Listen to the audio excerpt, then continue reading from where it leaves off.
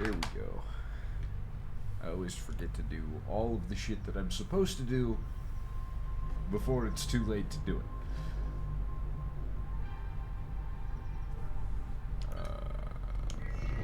But now we're diving back in to some Hell's Hush.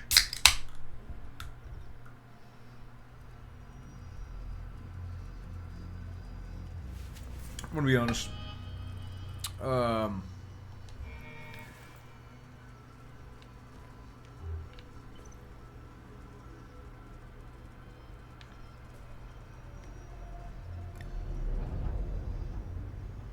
I don't remember anything that we're doing.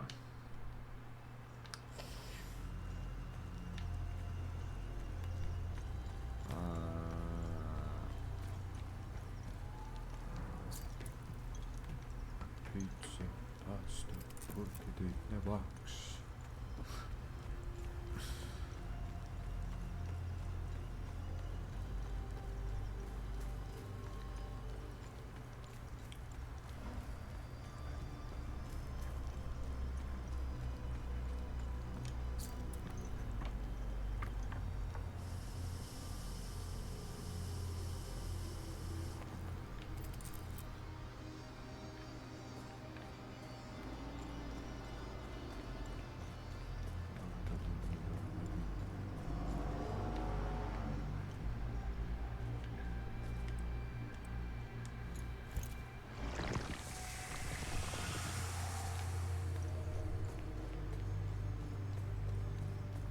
There's gotta be like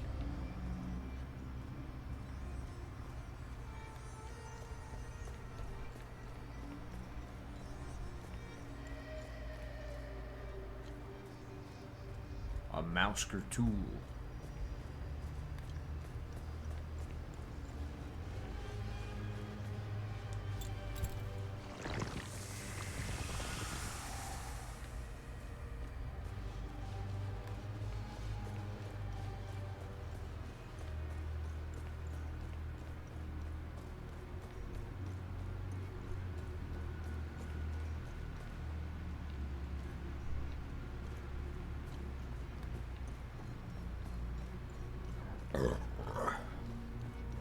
I don't know where to go. Genuinely. So we've been to all of these places. This shits me back up here at the very top, inside that little thing. Yeah, this place.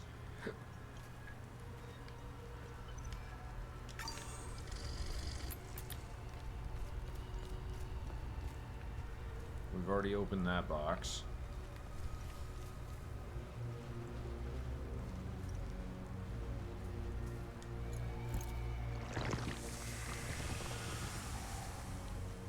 Literally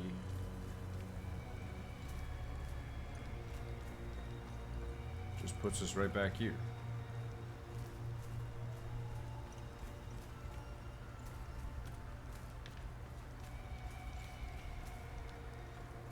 I can't get back up there without going all the way around.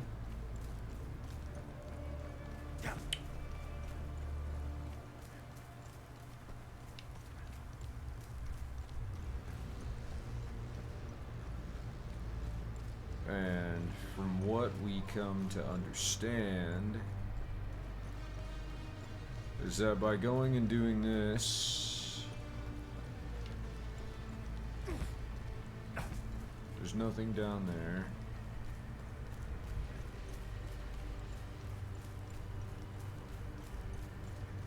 There's nowhere over there.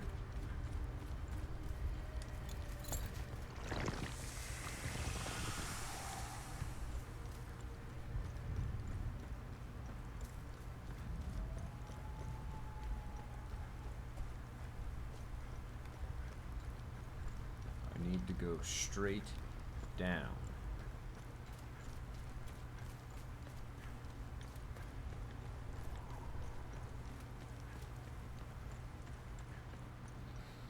And then you might think, oh, hey-ho, straight down. Well, we get down here, right? We use this. No, we still need to go down. And guess what? There's no ladder, there's no door, there's no nothing that takes us down that way.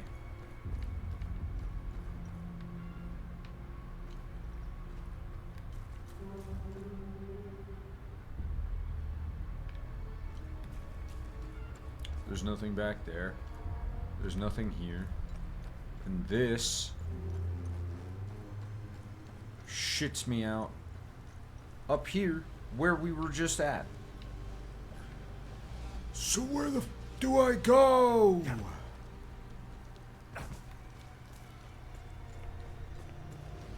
And then you might think, ah, well, there should be a way, because that's it.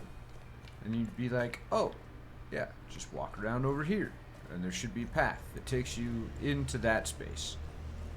Well, you, my dirty, dastardly friends, would be vastly, vastly incorrect. Because if I go this way, right, even coming up here, there's nothing. Because this just shits me out right here, where we were, just across the thing. There's nothing back there. And then coming down this way,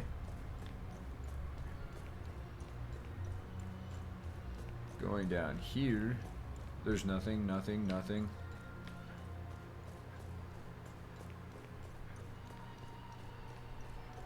And then, boop. Unless this is it, and I swear to God.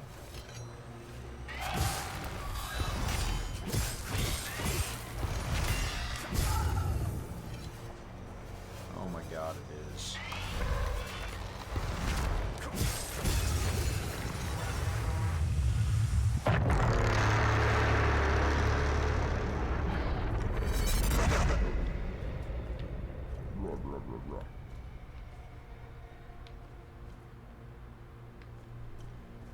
Oh, it's a flashlight. Okay.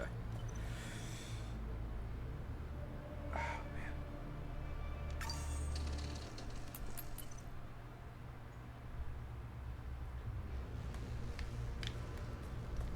Okay. Well, now that we've managed to figure it out,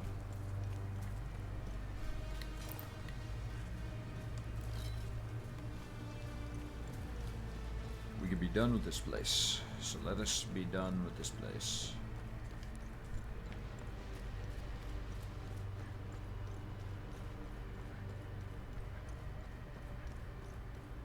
Because as soon as we do this one,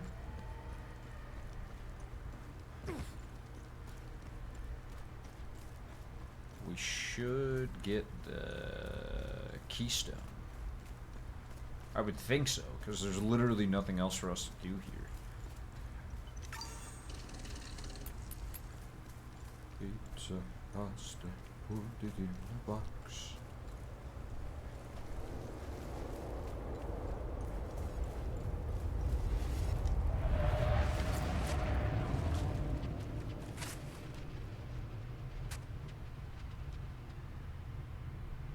I found it!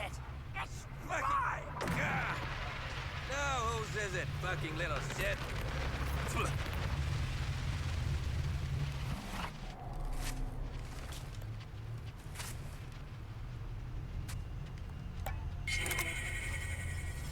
I found it! It's mine!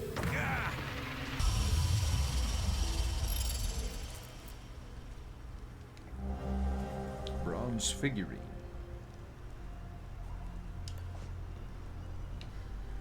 Okay, so,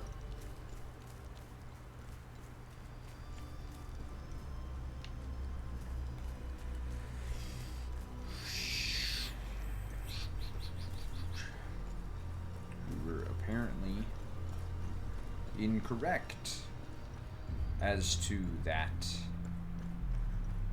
stuff.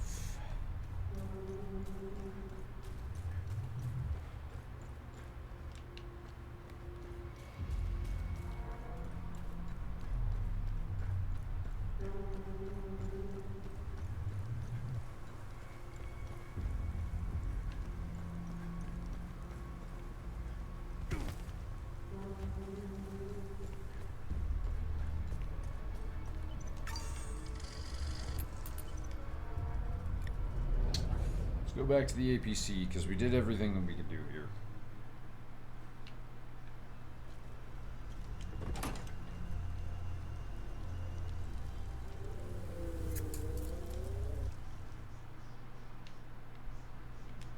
Find anything? I did. Let's see what the Zeal server has to say about this one. This bronze figurine dates back to 708 AD. It is cast in the likeness of Realm Strago, a scholar of the Order of the Eye who voluntarily gave his life to stop the calamity. A new type of threat had emerged when the first Limbic invasion began. The Order was desperate to deal with the time loop anomalies appearing across the country.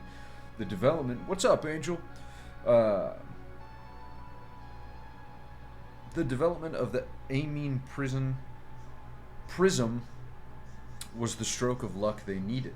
They theorized that placing the device at the center of the time loop would create a destabilizing effect.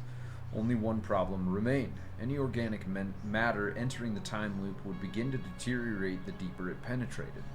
It was obvious that reaching the center of a time loop would be fatal. It was Realm Strago who volunteered to bring an Amine Prism to the center.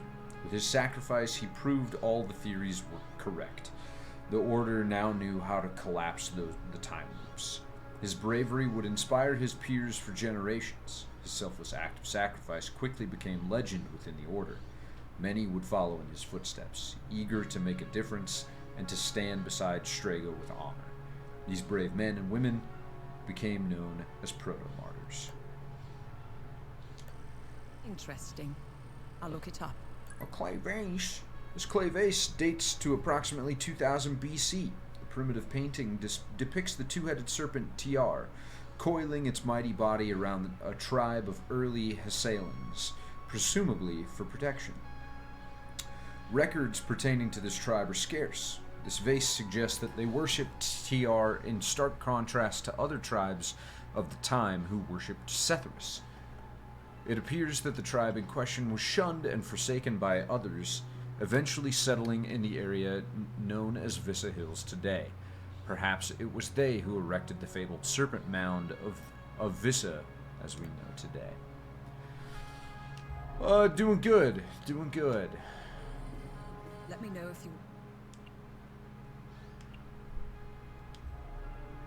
Just chilling. Did work stuff. And now we're not doing work stuff. Except for this is kind of work stuff.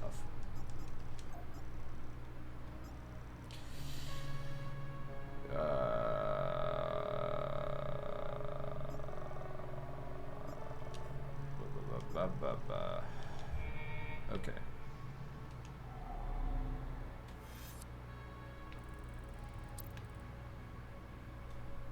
Oh, we must head to the Plains of Mist. We went to Jelgin for the chapel stuff. That, for the most part, is clear. We just need to do the...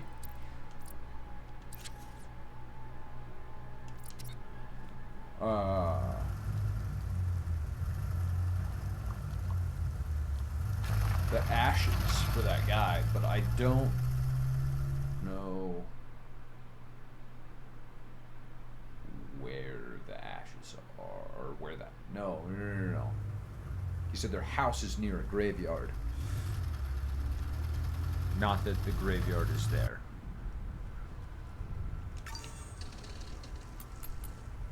Yeah, same. I very much enjoy not having to do work stuff, but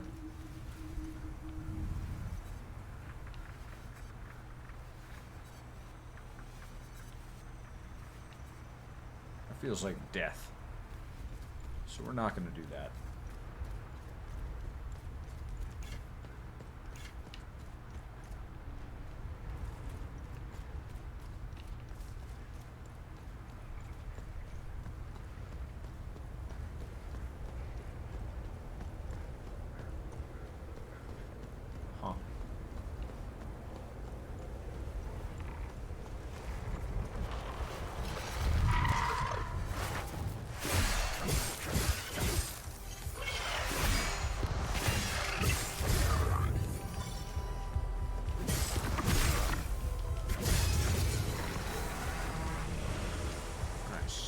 first aid meds.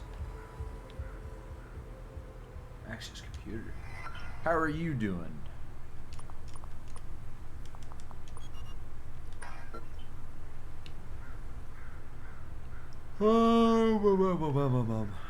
Okay. Oh shit, that's the time loop thing right there.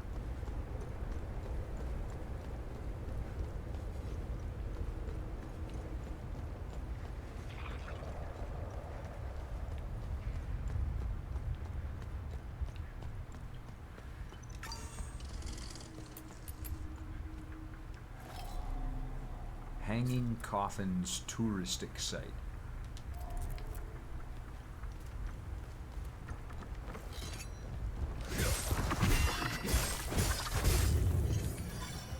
There we go. Nailed it.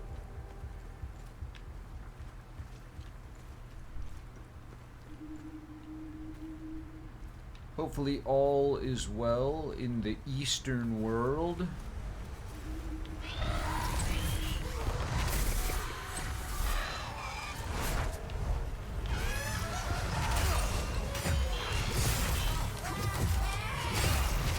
Holy shit!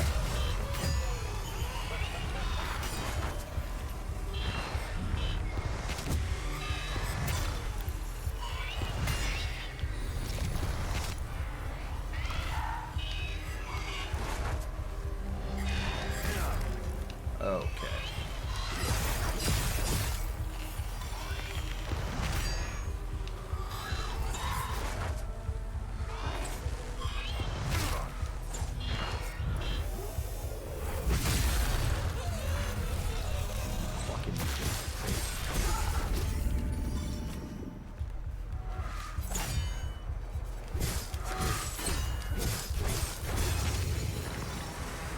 Jesus Christ, that was stupid.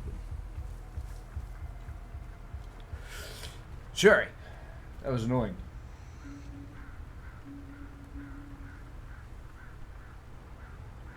Oh, jeez.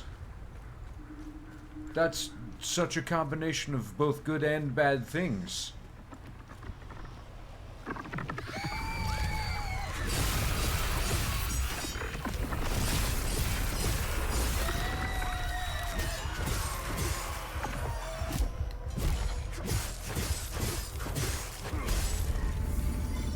I'm sorry to hear that you guys aren't feeling well, but happy that most, if not all, of the wedding things are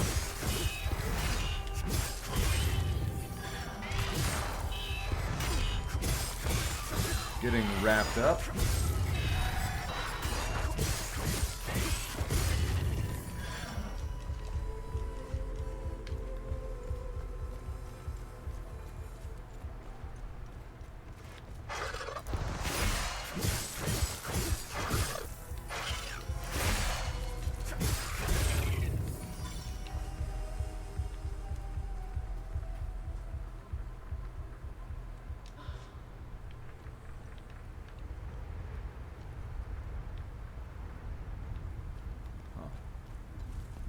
That's good. What do you guys wind up coming down with? Just like the flu or something?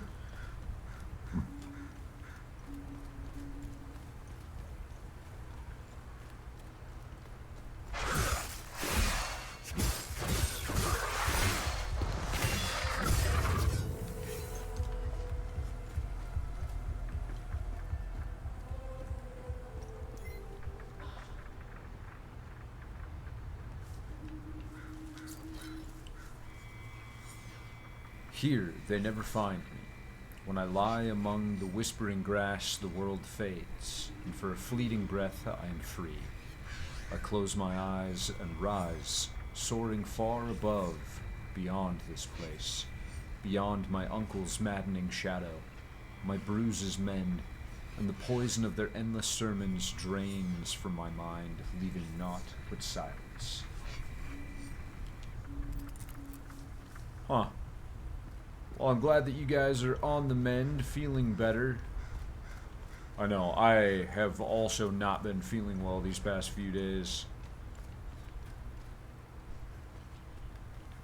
hoping that that will wrap up and I will be feeling better soon. I finally got like a good night's sleep last night, which is the first time in quite a while that has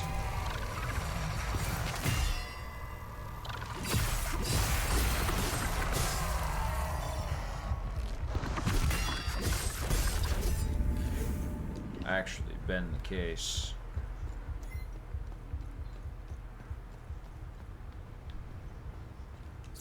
What do you have to say? They've murdered her, but we escaped with the martyred body. To us, she was sanctified, a saint in flesh and spirit. To the sons and daughters of Palom, she blazed as the fiercest light and struck as the sharpest sword against those who wanted to unmake and spoil our sacred creed. Through her wrath, the profane fell in numberless throngs, devoured by her wondrous tower. By her hand, Hadia was reclaimed, ours once more.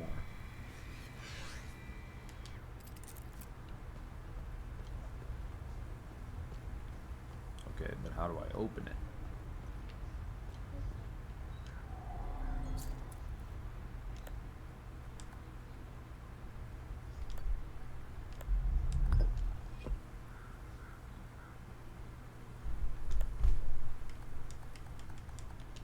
I definitely do not have the pieces of the puzzle for that.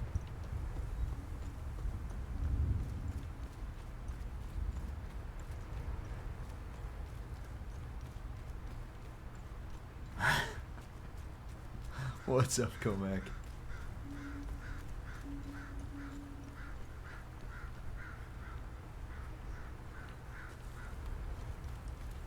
Oh, fuck. Yeah, it's just been a long couple weeks, and I am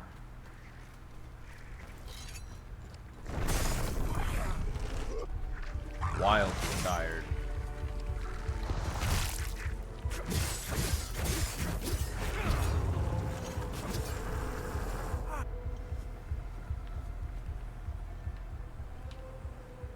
As I'm sure you guys are probably in the same boat there.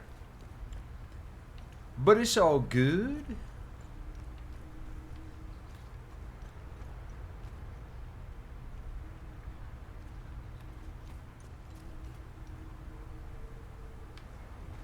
She's been good. She's been good. Same kind of thing. I don't know if like we're both coming down with something or what, but she also has been like kind of sick and out of it these last few I feel like there's probably something down there. Let's just fall down here. Oh hey, a secret tunnel.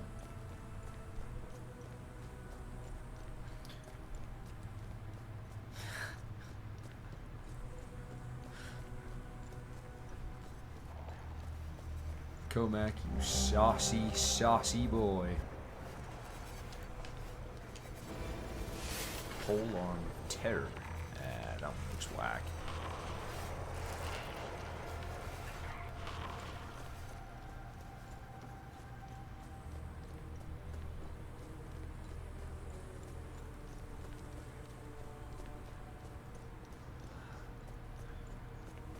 I don't like the look of the terror weapons in this game.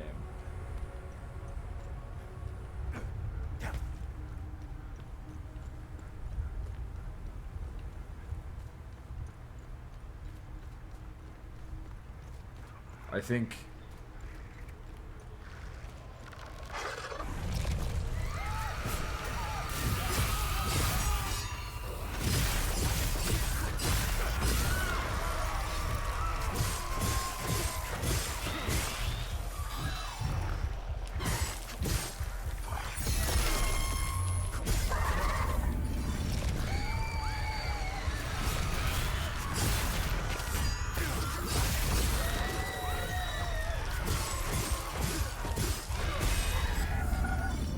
there we go. Oh man. Yorkshire tea? Dude, this game is dope. I honestly think that you would love playing it. But why enjoy playing it when you can enjoy the streams?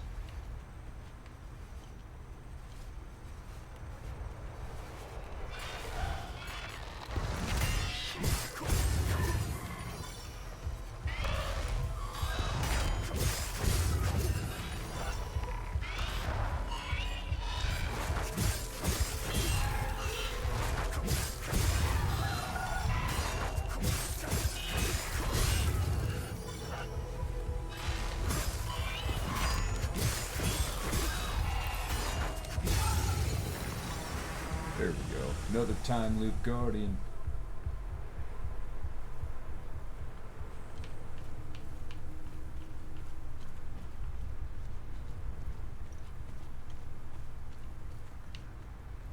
Remnant was a good game. It's been a while since I played it, so I don't remember a ton, but I do remember I had fun with it.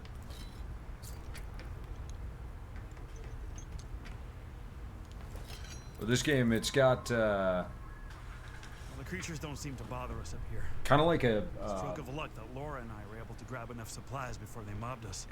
it's got like a combination of gameplay between like you want to be aggressive like in Bloodborne, but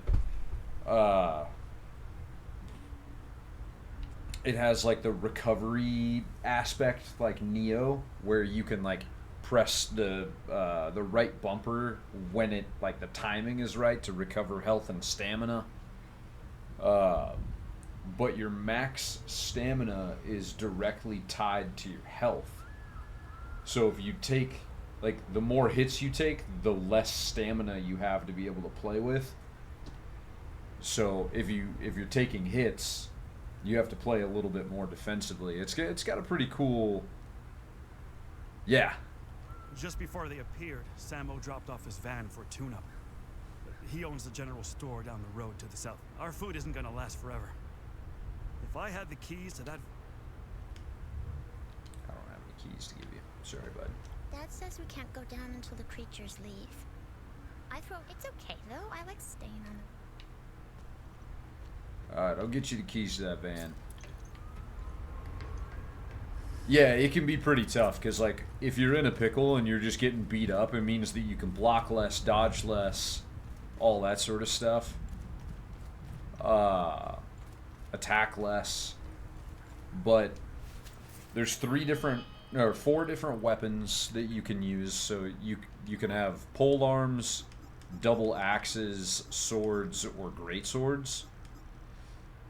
Great swords obviously attack the slowest. Pole arms are they're fast. I think pole arms are honestly the best in the game. Swords are slower with medium damage. These are kind of like a little bit on the quicker side with medium damage. Axes are obviously like your fastest weapon. You have defensive gear that give you different stuff. Active relics and passive relics. But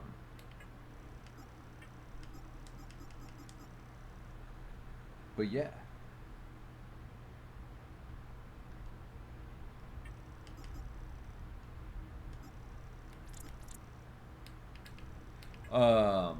For your sake, if you're gonna play this game, you need to make sure that you do it kind of like in pretty close proximity to one another, as far as like if you have to break it up.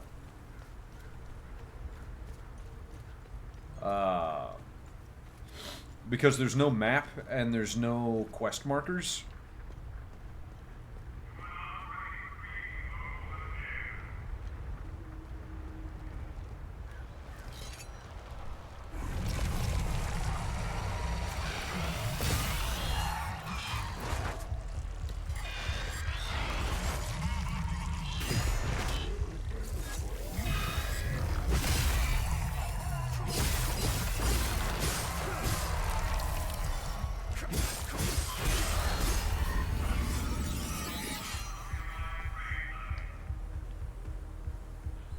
Yeah, it's very much one of those where there's like shitloads of story and it's all like key context clues and shit like that.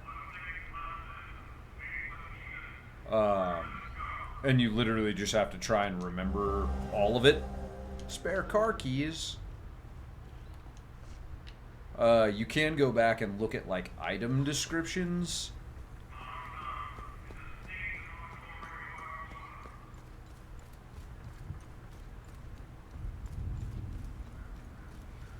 I'm actually not doing a bad job. The game doesn't really fully open up until you get into Act 2. What if I stole the van?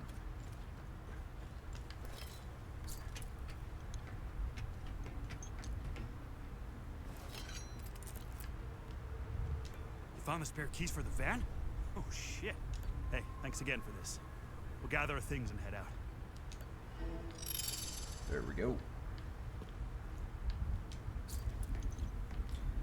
Not a problem there, bucko.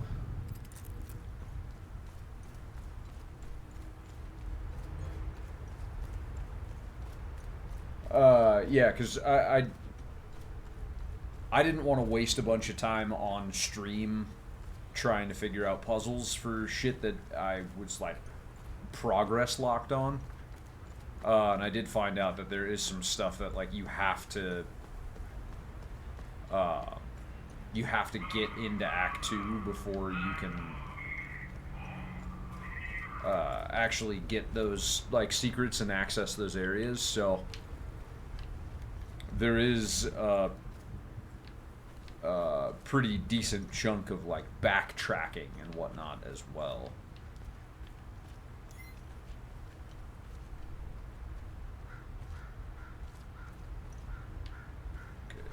Figure out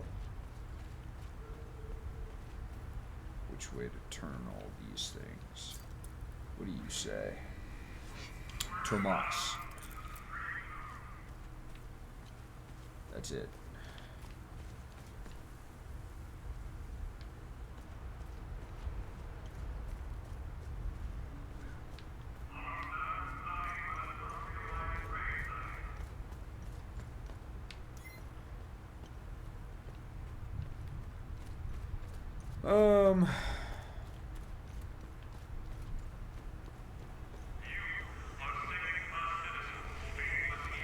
Oh.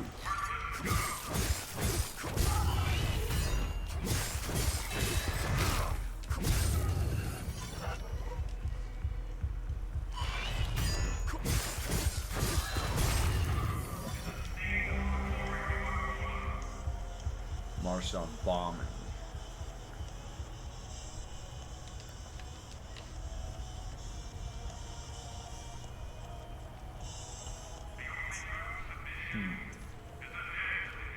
Yo.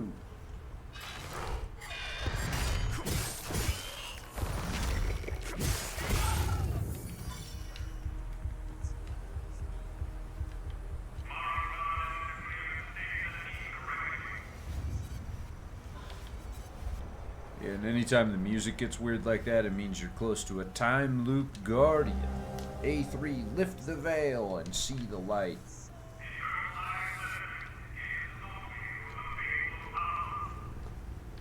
I do not. Oh, it's at the library. The National Library is where I need to take that code.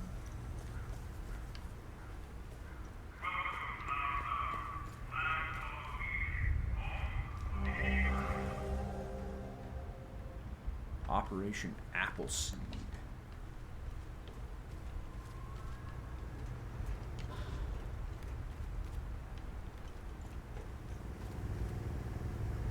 Aside from like a few healing items, we haven't really used any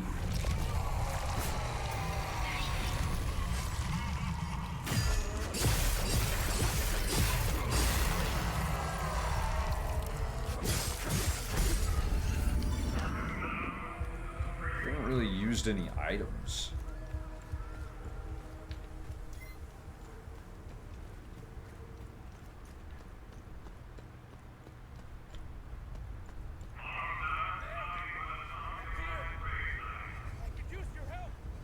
That's a bummer.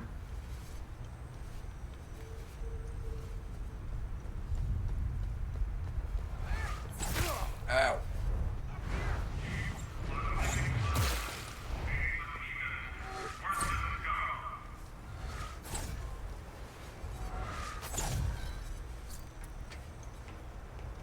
These ranged guys suck.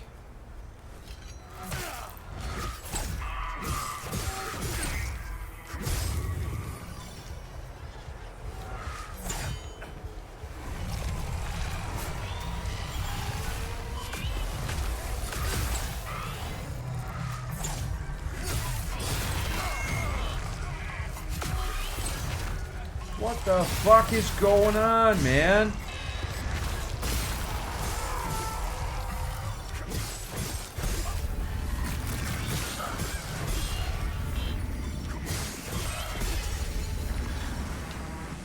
Jesus Christ. I was just getting my dick kicked in. Apologies for that.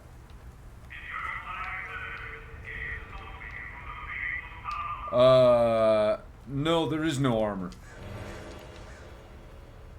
I mean, technically. Like, the outfit that I'm wearing, I can, I can't change my outfit. I can change whether or not my hood is up or down, and I can change my hat. But the hats literally don't do anything. It's just cosmetic. The only armor that you have is the defensive gear that just increases your, stamina regen, damage absorption, things like that, and they give you passives as well.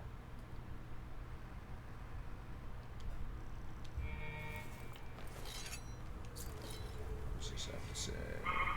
This hamlet now is ours. Once a den of traditionalist decay, it stands reborn, a proud village of the reformist cause. Even this church, once steeped in Palomist rigidity, we now have claimed and painted afresh. And here, the just words of Sabin are spoken beneath the benevolent gaze of Severus. But let us not be lulled into ease, for we dwell in the heart of the enemy's land. They encircle us, their hatred always festering.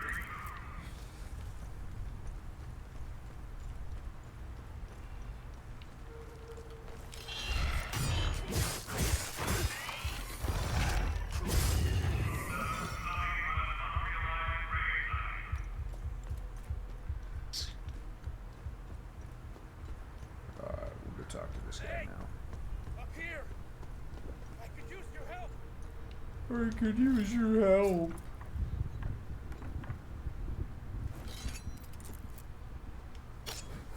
Yeah, the weapons look dope. Thanks for taking care of the creatures. Whoever is left in Maristan will have a chance to get some supplies. Who are you? My name is Talus. I used to be a lawyer before the war. Look at what these Palamists, these animals did to me for wanting to vote for Sabinian freedom. And now they've reduced me to being the caretaker of that giant, screaming bitch. A punishment for a crime I never committed. You must have seen it. To us Sabinians, the Blood Queen symbolizes oppression. How do I get inside the statue? I locked the gate and swore I'd never... Here. Take the key. The gate is southwest of here. Once through the gate, the tunnel that leads inside the head is on your right. Gotcha. Thanks, homeboy.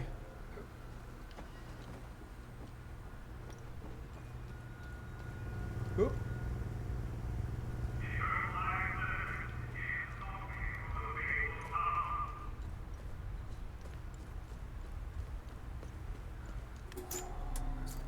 I need a fuse.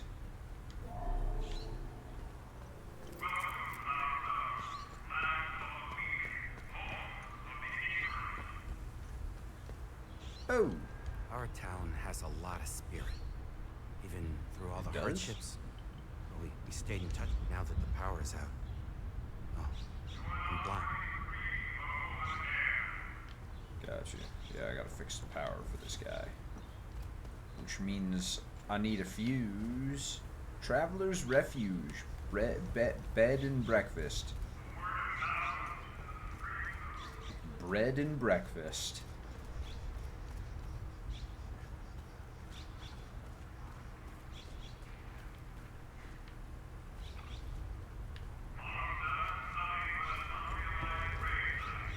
Maristan is nothing but an unrealized gravesite.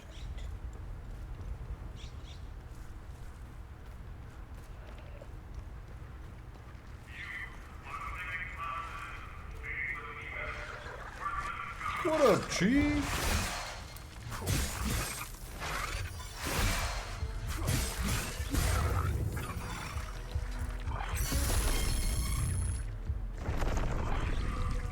How's about this?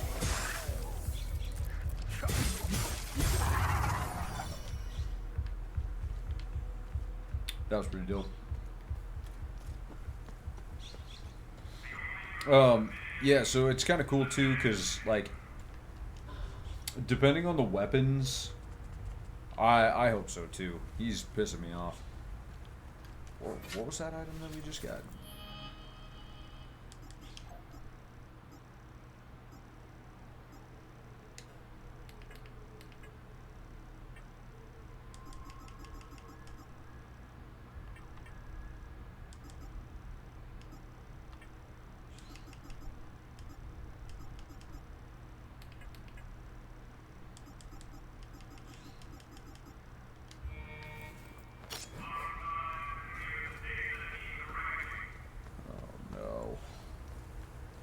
Yeah, he's just annoying. Maristan is a blah blah blah blah. Daddy said that if I'm nice, then my hands will grow back. I think he's lying. I wish Mommy was here. Only a Palamus mind would be so twisted. Physical wounds weren't enough. Now they're trying to open Palamus mind. First I take my wife, then some fucking monsters show up. Now this power surge blows up. What else could possibly go wrong? I knew moving to Maristan.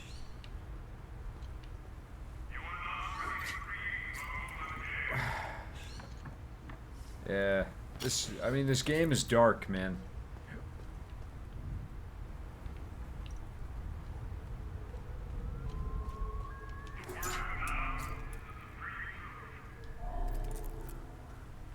Shit, we need a lot of fuses.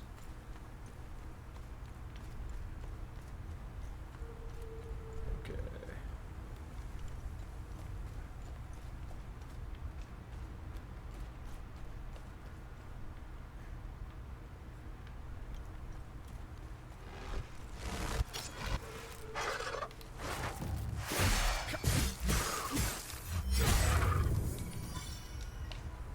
Try jumping me again, buddy.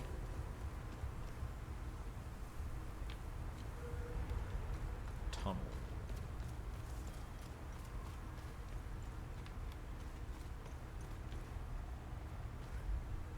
Okay, so that's Homeboy's house. Ah, so we do have a fall down there. I don't really want to do that yet, but we will. Whatever. We'll have plenty of time to come back. Oh. Or we'll never be able to come back.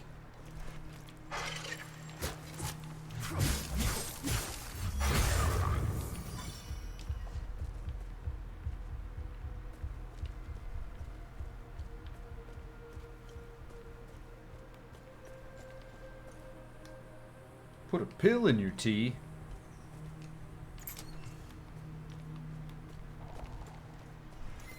Angel, why are you drugging Coleman?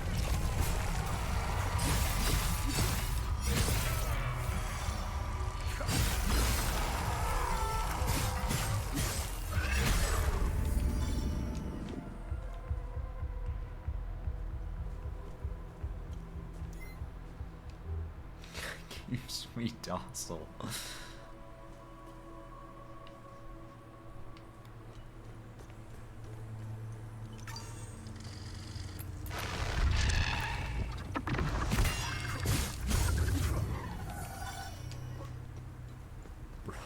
Shadows out here jumping me.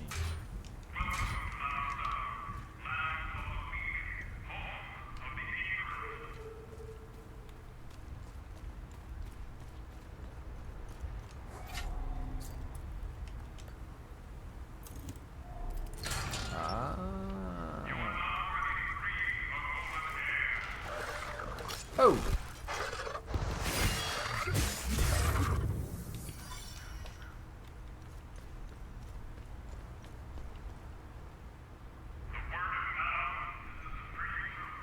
This fucking recording. I'd rather go out, suck off one of these creatures than listen to this shit for another day. For months now, they've been piping in this drivel. I have no idea where they're transmitting from.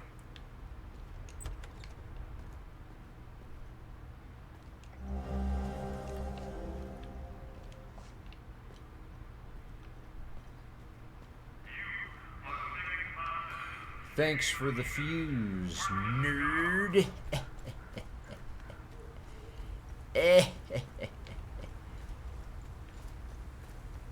not really a nerd.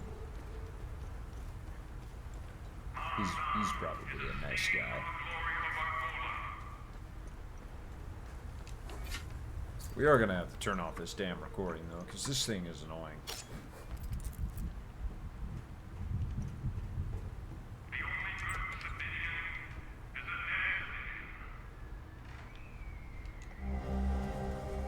An urn filled with ashes found in an abandoned house in Maristan.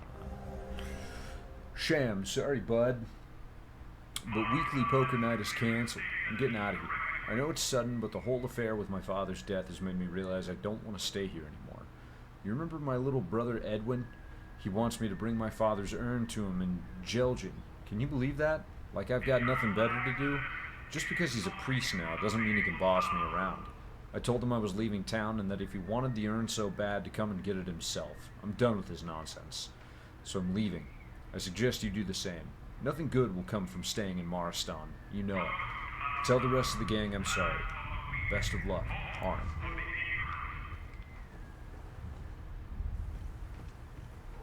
Oh! That's the freaking urn that I need from for the dude.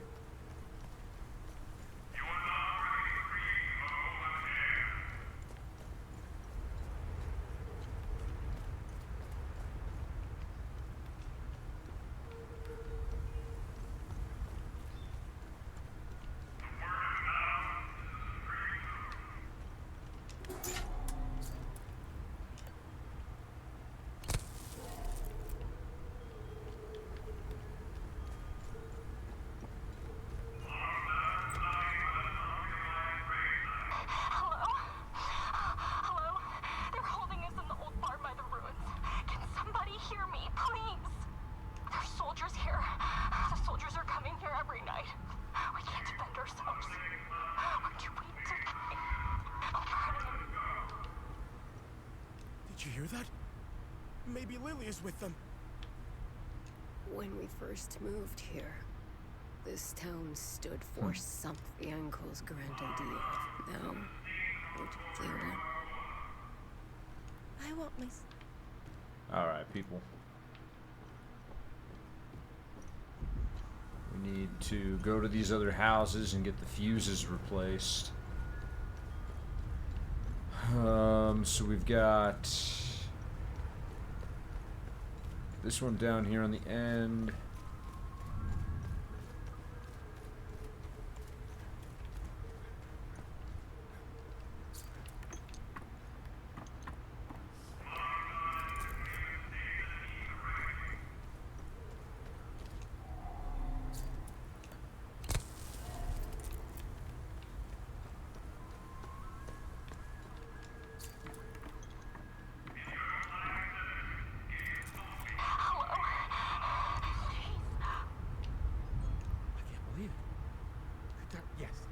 We have to see this through.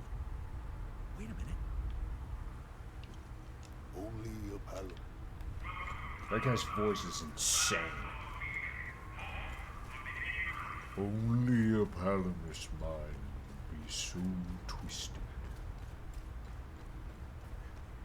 I forget where the last fuse box.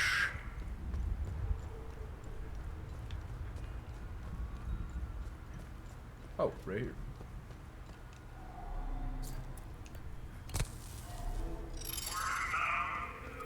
Power to the people. Hello? That's Tarya's voice. The river's probably our best bet. Oh, I remember seeing an old rowboat. It was near a blue house east of the town. Blue house east of town. East is that way.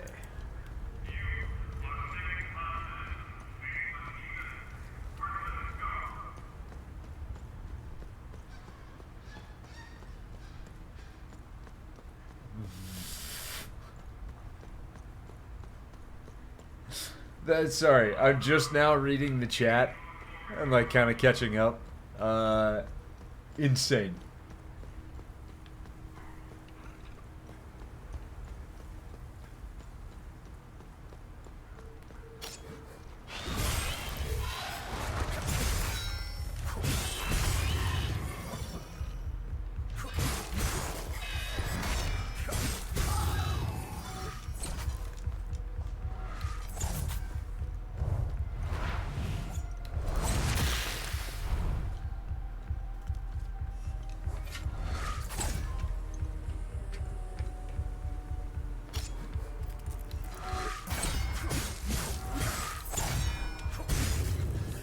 That's right.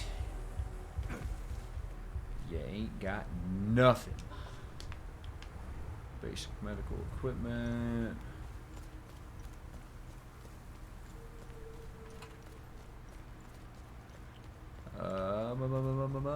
Blue house. This is a blue house. Excuse me, blue house.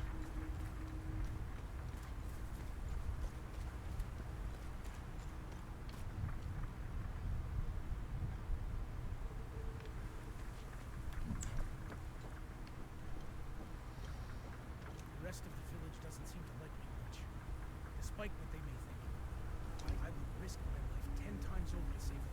Oh yeah. I just have to find some gas for the old boat. Gas for the old boat. I would risk my life. This is not. How about someone's dead ashes?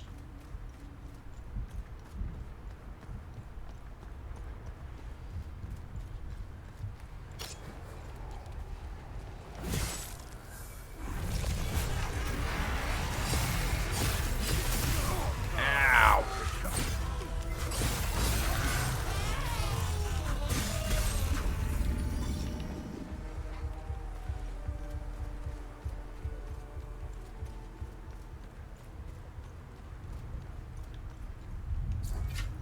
What's over here? The Ravatas has sealed our doom more than once. One day they shall wake from their blind slumber and find themselves not lords, but wretched men wandering amidst the dust and ruins of their own making. Kinda crazy, dude.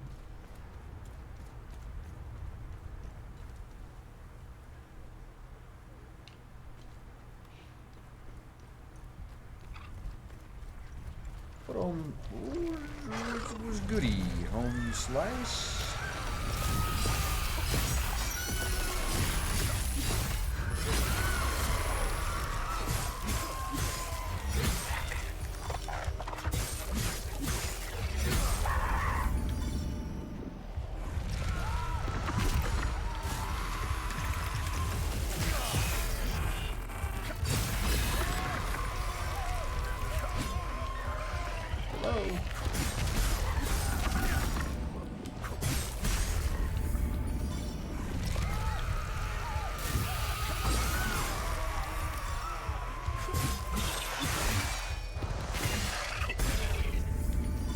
There we go.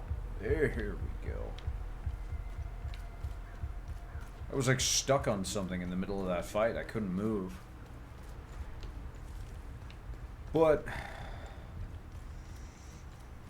we made it. We made it. Hey, yo.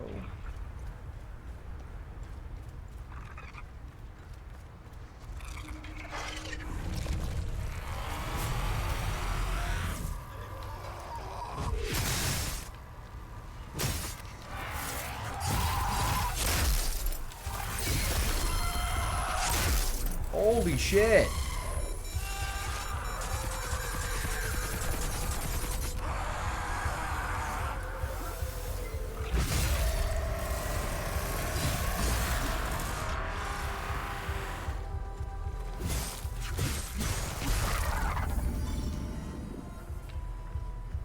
Yeah, so you notice how, like, every time they summon one of those things, they're like different colors. There's the blue one, the yellow one, the red one, the green one. Those are supposed to represent, like, the different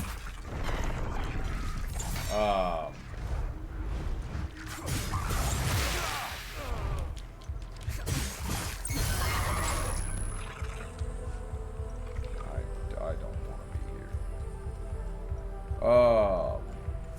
It's supposed to represent the different entities.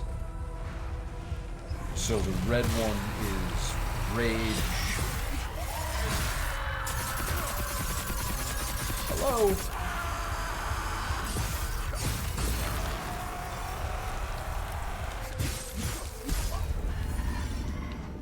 The blue one is grief. The yellow one is ecstasy. And the green one is terror. Wakey, wakey.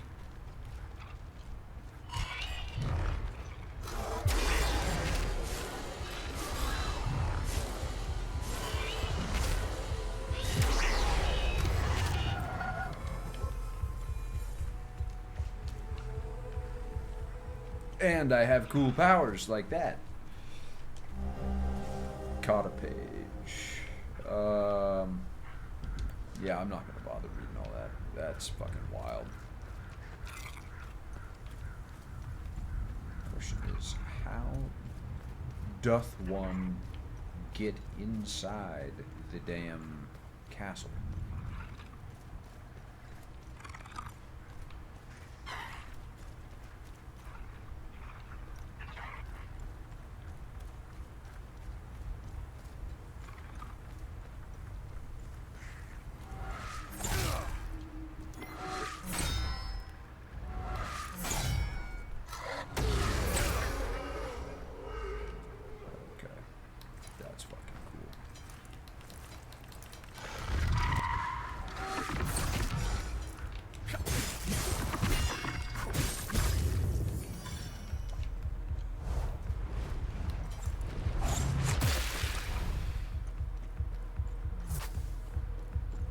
Run, Forrest, run! 'Twould be down hither.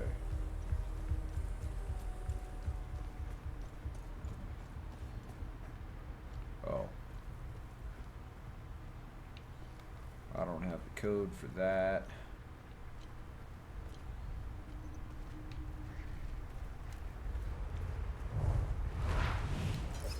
God damn it.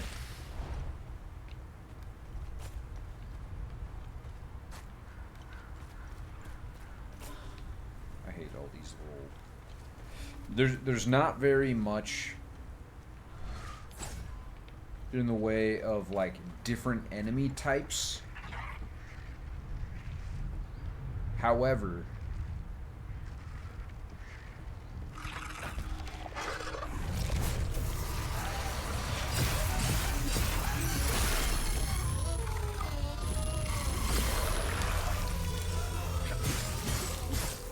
the, like, 3 different enemies that you can fight.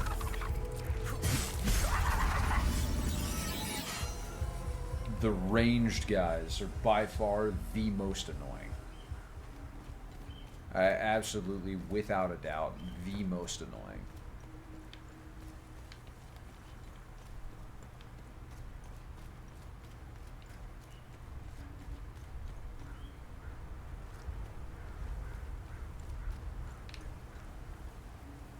Swords. Must be the coat of arms.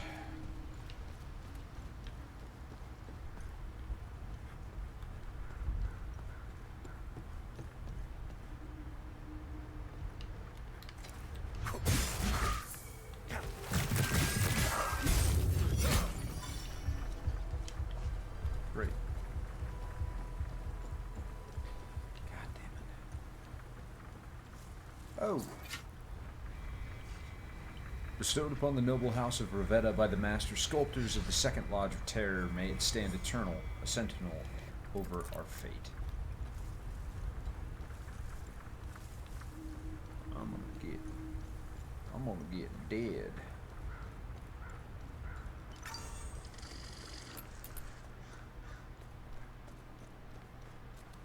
Yeah, so like when I'm fighting all those different things, it'll like the red one yells a bunch, the green one will make like a God damn it, I forgot I didn't kill that guy up top.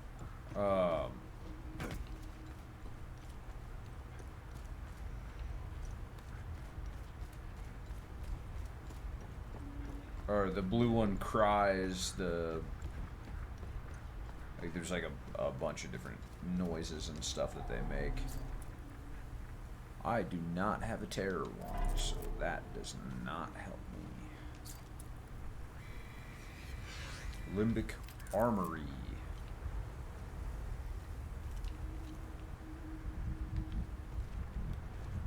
Okay. So, can't do anything here yet.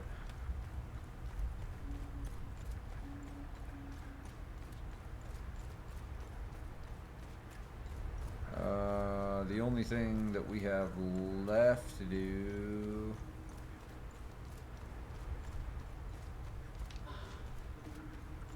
is go up this way to this little barn thing here. Aside from that, we've got to go back and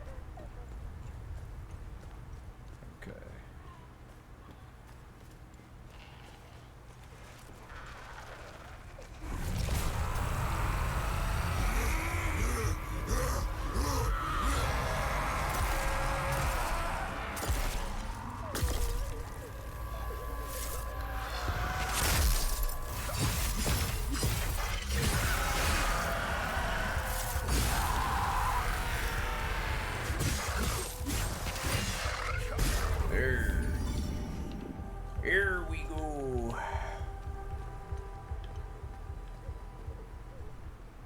Oh.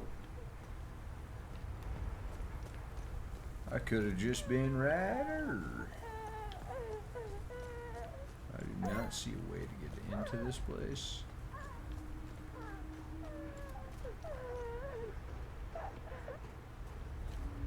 Which is not great. Oh, yo. Hold it.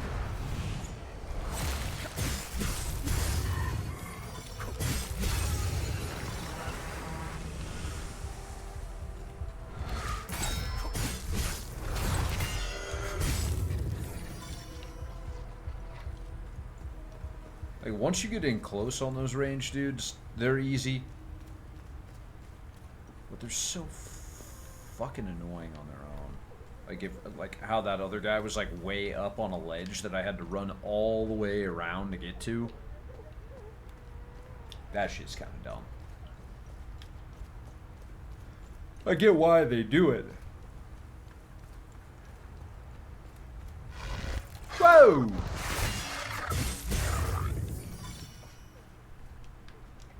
Daze was jumping me. Antenna maintenance box found on a soldier's corpse in the Marston Woods. house.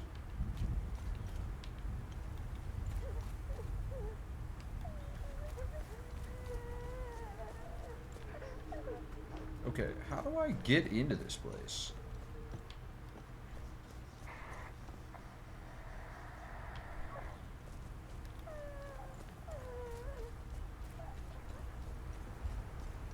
Quit your crying.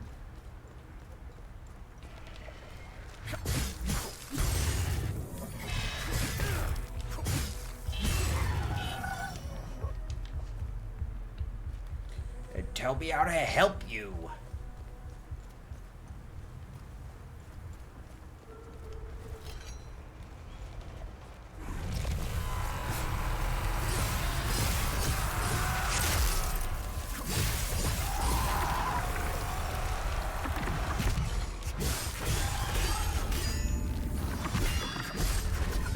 That's right, baby.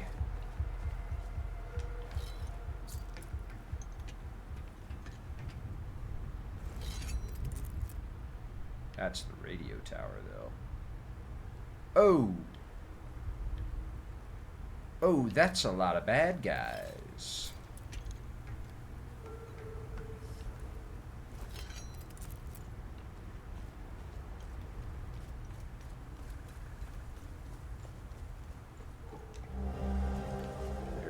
Gasoline.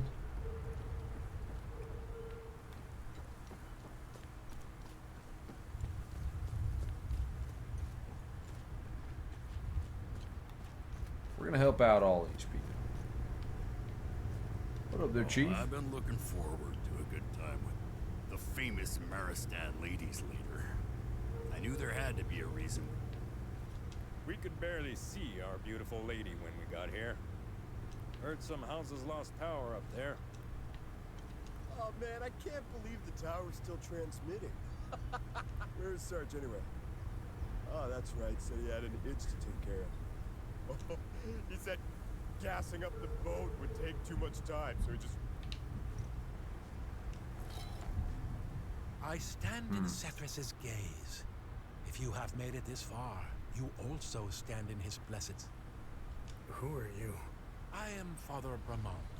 I have traveled here as a pilgrim to pay homage to our matron saint and spread Sethrus' divine sight. He says as he's standing in front of boatloads of machine guns. I have blessed these holy soldiers and their weapons. They will free our sacred lands from the heretics. The Illigat Valley will be...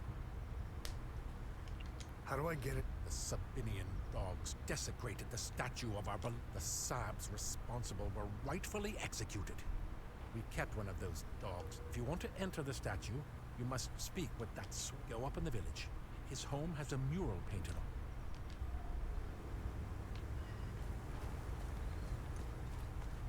on. Okay, so we already have the key. We have access to the stuff.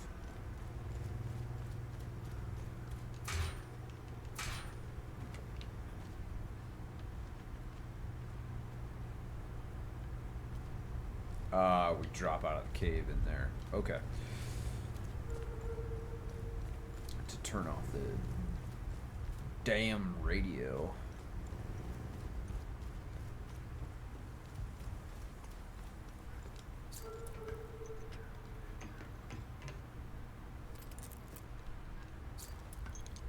Alright. Here's the deal.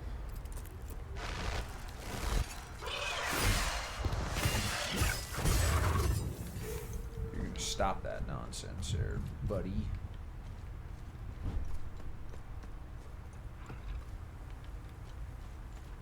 We've got people to save. Death from above elite. That's...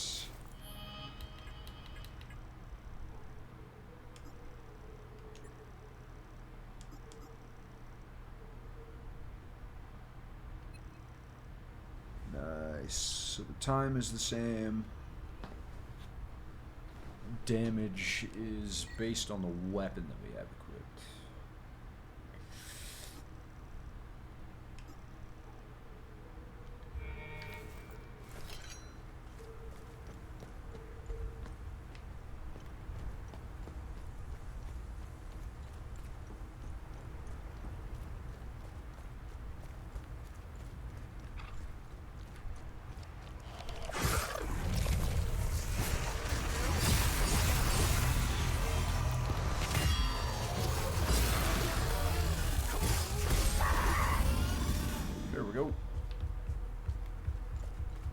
The axes are really good for like the swift attacks, but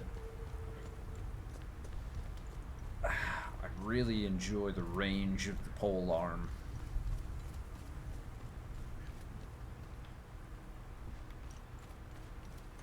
Yo, a basic meal.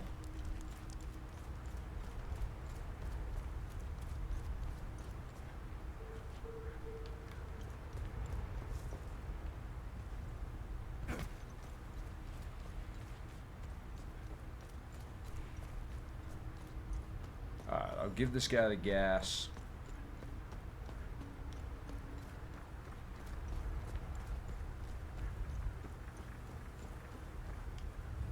Oh, great! I'll head out there in a few hours. I'll head out there in a few hours.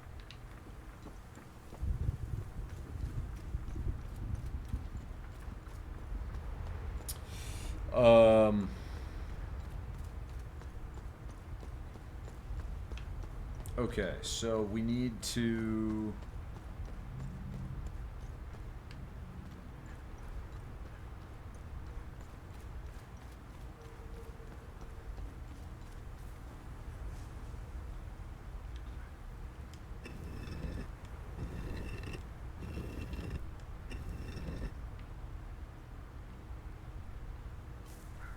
Do we just have to make all those face...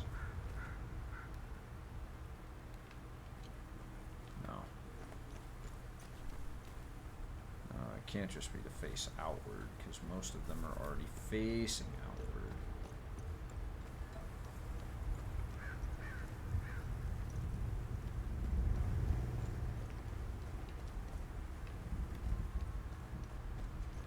Huh.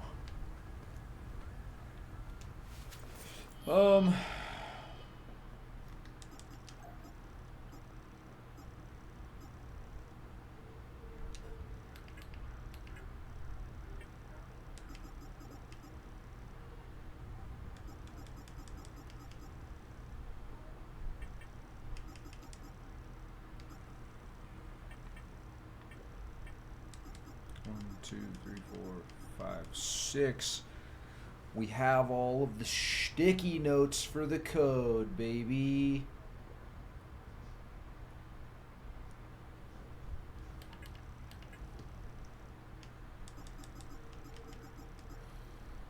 Power to the People is done. The Depths of Hell is done. Family Feud and Insult to Injury.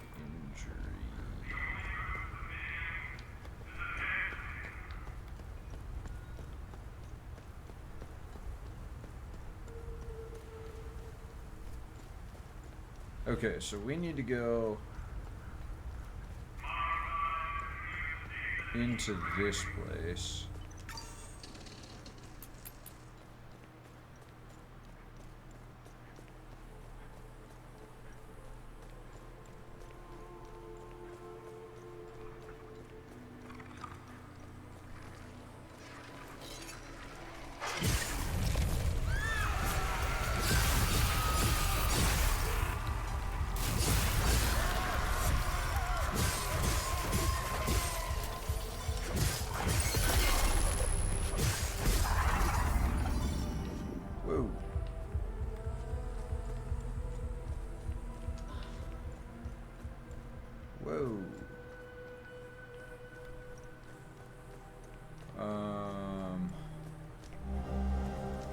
Hey, children's book. Nothing. Nothing at all. Ugh. I feel like I'm wasting my time here. You are. How can such a prominent figure be completely absent from all records? There are massive statues of her everywhere. Does no one ask any questions? Do they just swallow the propaganda? Yes. There has to be a deeper story here. No. What's more, I've had to suffer this wretched lot for months. I'll be glad to leave them to their misery. Misery that they brought upon themselves. I've had it with this place. I hate to do this to Lucan again, but it's best to move away soon. Before he makes friends with any Sabs.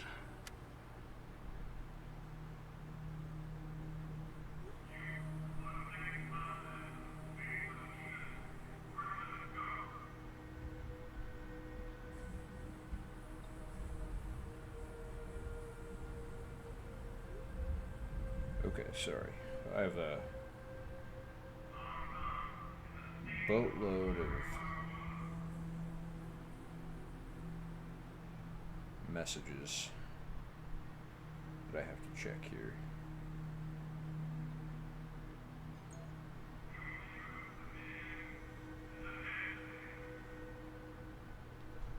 Okay. Through the gaze of the screaming monarch, behold the location of her eternal rest.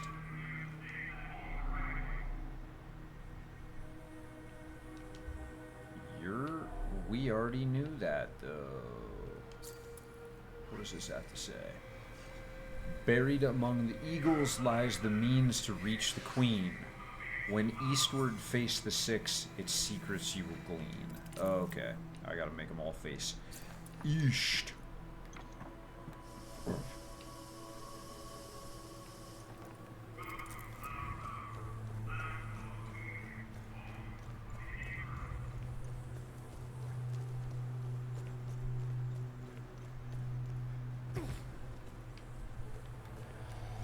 Wow.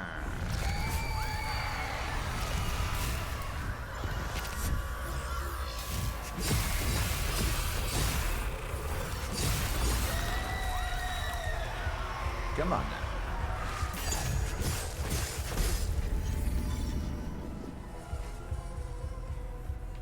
Come on now.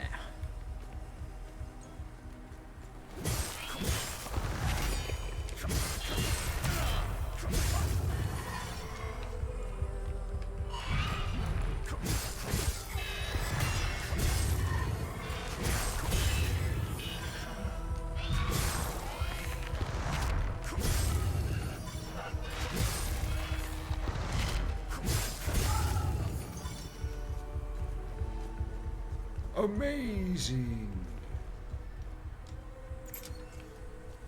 Oh, nice. That's the other door. Okay, perfect. So, here's the whole kit and caboodle here, folks. Now we drop down, we turn off the radio announcement.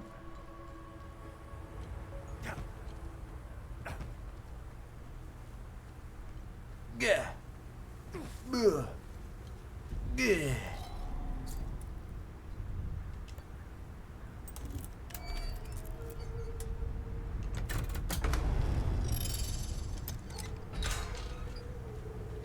There's that. I mean, I know that they could very, very easily just go back and turn it back on. But, you know.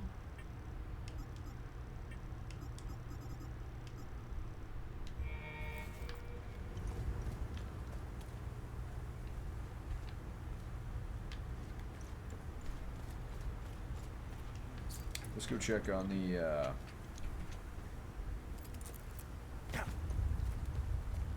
girls, see if they stopped crying. If they got scooped up by Boat Boy.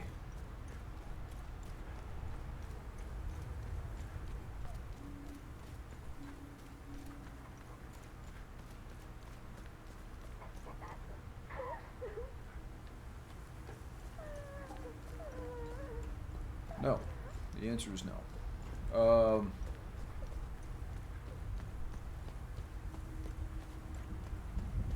Okay. Graveyard.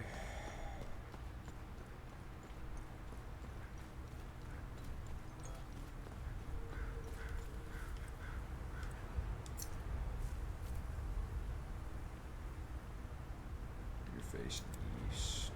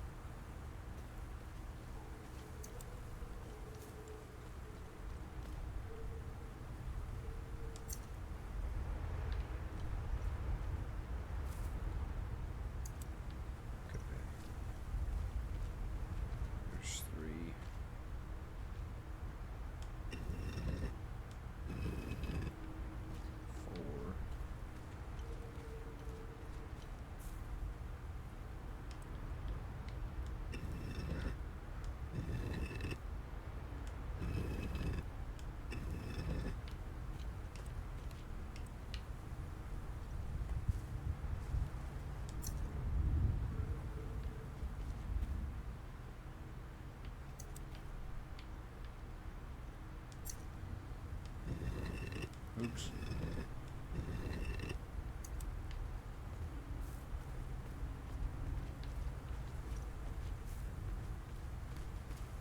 It's the sixth one.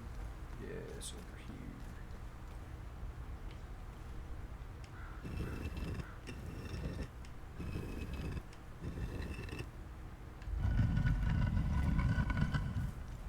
Whoa!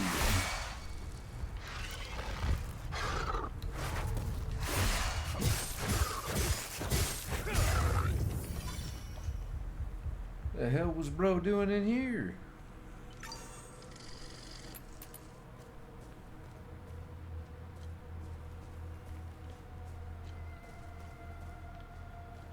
Literally was just chilling, ready to jump me.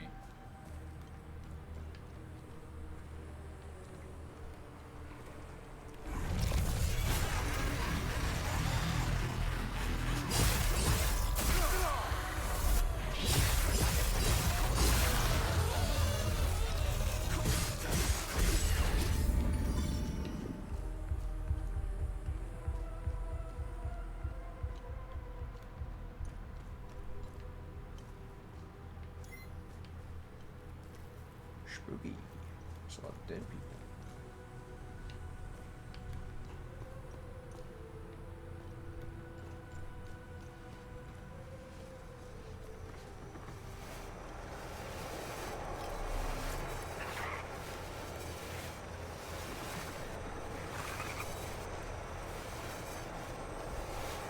Okay.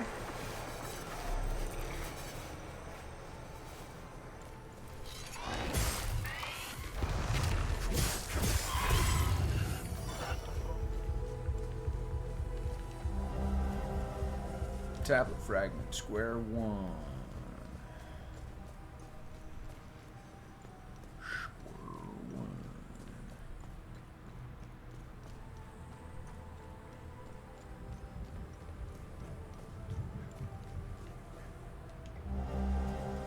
Olympic Route of Terror.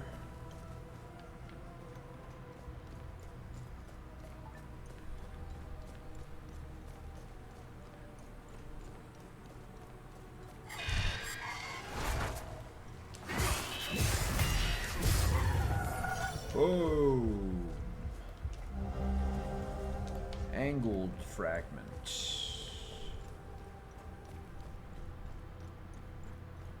Now we gotta go.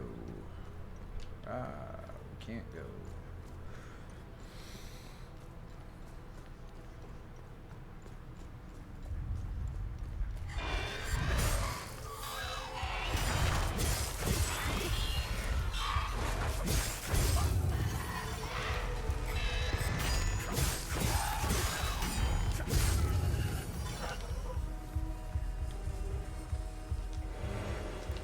Nice. Whoa, whoa, whoa!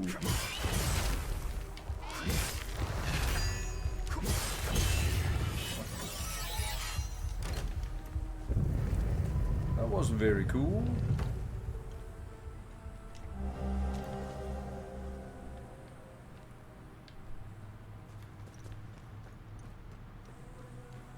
Okay, so I don't have the key yet for this place, so we can't do that, but we have the 3 tablet pieces.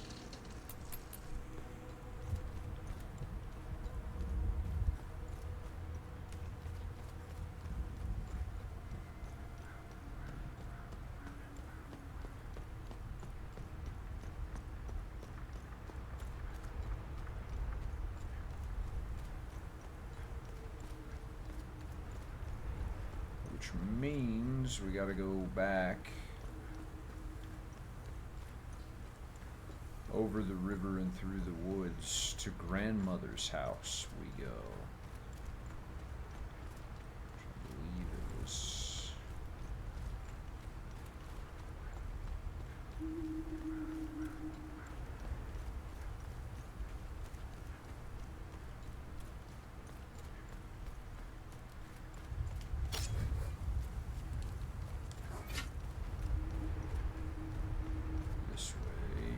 Yes, sirree, Bob, it was.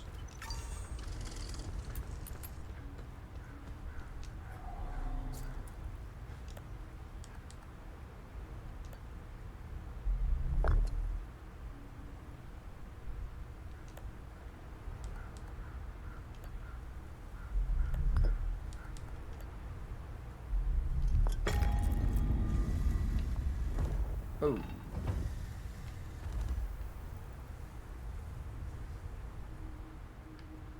Assassin's Creed symbol.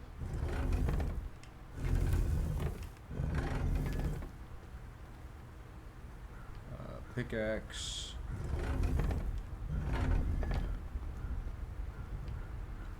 Hunting horn.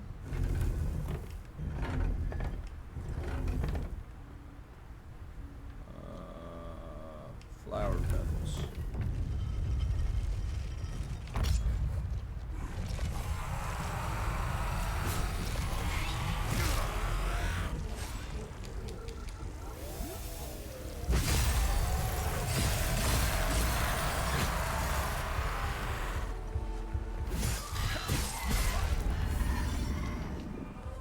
That was actually pretty freaking dope. I blew those guys up.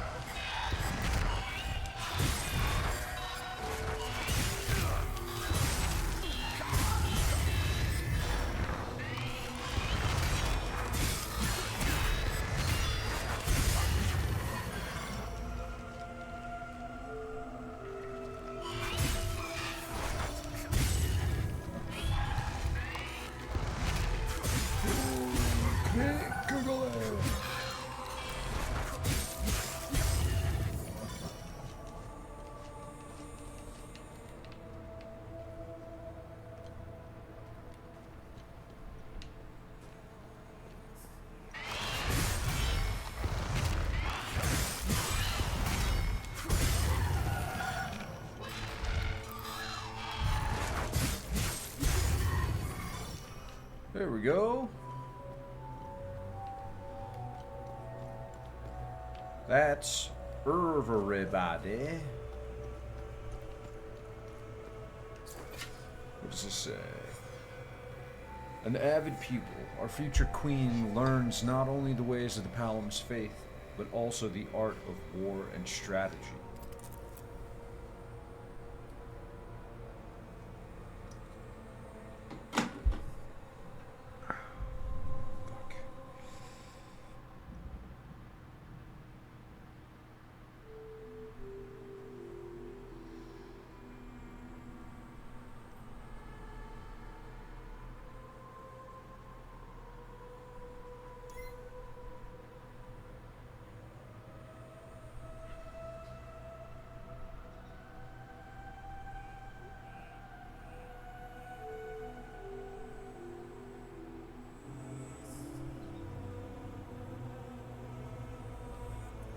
Okay.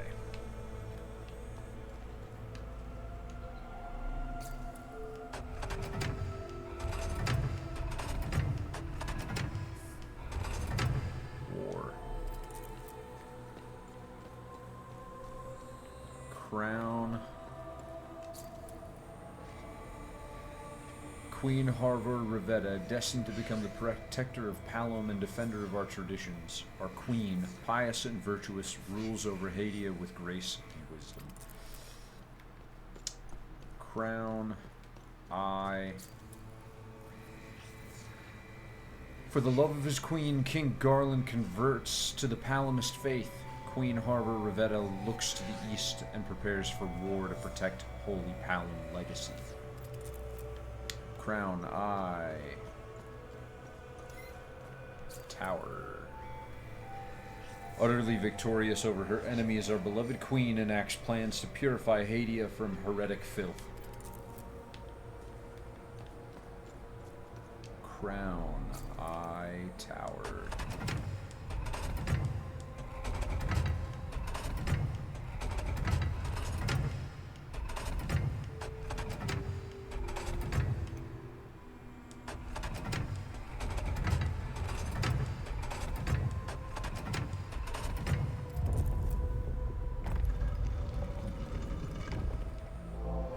Sword of the Blood Queen. A well-preserved sword still gleaming despite its obvious age.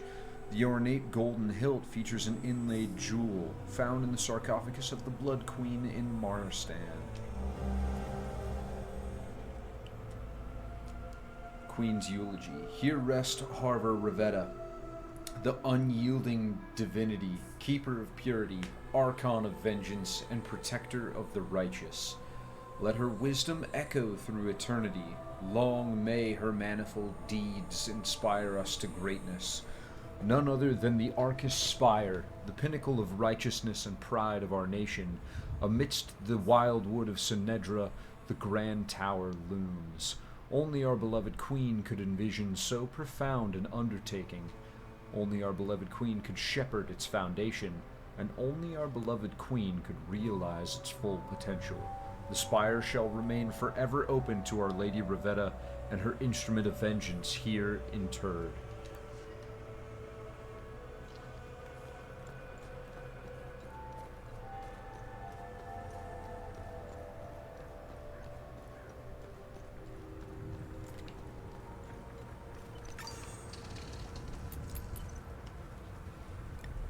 Alright.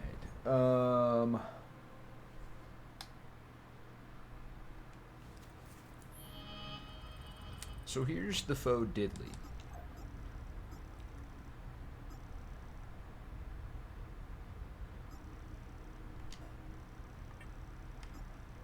We need to go to the Arcus Spire.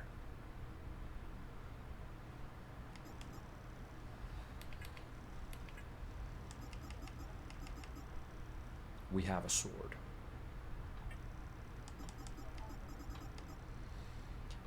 That, I believe, is the rod that we need. The Rod of Terror.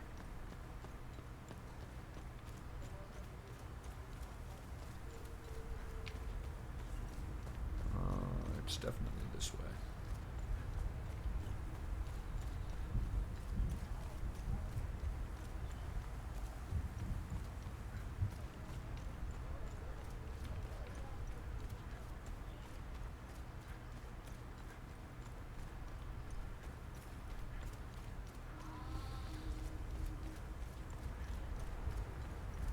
We have not yet killed all of the Time Loop Guardians, which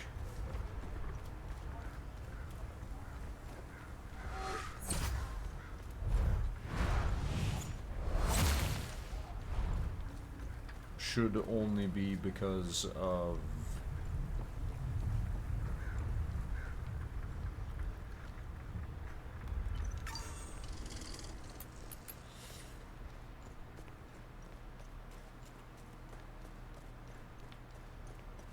the whatchamafuck.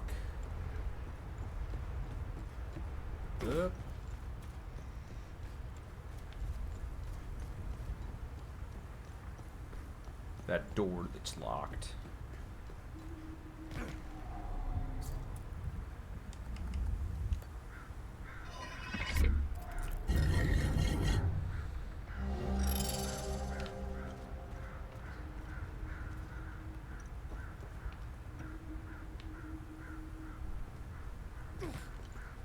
Now.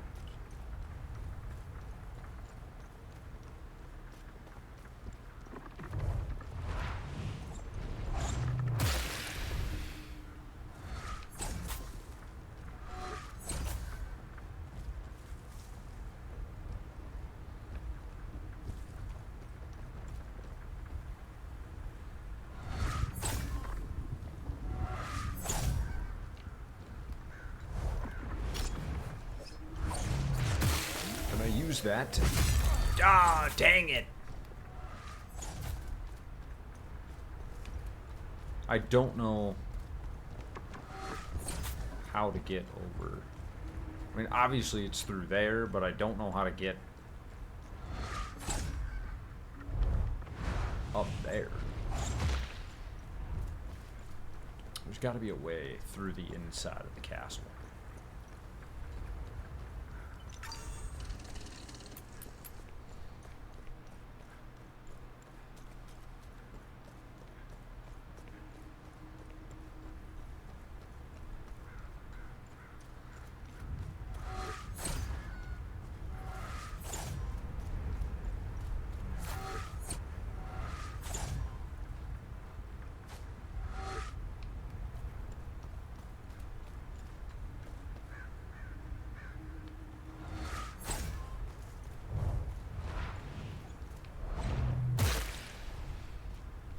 So I can't get up there.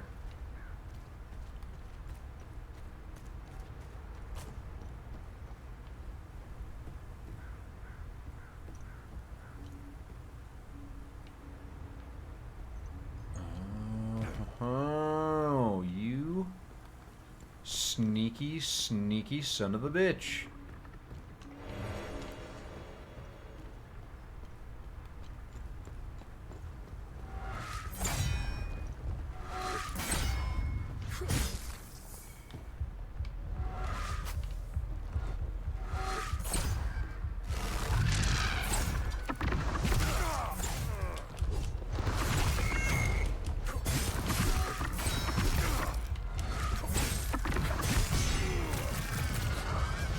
Oh, fuck. God. Fuck off! Obviously, you didn't die. Concentrate and start over.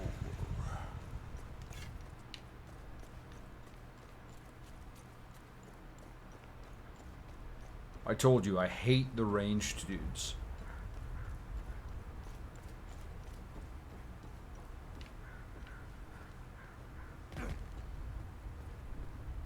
They're actually the fucking worst.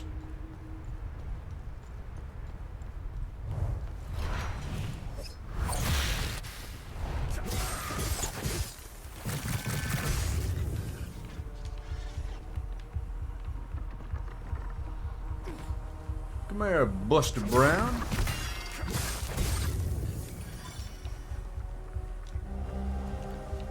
Nice. Got another theta. That means we should be able to close multiple time loops.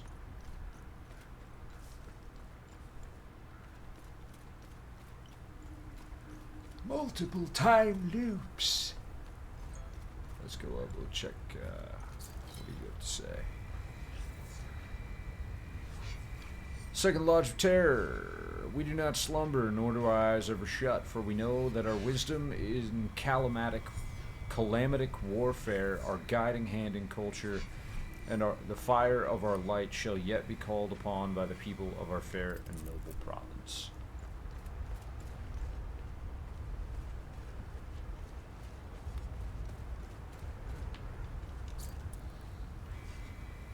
Armory of the Verdant Dread.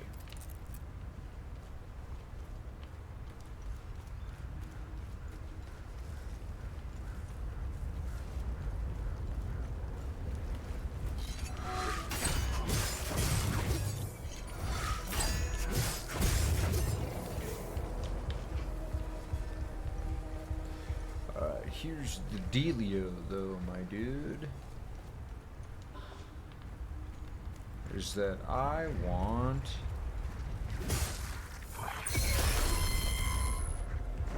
Whee!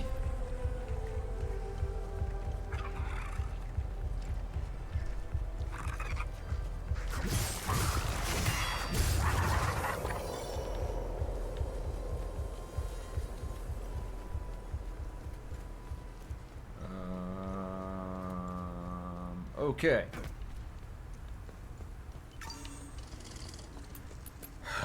Here is the problem. Because technically speaking,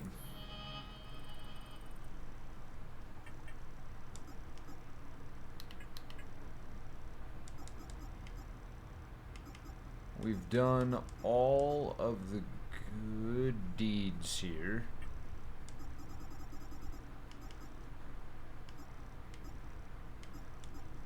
That locked down.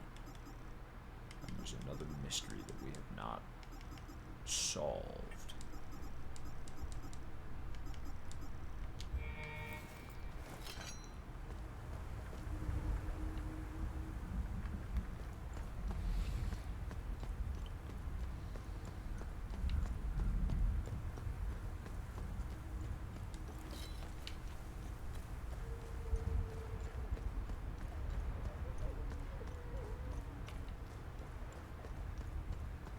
Okay, we're gonna go back up here to the town real quick.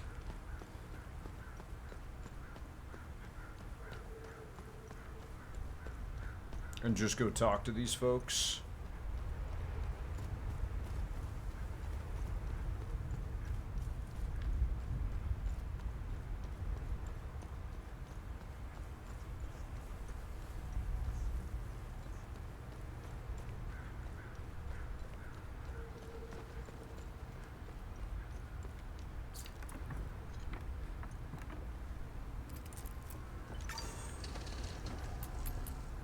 Thanks for helping them. How do I... When they made me just follow... Yeah. Doesn't matter. I've got nothing I can trade you.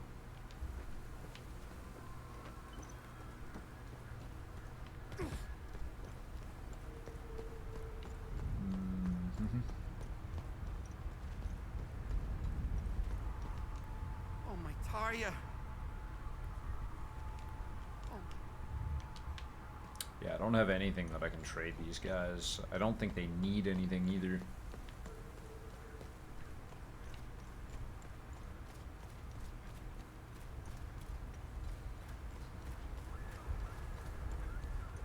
It's all on Corio now.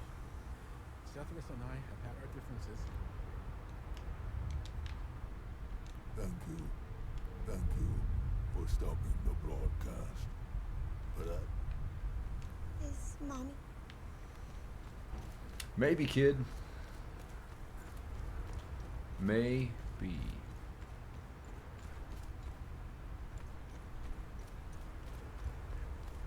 There's nothing around here, right?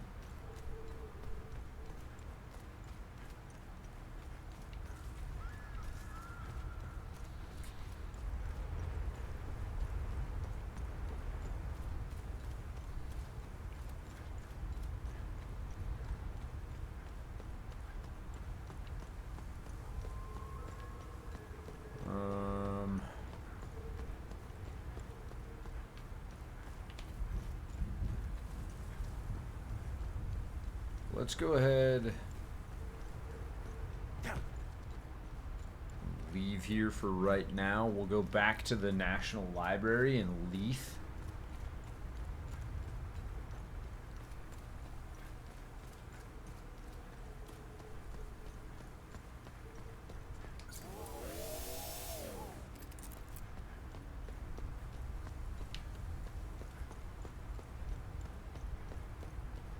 And I'm hoping that when we come back, this guy will have rescued all of the women.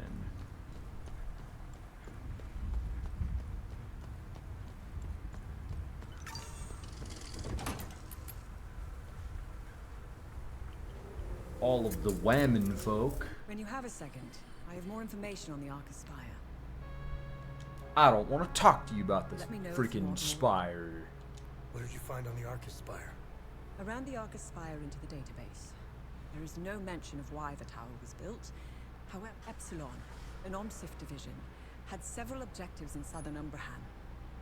One of them, they were ordered to investigate some ruins in Sinedra Forest, near the Arcus. They believed the underground ruins would lead into the Arcus Spire. Yeah, we've already been to the tower. Find something? Nice. I'll have a Researching look in the children's database. book. An inscription along the spine identifies this book as belonging to Harver Rivetta, a gift from her uncle and guardian Thomas Rivetta. In her childhood, oh, the grave that just says Thomas. Harver would spend much time at her uncle's manor in present-day Marston. The book contains several short stories, allegories, and caricatured illustrations aimed at young children. Throughout the pages contain a scornful tone of derision towards Sabinian people, often mocking or demonizing them as sinful evildoers, or even drawing comparisons to insects. A prime example of the indoctrination to which Harver was exposed from a young age that would ultimately shape her ideology as a queen. Hey, Jelgen has a vault of forbidden knowledge.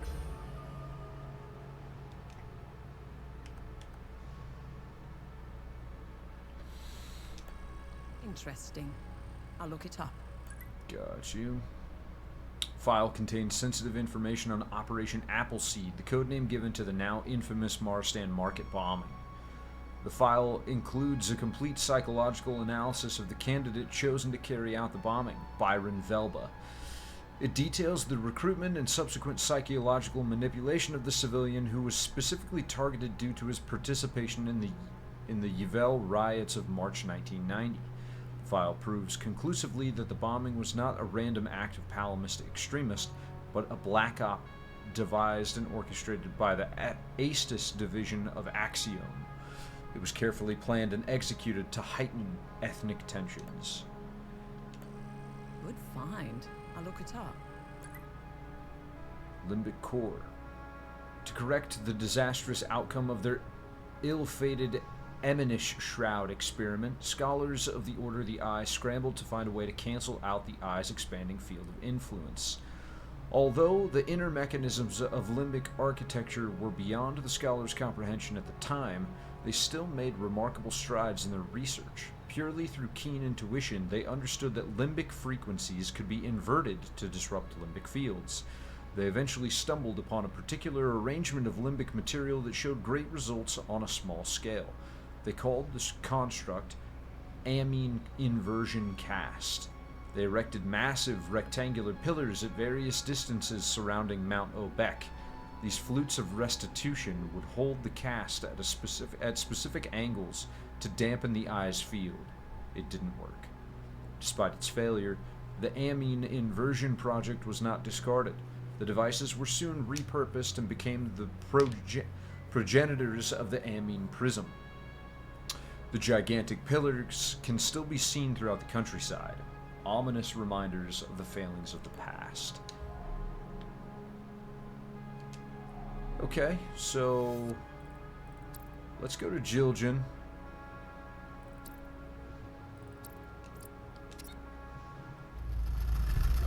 Because we can give the guy the ashes. One. We can do the thing of knowledge. Two.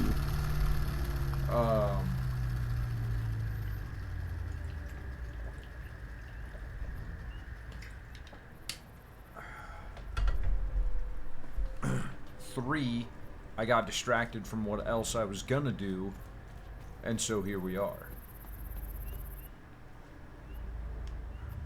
You've brought my father's ashes. I feel relieved to have the ashes here with me. I prepared a niche at the southern mausoleum for the urn, my father's final.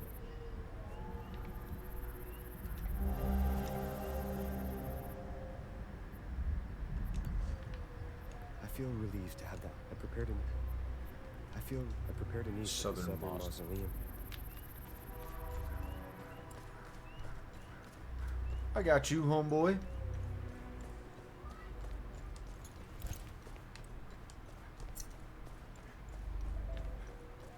I know exactly where we's headed.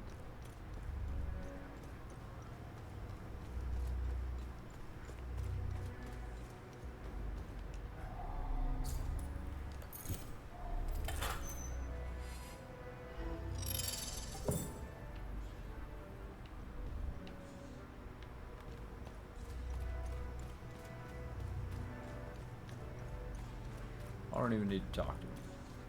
We already know we did a good thing.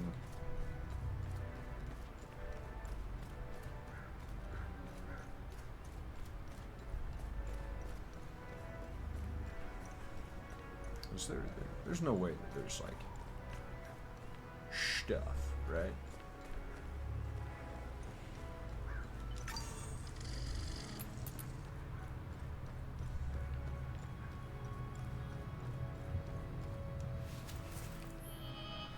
Oh, great googly.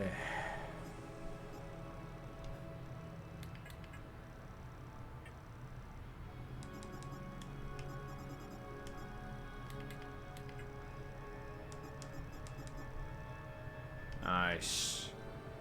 We legit have one good deed left, and we will be good deeded out.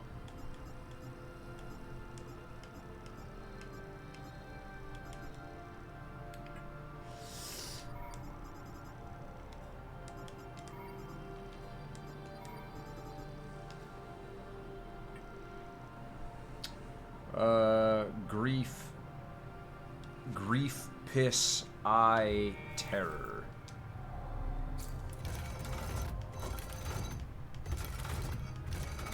Grief. Piss.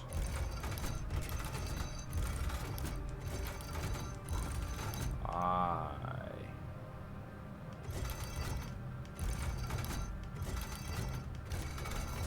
Terror.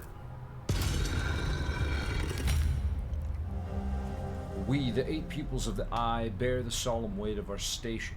Honored are we, yet bound in equal measure, custodians of the burden, the shame, and the true purpose of the Order of the Eye. And we know beyond doubt or illusion that peril does ever lurk in the shadows, not only from the foes who gather beyond our walls, but from the graver specter of treachery within. Thus we have chosen our course.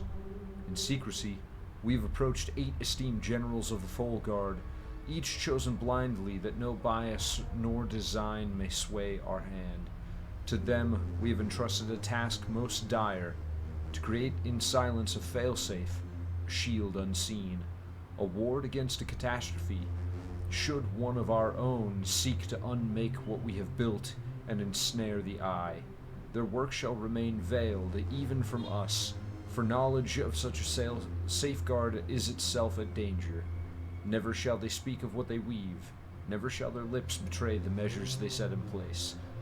They shall carry their burden to the grave, leaving behind only whispers in the blood of their kin, that their descendants may stand watch, that the Eye may endure should darkness ever rise from within. That's a lot of names, dude. The Hellion Vanguards were venerated by other soldiers. Their presence of Harbinger, Jesus Christ, there's so much lore. We're not gonna do all that. Great Sword of Ecstasy. Why does it look like it's a freaking Bonkai? Twin Axes of Terror. They look stupid. I am returned to my chambers alone, quill in hand. These words I set to parchment, yet even as I write, I scarcely believe them. The candle before me gutters. Its light dim is my hope. For what has come to pass is beyond reason's grasp. It is gone. Vanished. The eminent shroud, grander than any citadel, vaster than any fortress wrought by mortal hands, has vanished into the void. I laugh as I inscribe these words, though there is no mirth in me. For how may such a thing be true? How might a construct of stone and steel, greater than kings, have ever dared dream simply be missing? Worse still, our instruments speak of an unfathomable horror.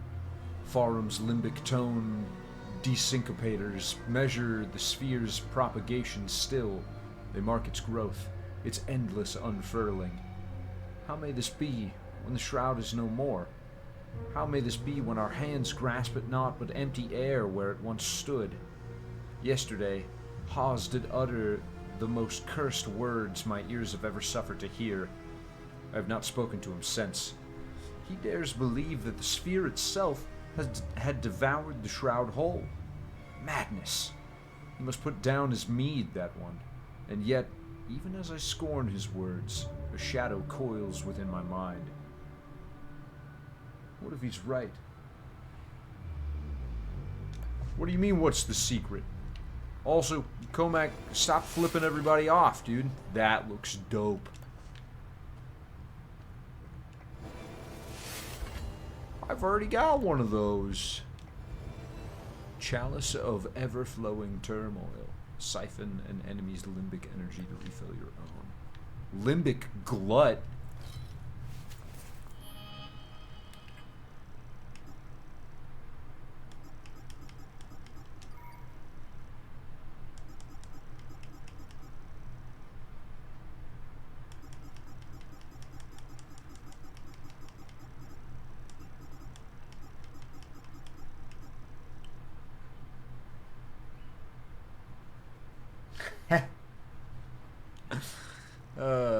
That's pretty funny.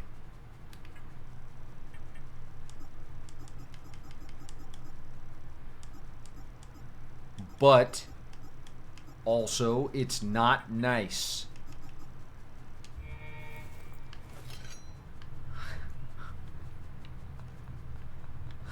I cannot say permission granted. Oh shit, we never went through this door. Oh no. Oh. Oh shit balls.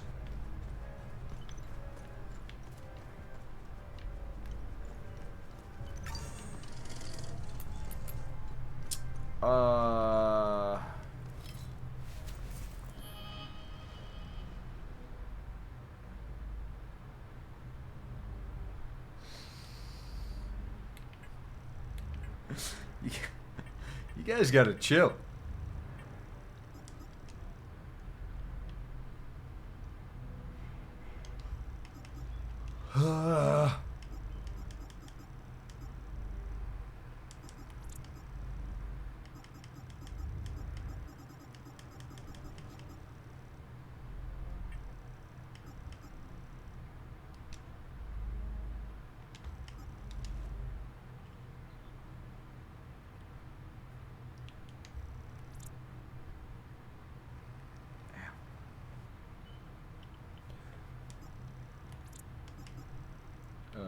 Conspiracy. No.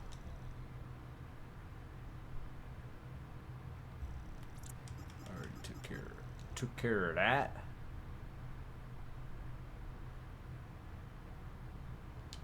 I took care of that.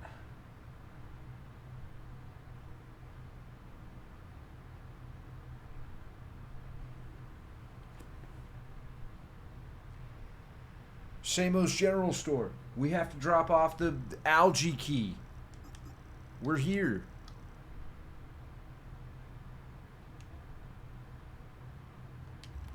We already did that. We're still doing that.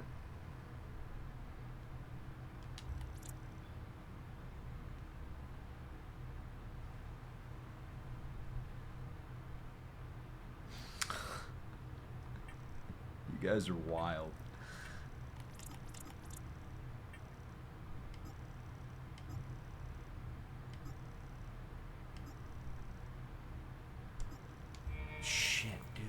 I don't remember this. Okay. Well, real quick, I'm gonna go grab myself a Dr. Peppy. Not my fault. I take no blame.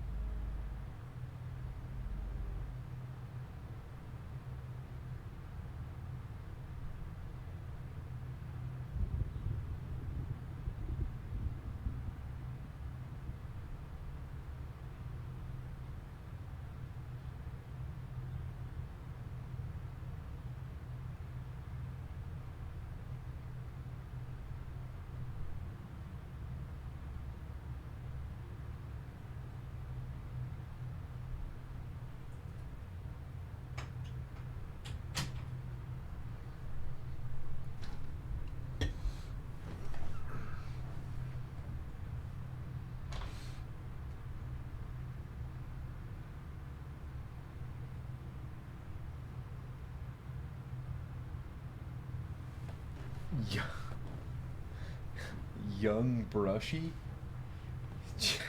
Jesus Christ.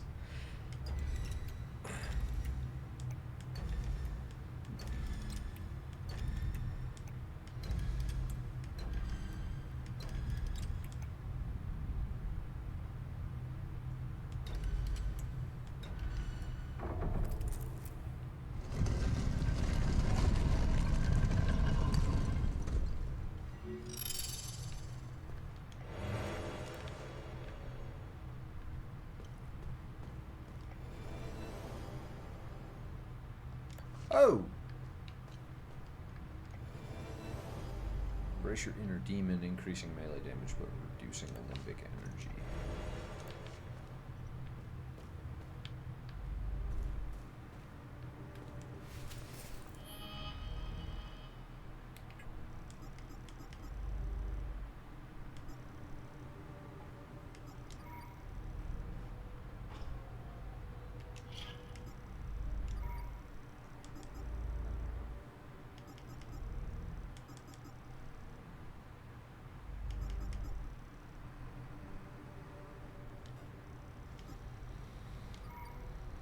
I never use the actives.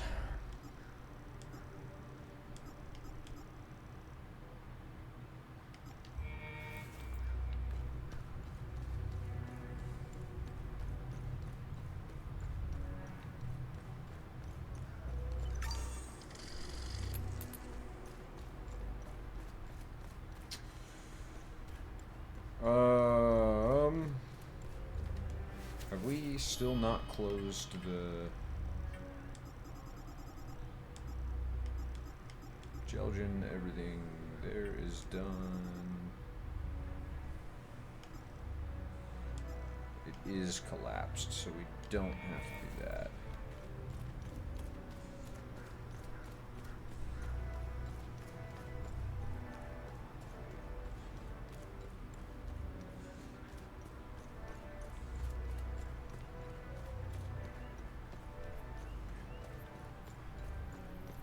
I mean, I would have hoped that by now you might not have,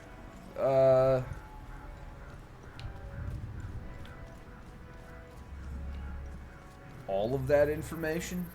Bless you. Bless you.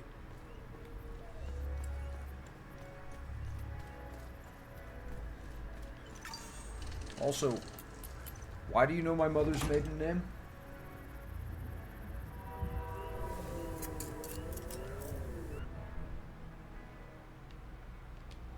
Find anything?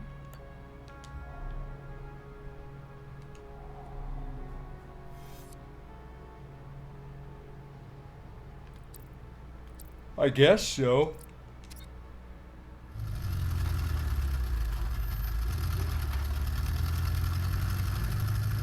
Oh, that's fair. I didn't realize that it was on there. Shows you how much attention I pay.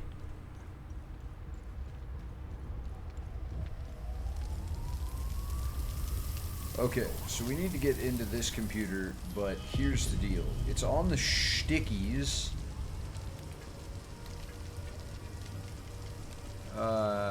3, 9, A, B, C, D, E, F, G, H, I, J, K, L, N, Y. So 395617. 395617. 395617. Incorrect password.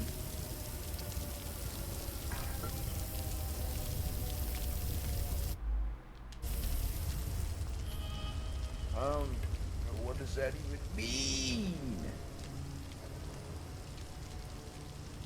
I thought it was just alphabetical order.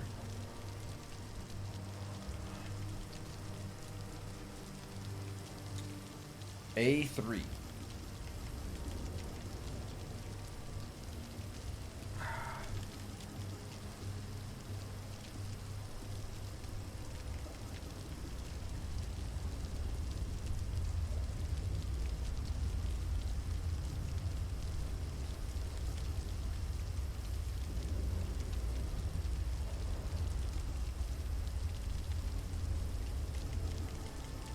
A.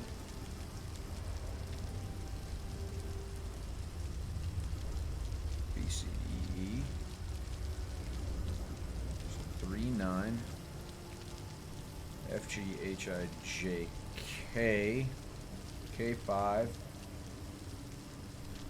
L6.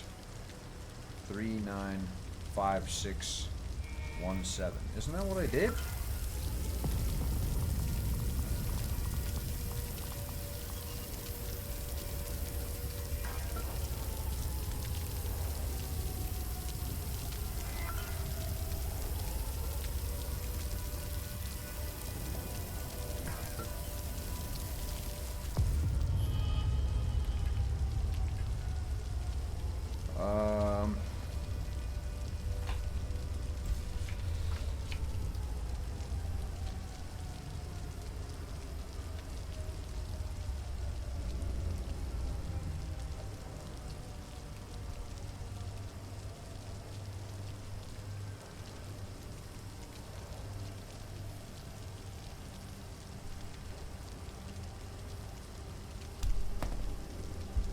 Let's see. We'll put it into one of those things. Say, what words can you spell with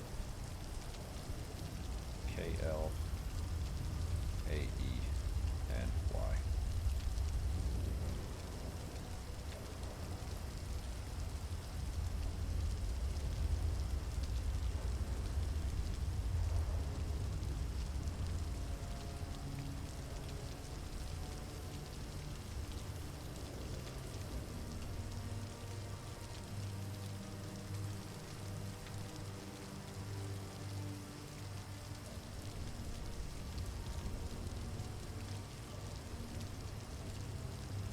The only one that uses all 6 is alkyne,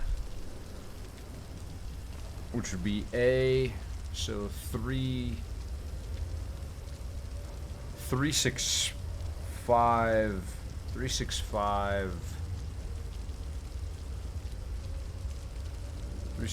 719 365 719.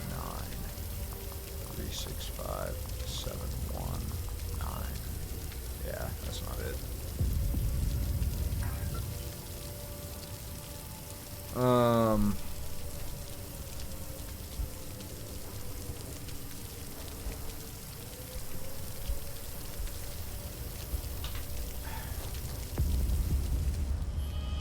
It's got to be something in the note. Fellow truth seekers, all my proof can be found on in computer room D at the National Library. Broaden your mind, find clues.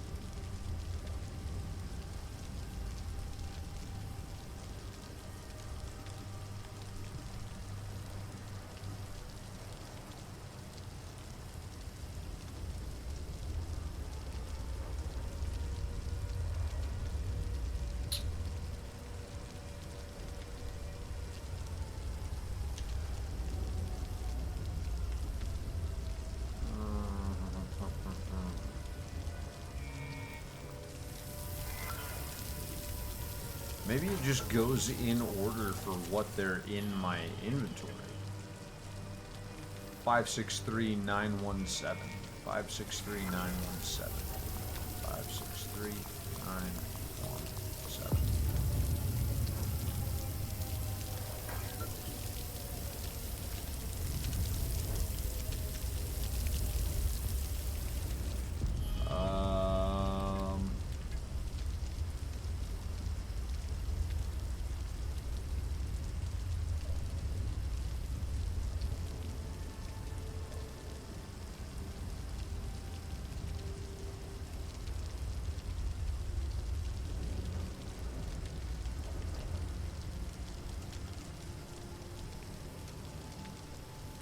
everything they've told us is a lie.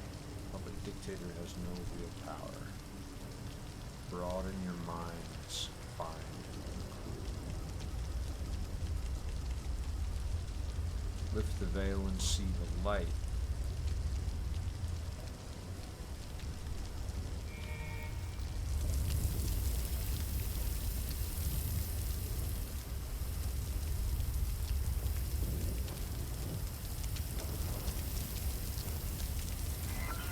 I don't rightly know.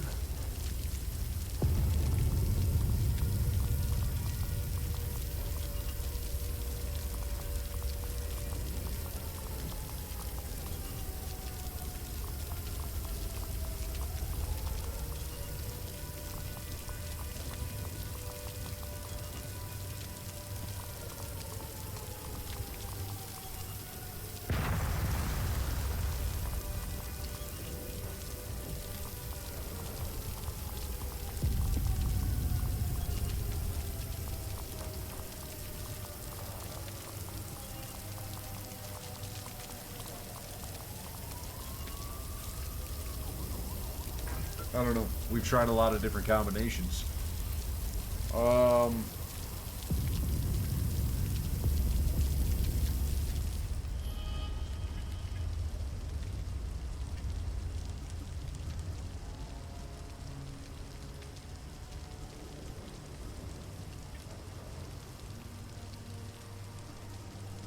Is it from any of the books that we found?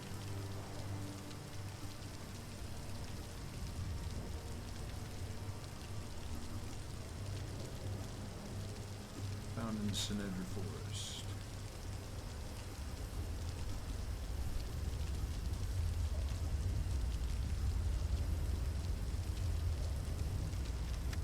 I've spent the evening poring over the newest arrival from that. Desert Hills. Here I am at the National Library. I should be doing research for the story, but my mind is elsewhere. All I can think about is the recent disappearances.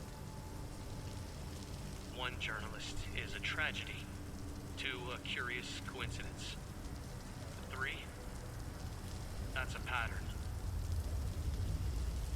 I have a response. There's a name.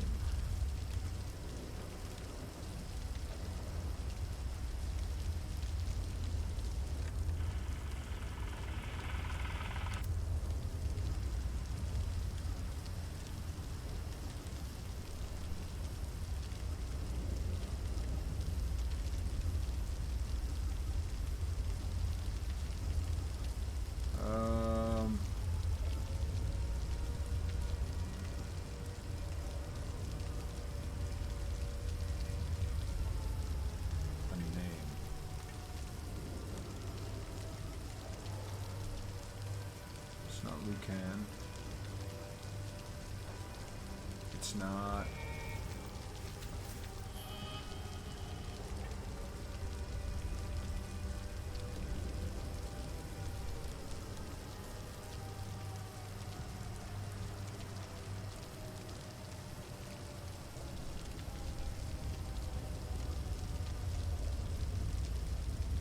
It's not Tanya.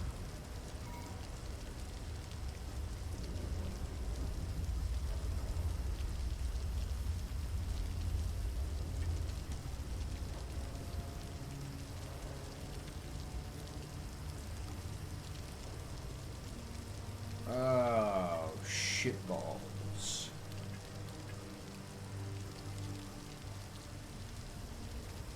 Fellow truth seekers.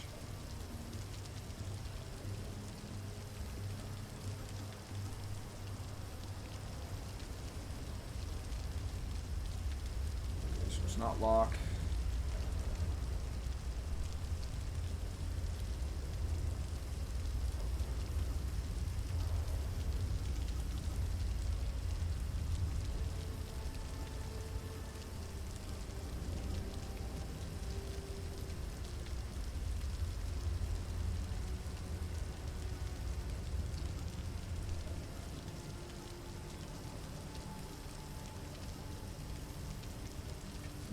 have to be something that we found here at the library, though.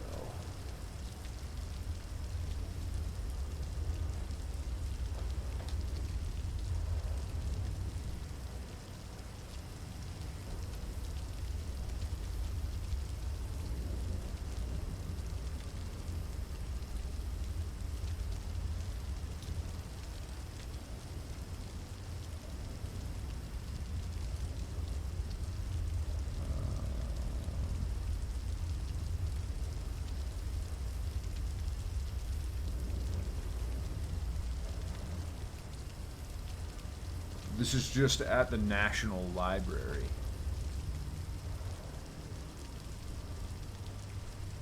It's not framed.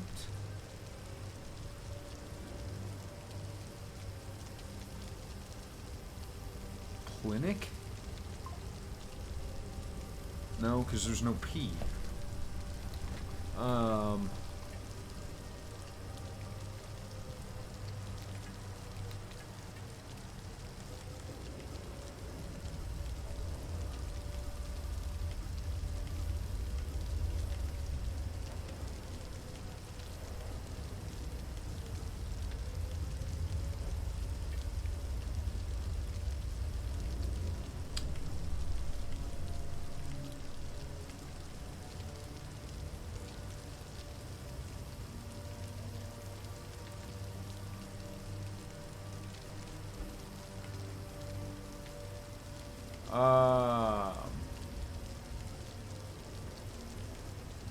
Well, so all of these are just ones that I've researched already.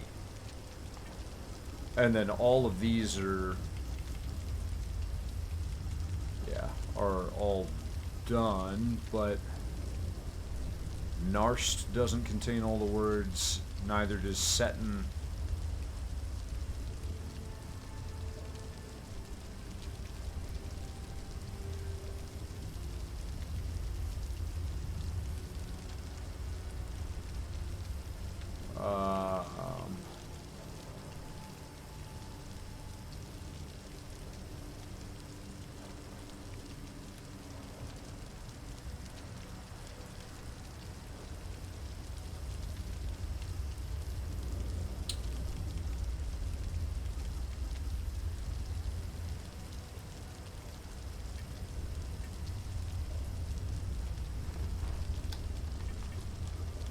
That's this one. Fellow truth seekers. Everything they've told us is a lie. The puppet dictator has no real power. The biggest cover-up in Haitian history. All my proof can be found at the computer.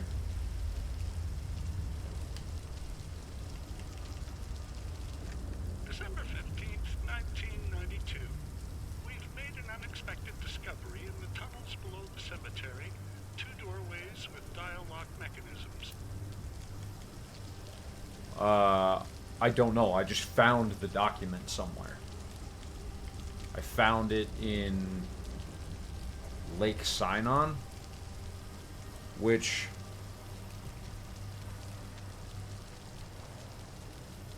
Lake Sinon has Abbot Jaffer living there.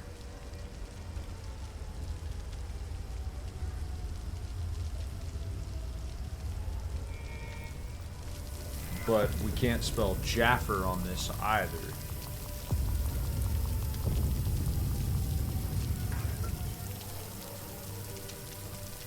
I just found the document when I was, like, running around.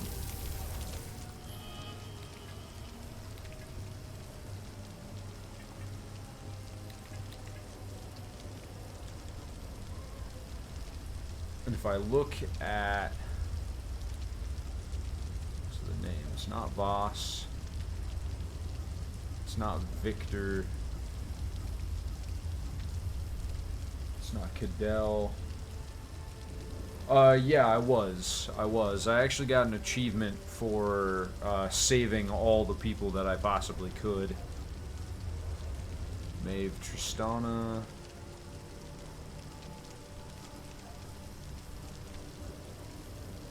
Gildas Brahm is a no-go.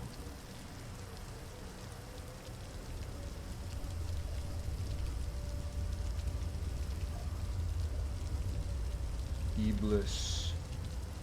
I might be. Yeah, I saved that guy's dog. We'll come back. We'll go back to Marston and drop off that key at the general store.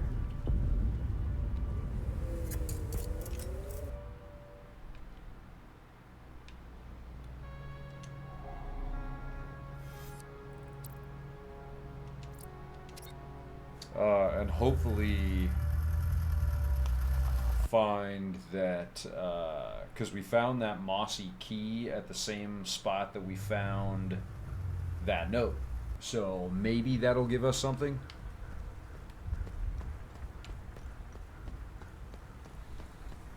And we also have the...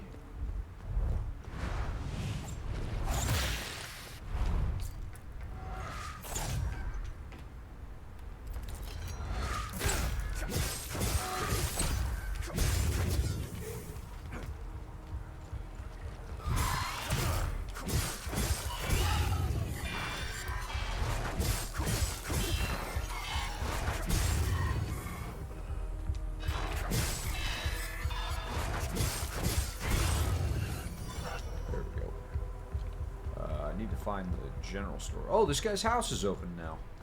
He saved all the people. No one should have to go through what we did. I thought we were going to die in that barn. I've never been so happy to see Corio in my life. I'm ashamed to think I used to judge him.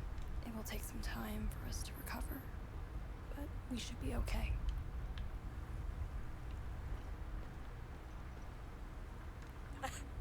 I can't.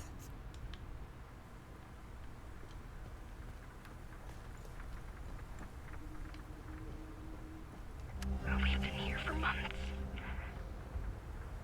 I lost count after, about 50 days. It doesn't seem important to keep track anymore. They bring a bit of food and water once a day. Sometimes they forget. It's so filthy in here. I'll probably die of dysentery if we don't starve first. Their faces change every week. I guess the soldiers are just passing through. They begin to blur together after a while. There's this one that stands out. They call him Sark. I guess he's the commander or something. He's the worst. He likes pain. His and ours. Bella fought back. Told him to stop. Yikes. She was so brave. So they dragged her outside. I still remember her screams. We never saw her again. They did it to keep the rest of us in line. And it worked. We don't say anything. You just close your eyes. And you wait until it's over.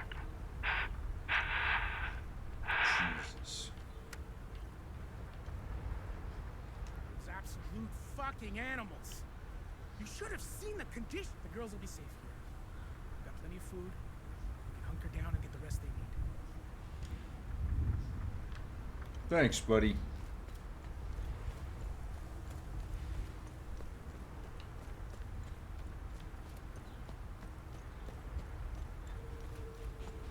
Alright, let's get up to the town.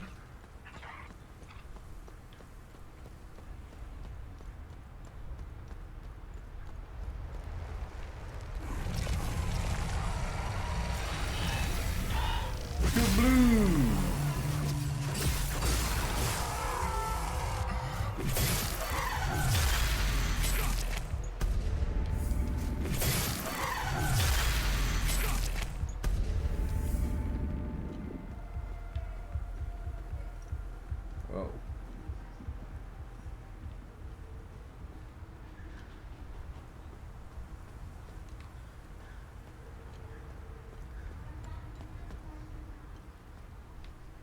How do,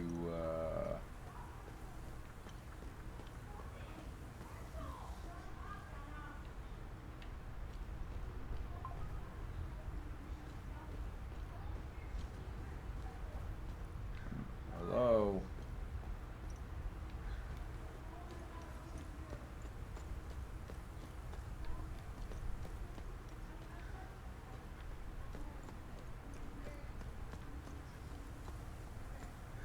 Okay.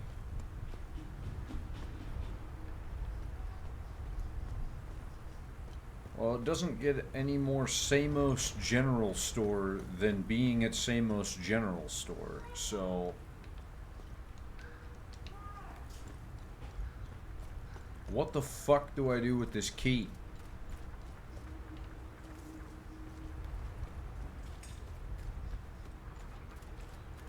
Oh my god.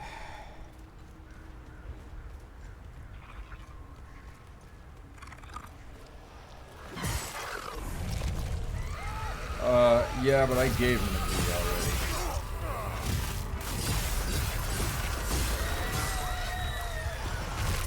He wanted the key to the...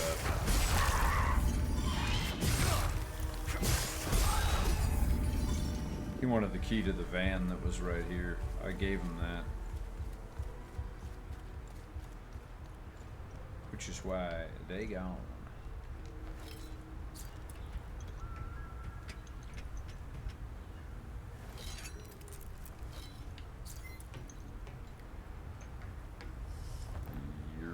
I did.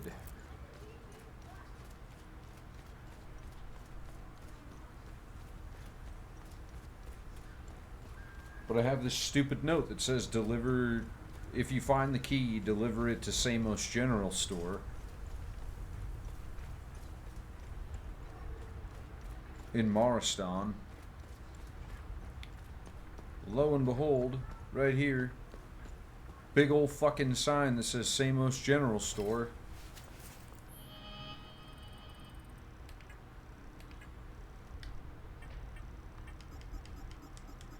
Note right here, lost keys, Samos' General Store, beside the post office. Mail or deliver. Wow, look at that. Keys.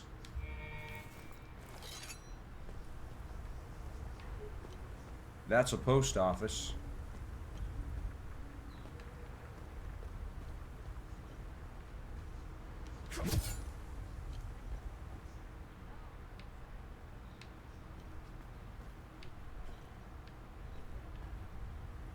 But there's...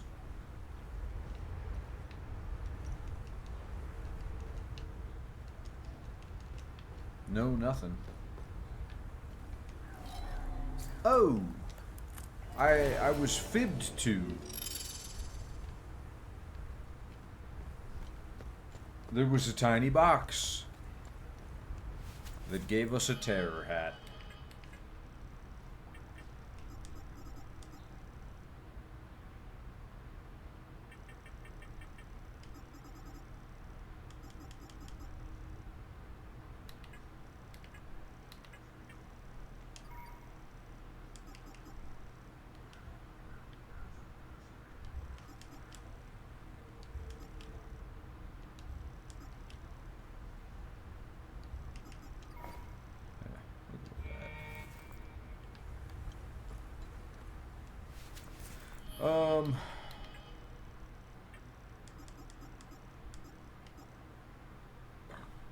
Another thing for Lake Sign-On done.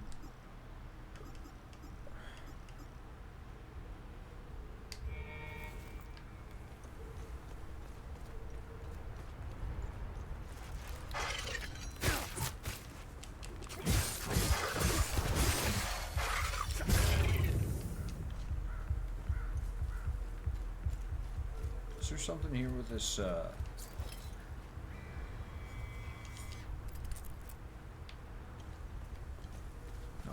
apparently not.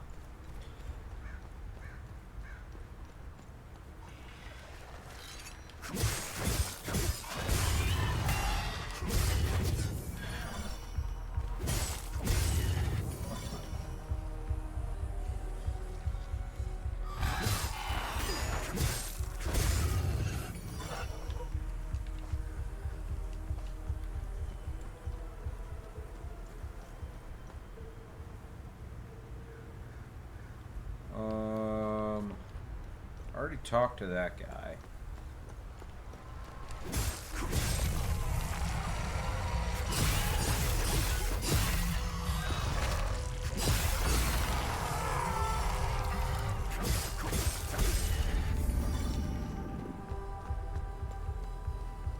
Talk to these guys now. Thank Sethris, they're safe. Call just came through. We really needed this boost.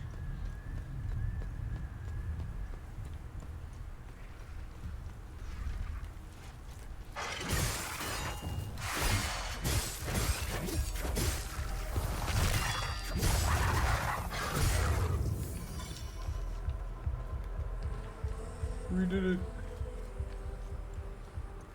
Thank you for stopping. I just heard the news. They're safe.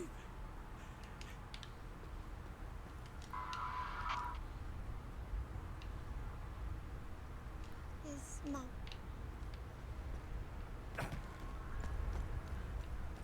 Good.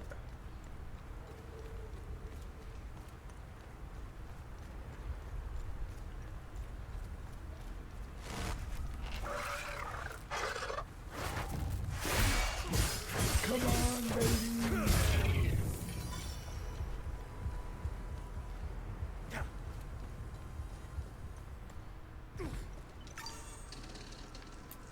Get shit on.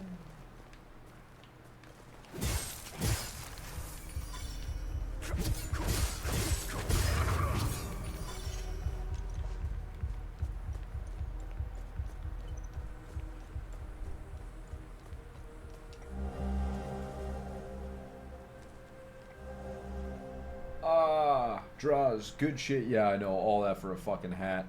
Good shit yesterday. I'm heading back down to camp so no one gets suspicious. If Sarge finds out, he'll rake us over the coals that we didn't cut him in. I can't believe all this stuff was lying around the church. Feels like no one has been there for ages. I consider it a tithe for Marston's continued existence. Oh, and we have got to find what this key opens. Hope there's a lot more shit.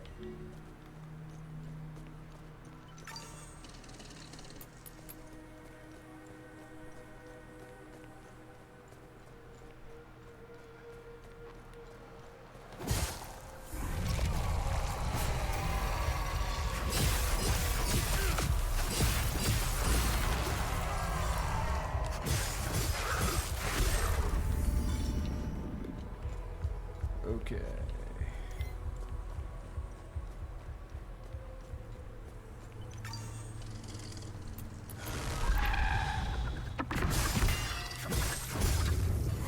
There it is. There it be. Let's go.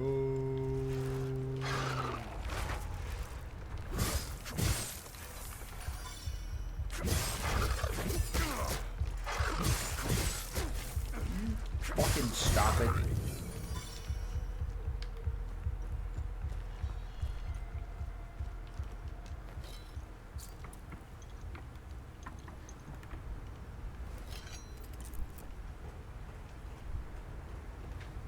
Long.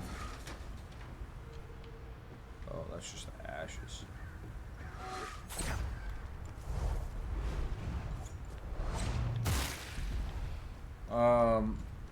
Where was that gate that we saw?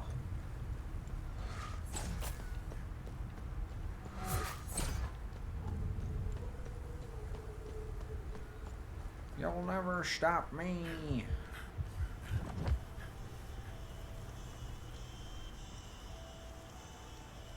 There was a gate.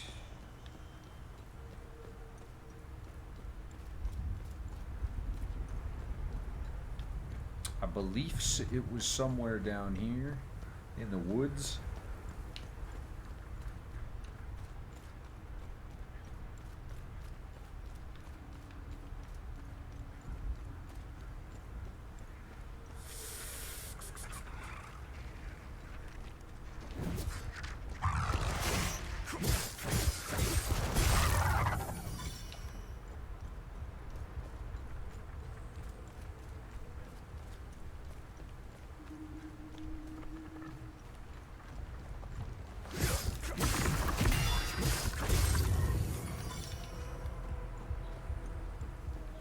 gotta be, right?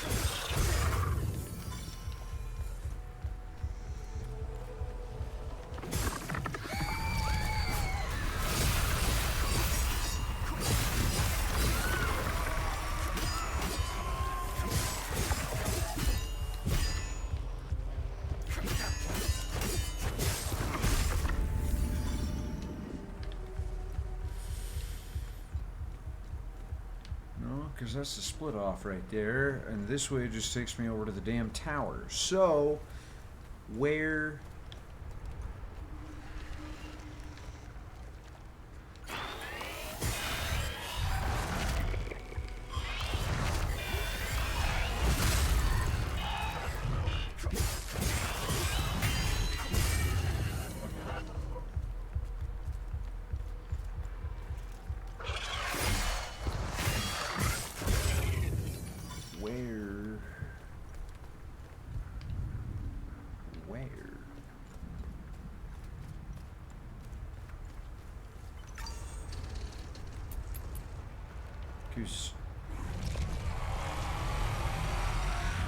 It sure is shitty.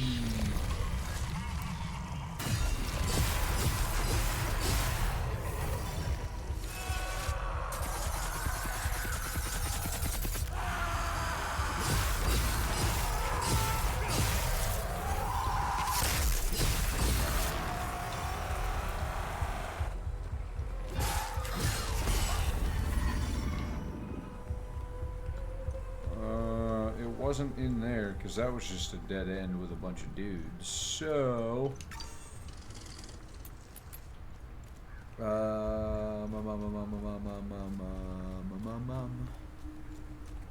I can't fucking remember, dude. Which is crazy because we literally just did all this.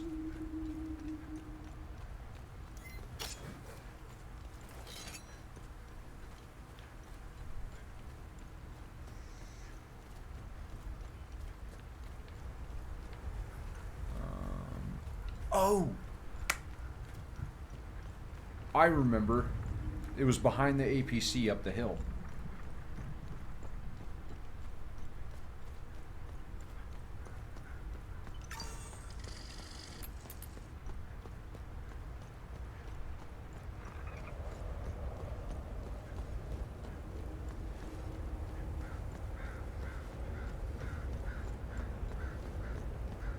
Oh no, this was just a thing that needs another code that I don't have. Shit!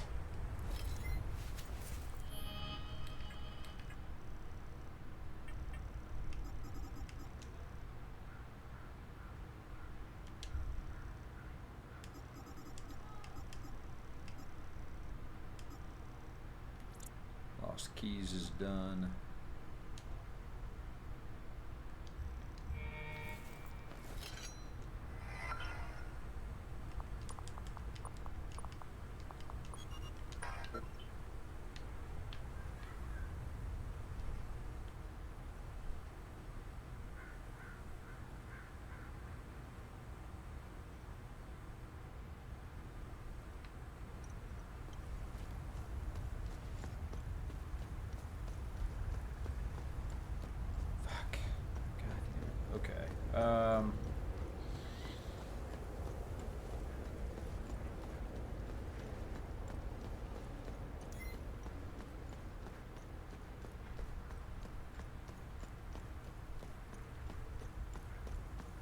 I have no idea.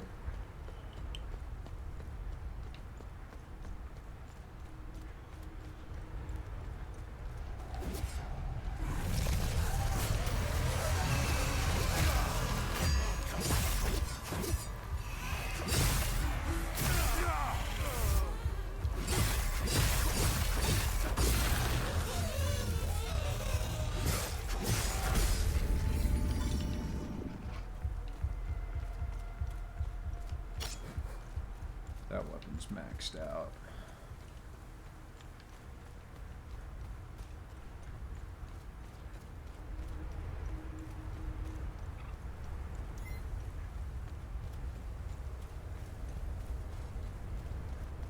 There's no gate or code or whatever over here. It's not in those or around there.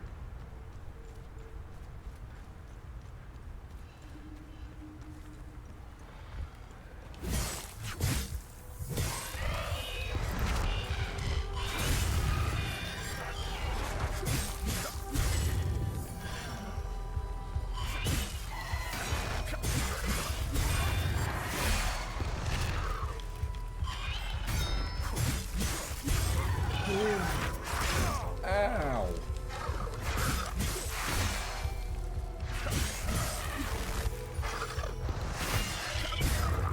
Stop doing that.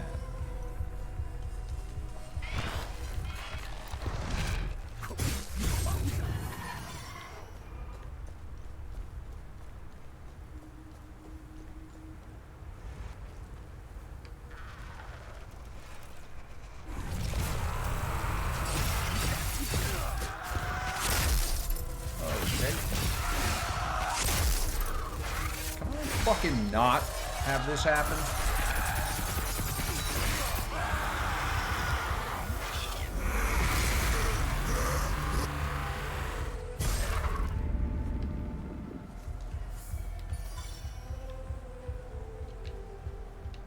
Oh, Jesus.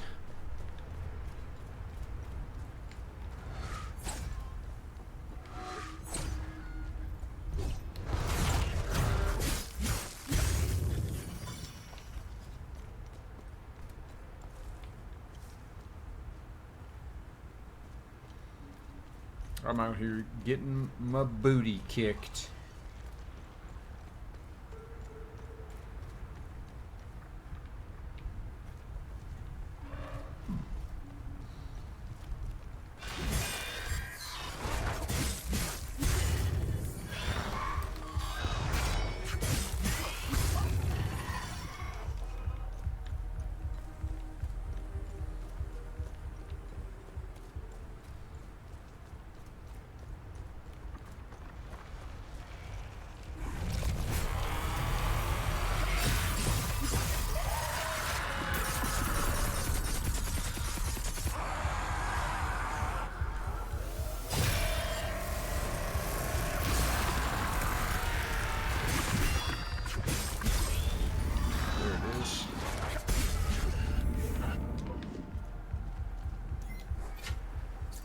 Uh-oh. Oh, no, soldiers are still here.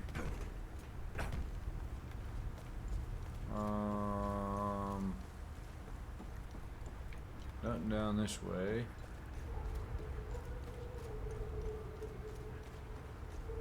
Nothing over that way. Oh, I've been looking for... We could barely hurt some houses. Who in the hell's... 'Twas I. Do you know if she was buried around? According to legend, our matron saint was buried in these parts. However, no.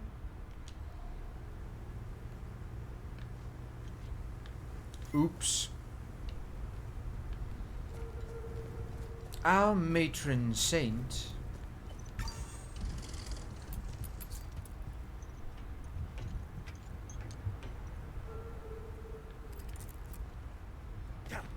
Okay.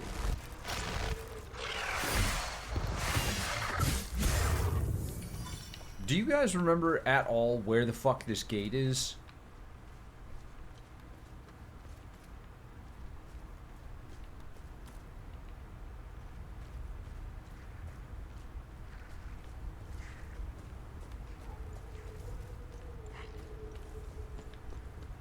Because I can't tell if I'm just like stupid and overlooking it, or if I'm really stupid.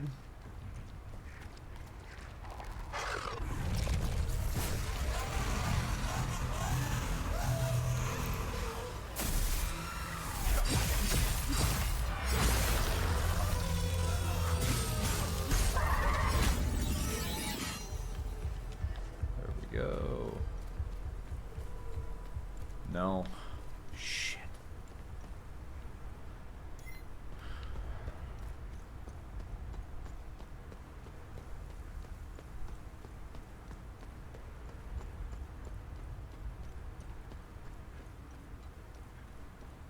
Well, I know we dadgum seen it.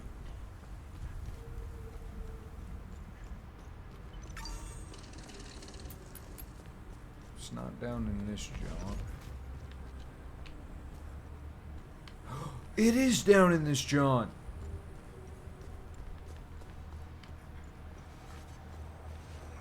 Motherfucker, I am the smartest.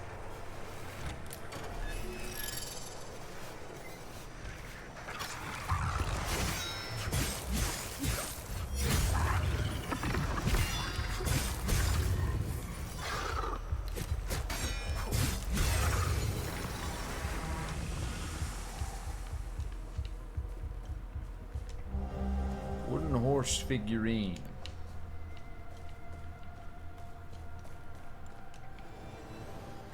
Receive a fatal blow will instead restore your health. Cooldown 540 seconds. Jesus. Jesus. They bade me to strike this wall a full 50 times. 1, 2, 3, 4.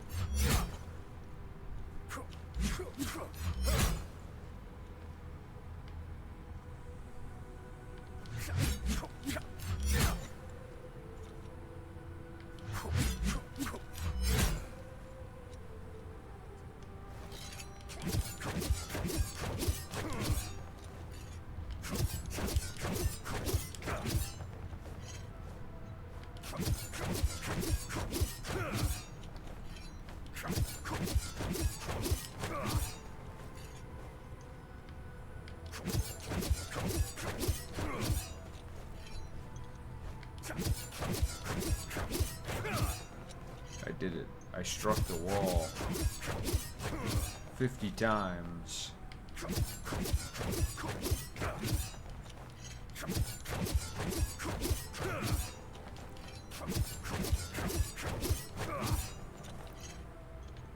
But nothing happened.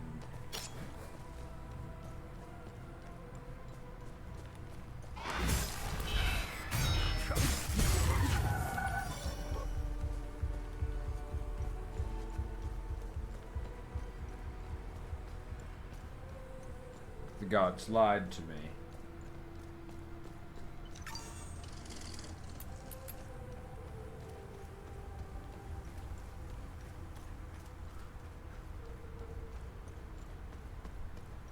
However,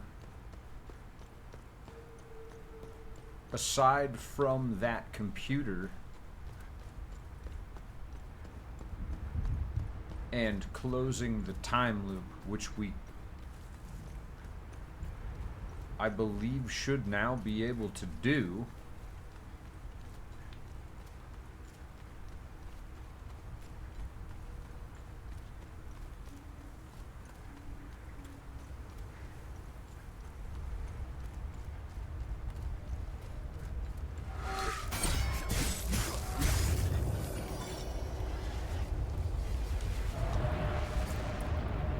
What the fuck do you think you're doing? I won't do it again. I swear. You're damn right you won't. You think this is funny?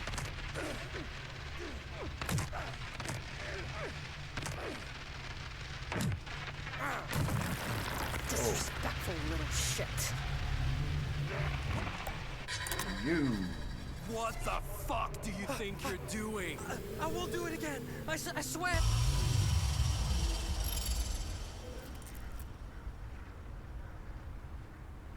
Christ. Beloved queen under his gaze.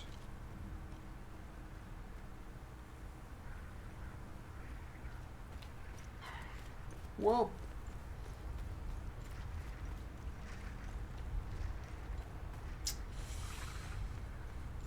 Oh, great fucking googly.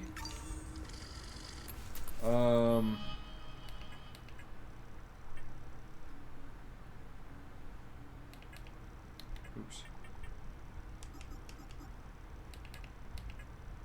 Exploration wise. Locked down. What does that even mean? Oh, that's the computer.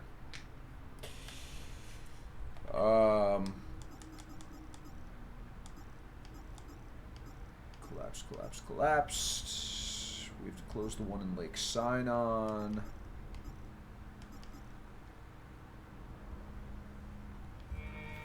Which...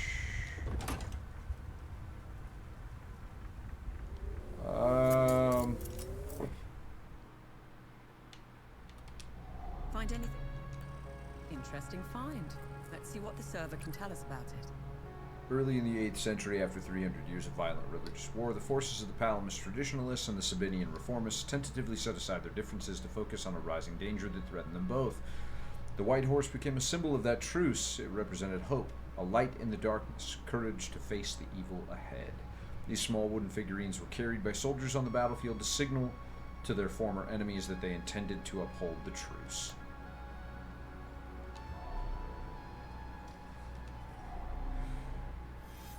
Okay, let's go to Lake Sinon.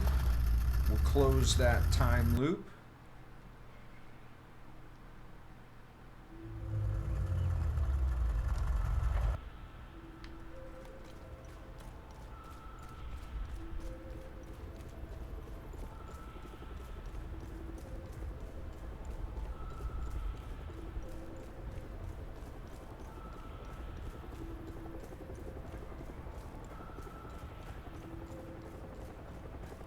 I don't trust that helicopter. It flies by every single time we come to this area, and I'm pretty sure it's an OMSIF helicopter. The OMSIF people are bad. Yeah, we still only have one of these. Two things that we need to do. So we need to close the time loop. We need to go down, or up into the thing. We'll do time loop first.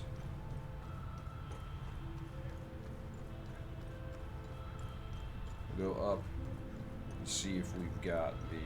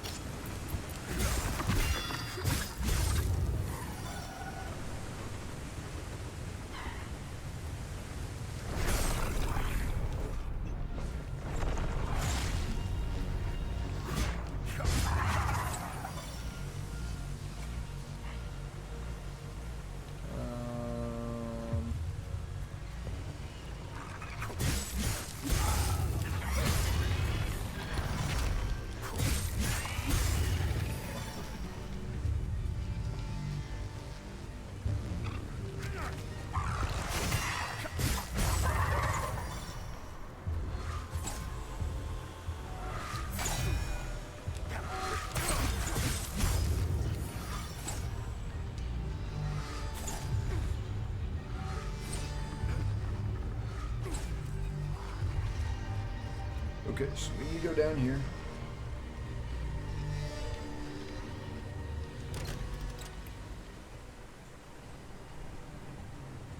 Close this time loop. Come back up.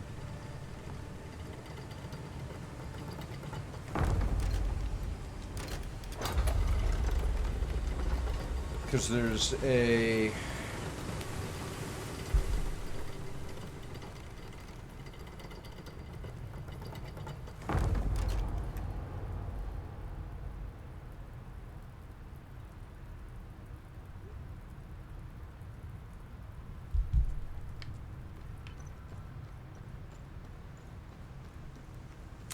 one of the limbic chests that I think that we can open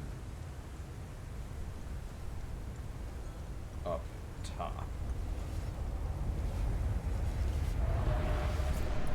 To another peaceful year!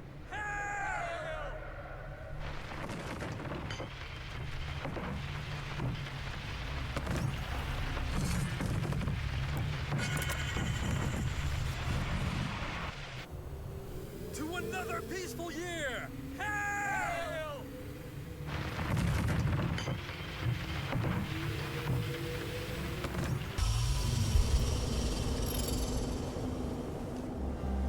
Bronze Cup.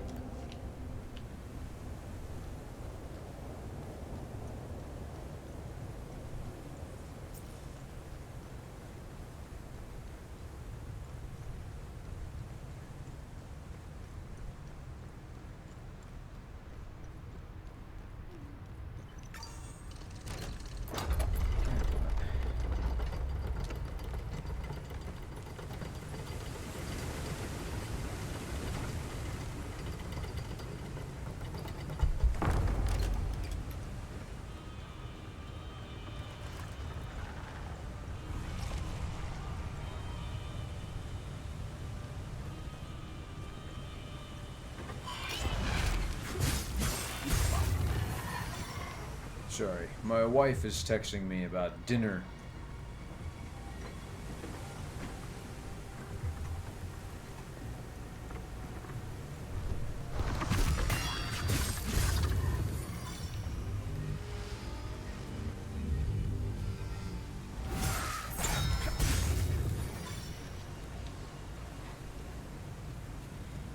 Ba-ba-da-ba.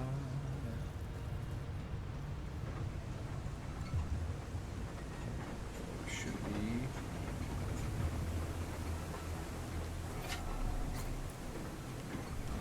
And I don't have it, my boy.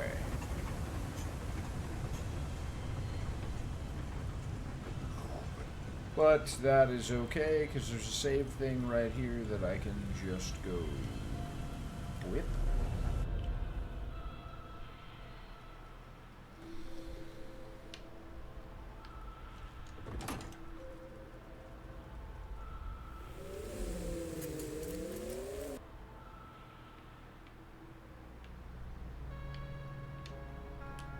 Find something interesting. Bronze I'll look it up.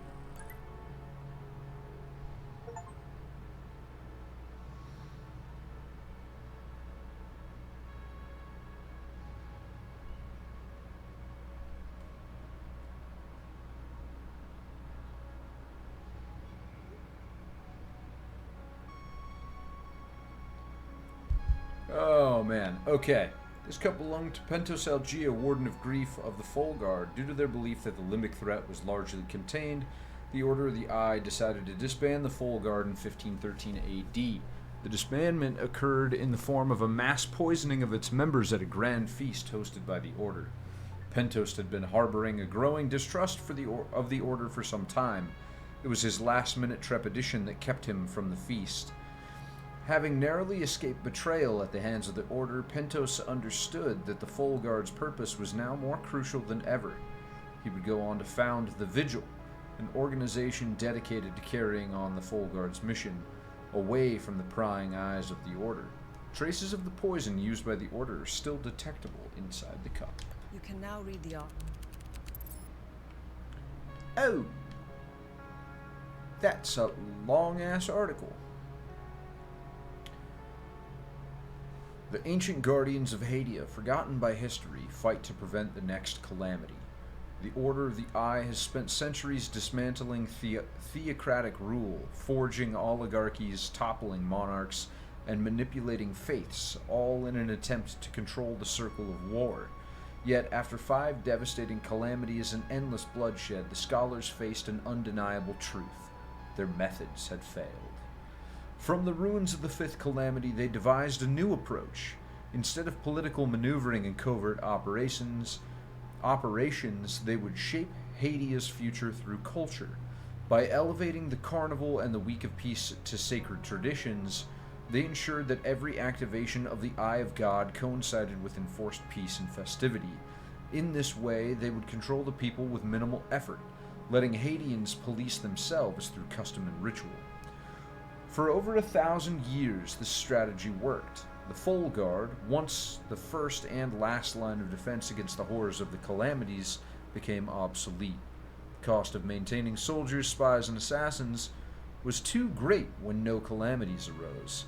The Folguard was ordered to disband with no more creatures to fight, but some refused. The legacy of the Ancestral Order. It is impossible to discuss the Vigil without first understanding the Folguard. These warriors left their mark on Hadia through ruins, artifacts, sacred sites, and ancient weapons, remnants of a bygone era when they alone stood between civilization and destruction. The scholars saw danger in their own unchecked power. Despite their wisdom and detachment, they remained human, prone to patterns of corruption and arrogance. The Folguard, meanwhile, feared something far greater: the outside world. As foreign empires grew stronger and technology advanced, Hadia risked becoming a relic of the past, unable to defend itself from external threats. Both saw danger. The scholars feared internal collapse, while the Folguard feared invasion. The Folguard was given one final mission: to safeguard the Eye of God from all threats, foreign or domestic. But what that entailed remained a mystery. After the mission was completed and the Week of Peace was successful, the scholars decided that the Folguard was no longer needed. The Unwavering Sentinels. In 1513, the Eye of the Order disbanded the Folguard. Rumors swirled of executions, of warriors hunted down and eliminated. Many accepted their fate, but one man did not. His name was Pentos Algia, the last Warden of Grief.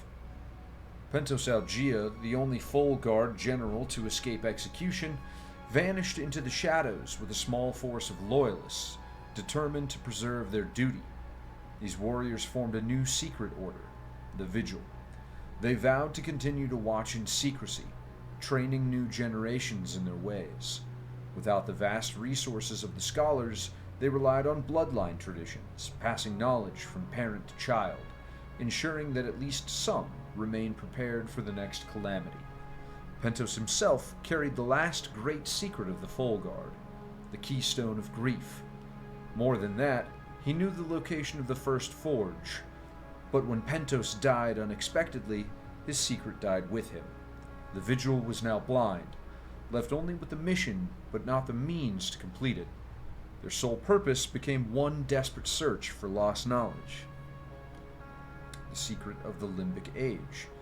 The purge of knowledge, initiated by the scholars, had left history fragmented, rewritten and erased. The Vigil worked tirelessly to reclaim what had been lost, but the Order of the Eye continued its censorship, ensuring that the past remained buried. Yet history cannot be erased. Clues lingered, hidden in ruins, whispered in old stories, locked away in the vaults of forbidden knowledge. For centuries, the Vigil found nothing of great significance. Morale waned, membership declined, their numbers dwindled. By the 20th century, Hadia entered a new era of turmoil. Geryon Yankel's dictatorship crushed all forms of opposition. The Carnival and the Week of Peace were cancelled. Civil war was on the horizon. The Vigil knew what this meant. They accelerated their search for answers. At long last, they found one. Expedition in the Umal Caves. A breakthrough came in one of the Order of the Eye's hidden vaults. Inside, the Vigil discovered the diary of Oronwe Mateus, a high-ranking Folguard from centuries past. In its final pages, Oronwe detailed a mission into the Umal Caves led by General Cyrene, the Warden of Grief preceding Pentos Algia. The writings spoke of monsters lurking in the tunnels, similar to those faced in past calamities. Even more tantalizing was that General Cyrene had hidden the Keystone of Grief deep within the caves. The Vigil was determined to find it. For years they searched for the location of the Umal Caves. They might have failed until fate intervened. In 1977, a group of children in Trisk was arrested for wielding an ancient glowing sword. The arresting officer, a Vigil agent, recognized it immediately. He demanded to know where they had found it. Their answer led him to a blocked stone doorway carved into a cliffside.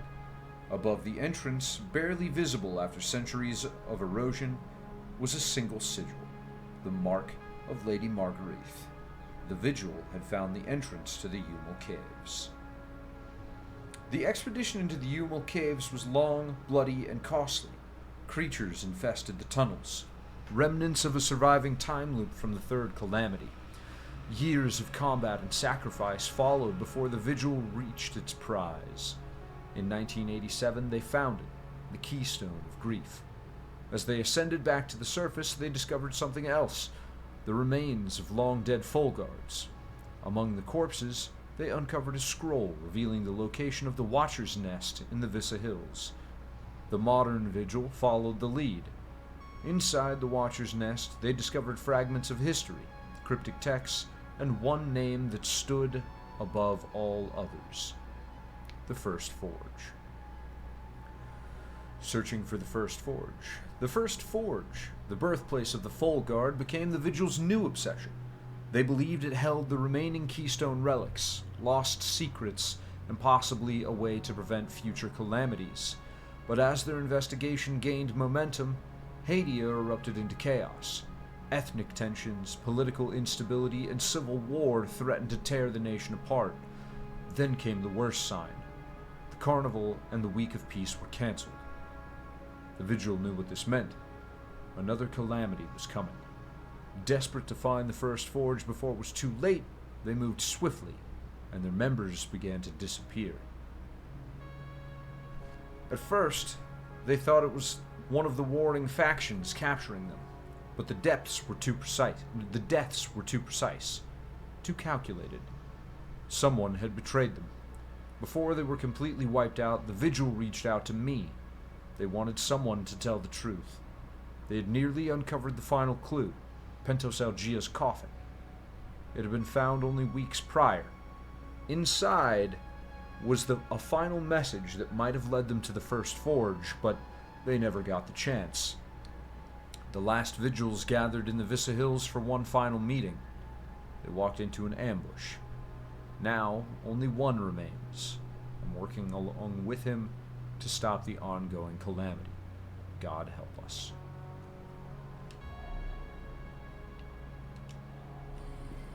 Let me know if you want more. That was a long-ass message. I forgot what we need to do.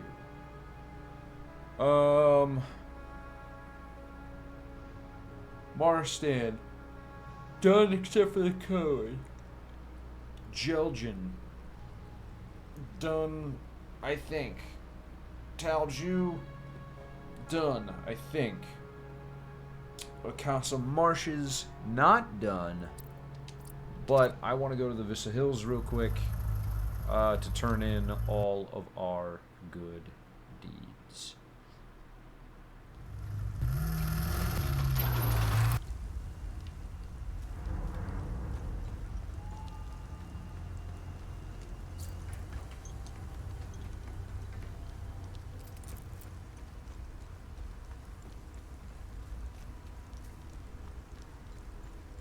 We got a lot of shit to turn in.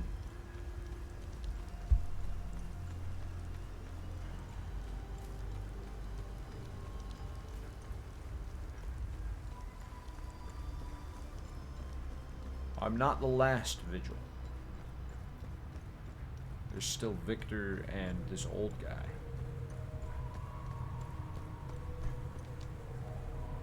What's up, old man? What's our status? Keep it up. The creatures don't stand a chance with you on the job. Nice. Masochistic Delight enhanced. Frightful Ambush enhanced. Rapture. Fury enhanced. You're watched over from on high, becoming impervious to harm. Wow.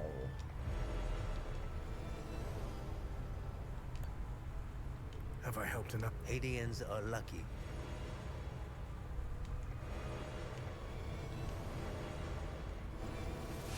Sword of Grief. Dude, that looks so fucking cool. The grief stuff is so cool.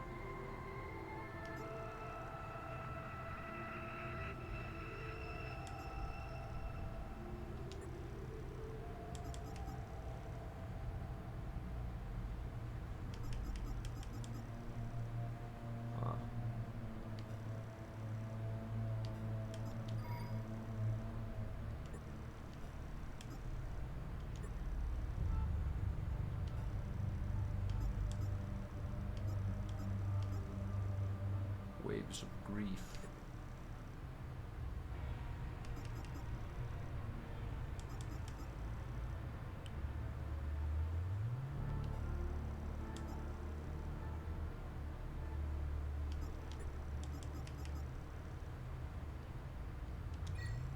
I guess. Mostly because I don't know what that one does.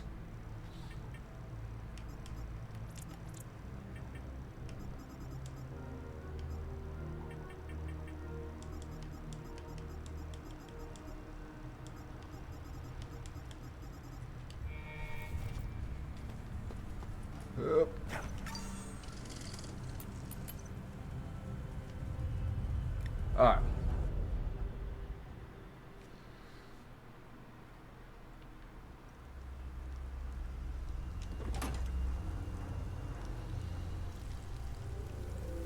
Vista Hills is done. We're gonna go to the Casa Marshes real quick.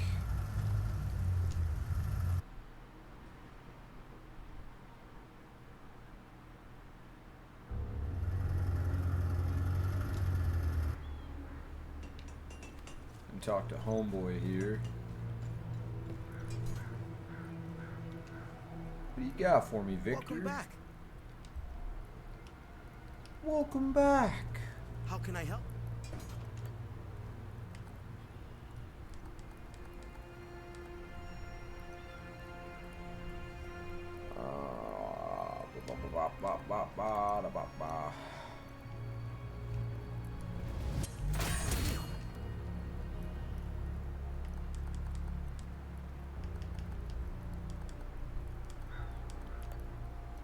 I'm missing 3, 4,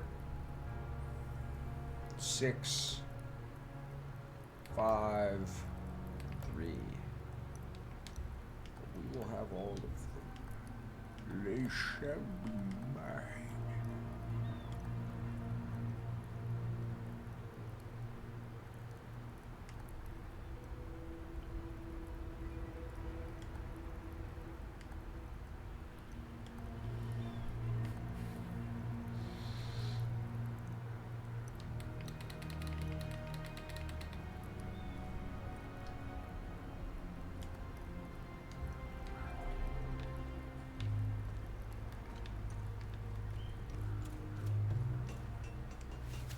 Let's check out.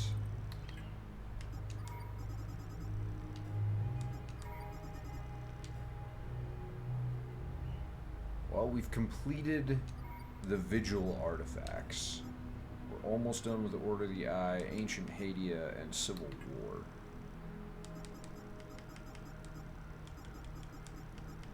We've one more good deed that we have to do. Lots of stuff in Sinedra Forest. We've got 2 more things that we have to do here. Vista Hills, I have 2 more things that I have to do. Crazy that there's one that we haven't found.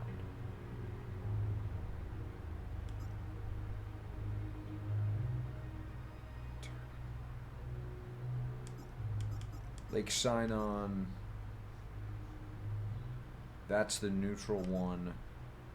That's probably somewhere inside the damn thing. Talju is all done. Marstan has the one computer that we need to figure out. Leith has the computer that we need to figure out.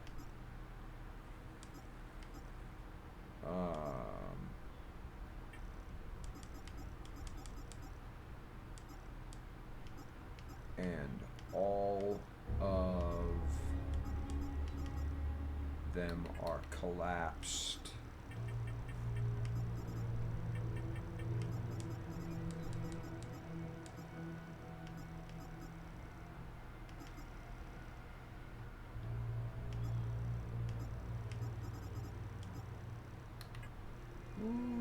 Okay, great Google it.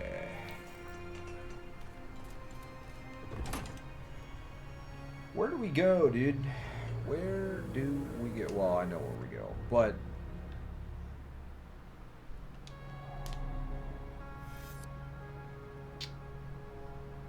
we can go to the Plains of Mist, we can go to the Auriga Museum, or we can go to Sinedra Forest.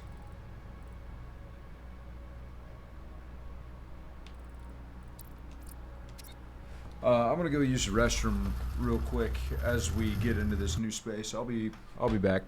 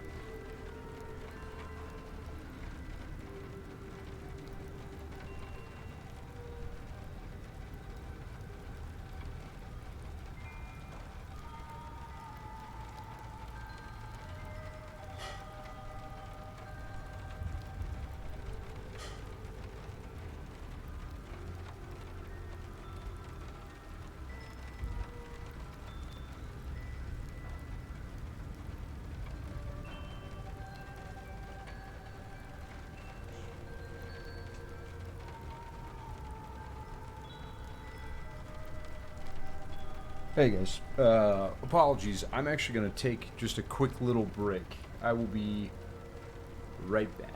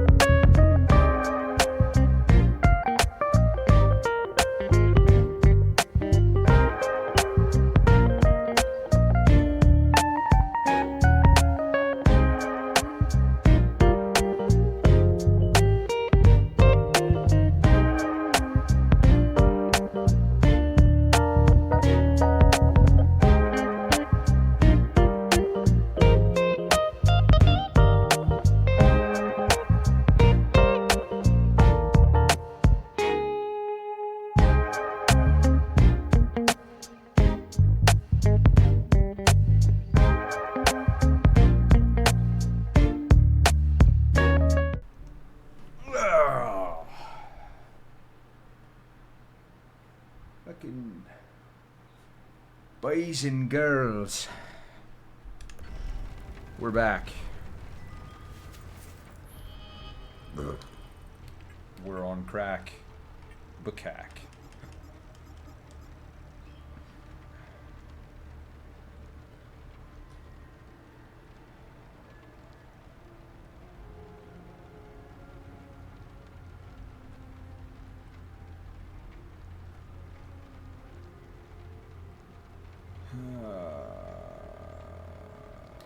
I'm still really wanting to figure out this fucking...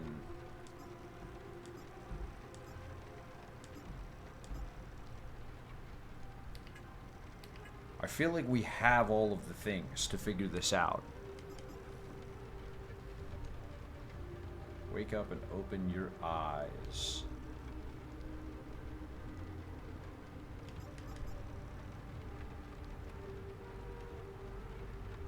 Lift the veil and see the light.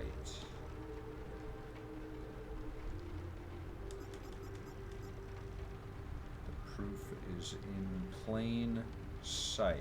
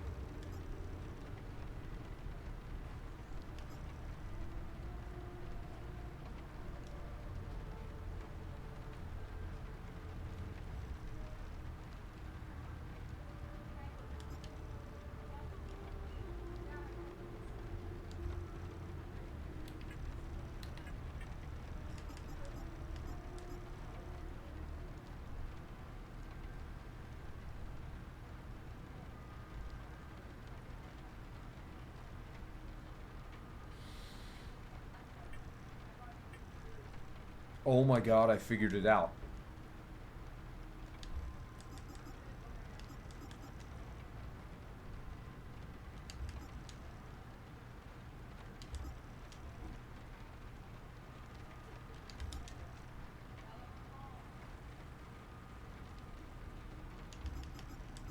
There is a...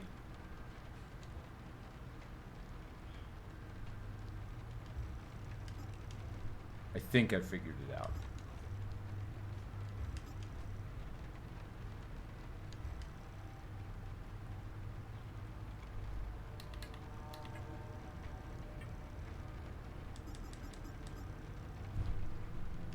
We have not met the guy, but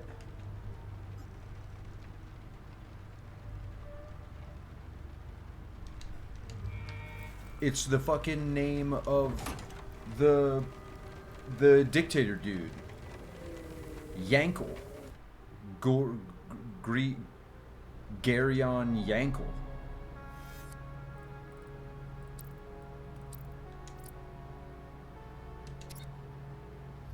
I was like sitting there looking at the letters and I was like arranging them in my head in a pattern that I'm like, where the fuck would this spell a name? And I was like, wait.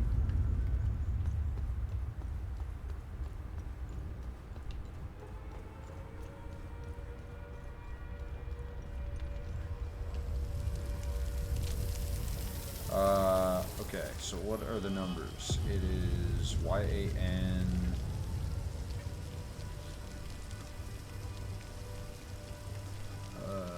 YAN, so 731 596 731 596 731 596 731 596. Access granted. Fellow truth seekers, if you've made it this far, then you must be as interested in the absolute truth as I am. I will outline my findings here for you to judge for yourself. I have a feeling many of you already know all of this to be true intuitively. There is something not quite right in this country. We've all felt it. Let me come right out and say it. I've found conclusive evidence that we are being experimented on by travelers from another world for their own nefarious purposes. Yes, aliens are among us, hiding in plain sight. They've taken control of Hadia, and the globalists are covering it up. I was a teenager in the early 50s, but I can still remember the sudden flurry of activity around Mount Obek, barricades going up overnight, armed men dressed in black standing guard near the mountain. What were they hiding? I believe the alien craft landed here in Hadia around that time. The craft burrowed under Mount Obek, and it's been there ever since. It was just before Girion Yankel seized power in 52.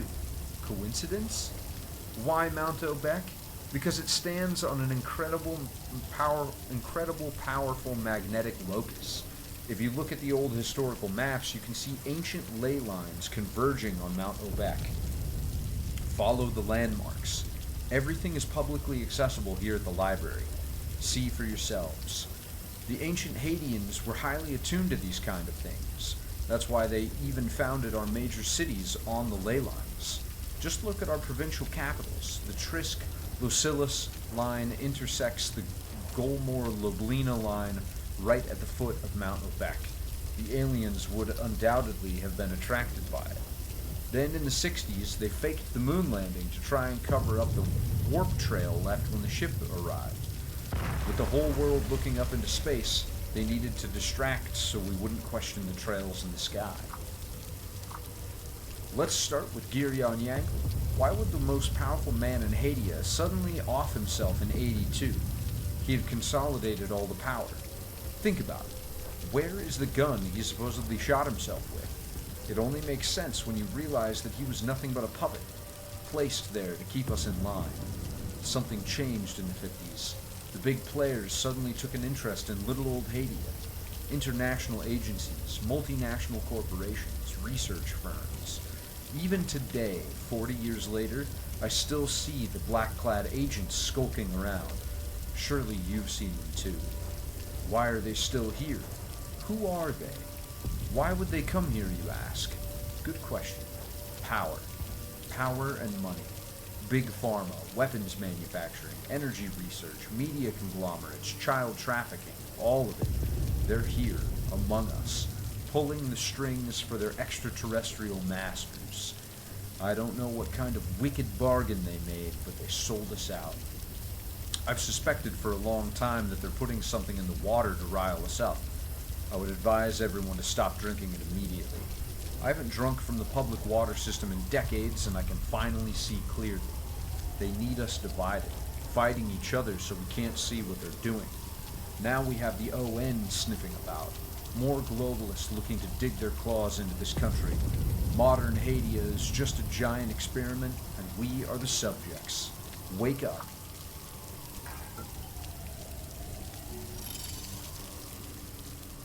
There we go, boys and girls.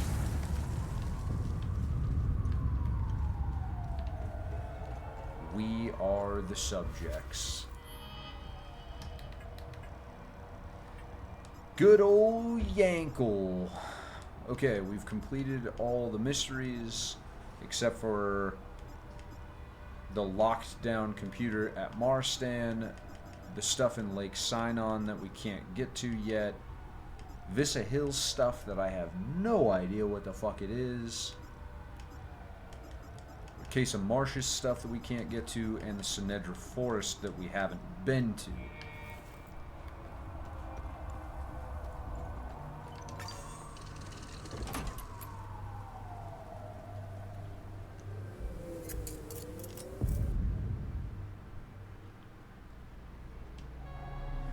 And so,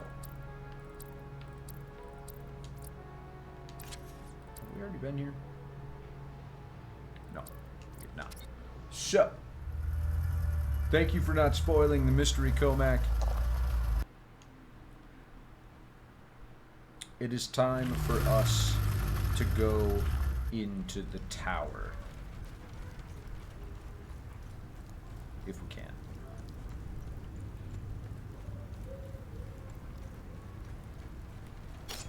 What up, boy?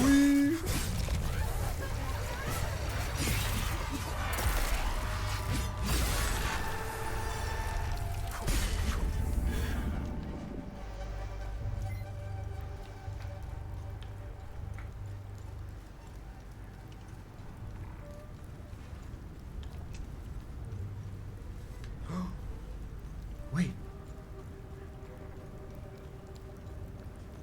I think we might have the rods.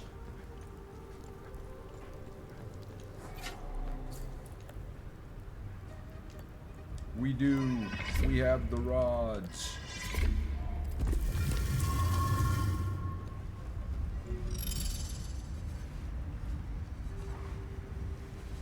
Sinedra Hilltop. Oh!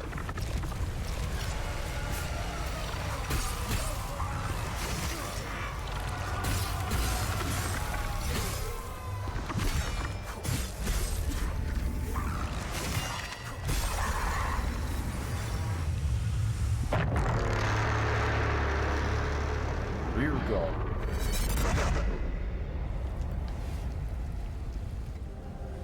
From the private writings of General Furion, Year of Our Lady 918.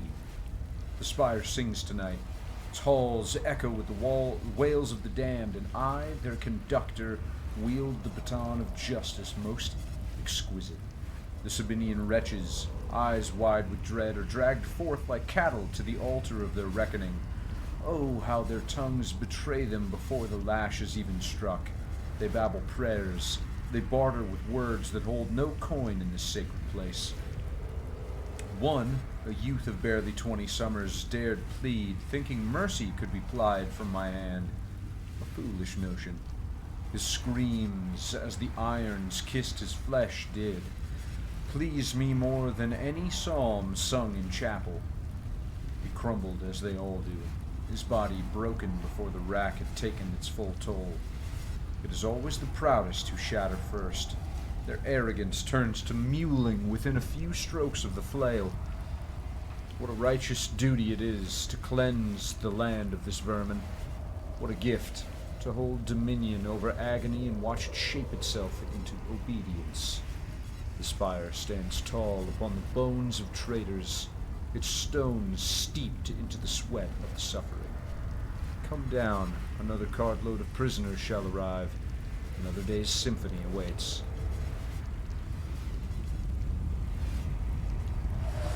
Enter the time loop. We'll suffer your funds no longer! TR, take you!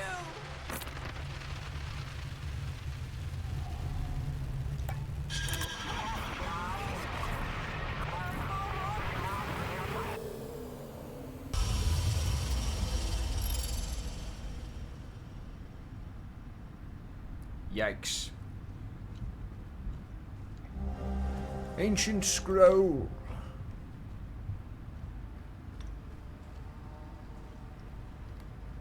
Ah.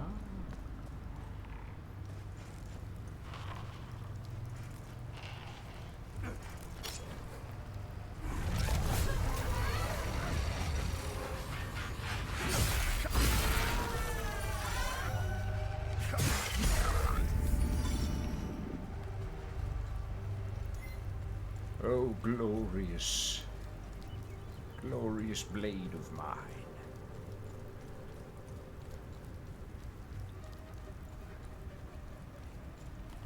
You shall rue the day.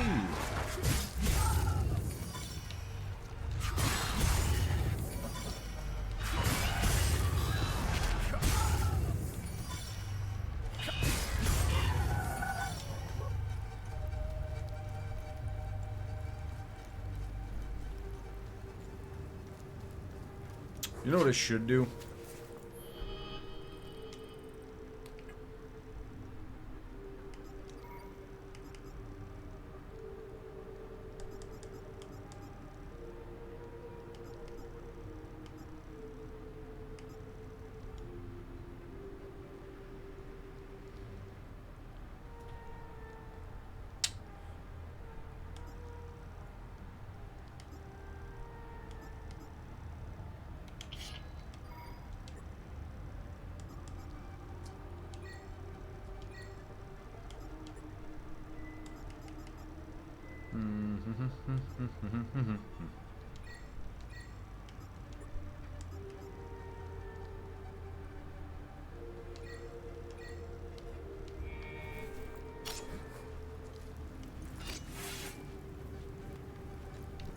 Let's fucking bonk 'em, guys.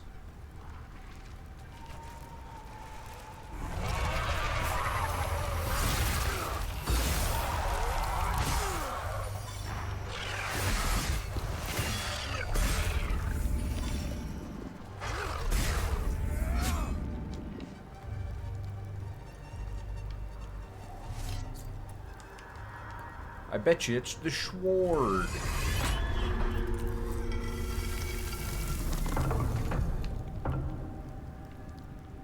How right was I?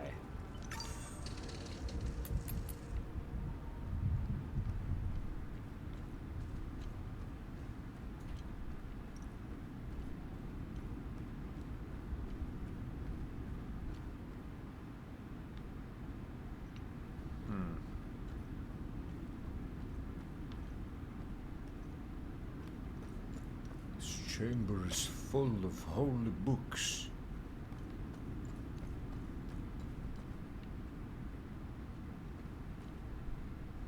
Odd, though, that there was a whole side chamber with absolutely nothing in it.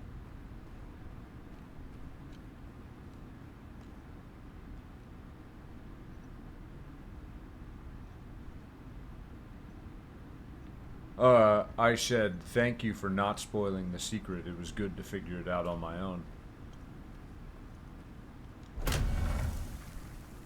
And now we are in the spooky tower.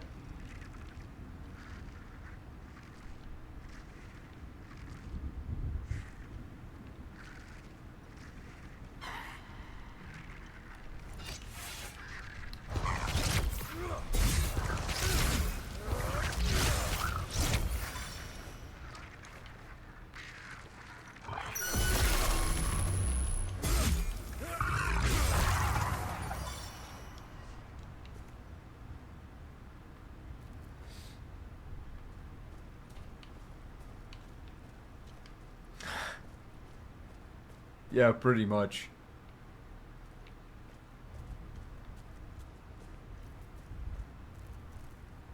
I'm not a huge fan of the greatswords in this.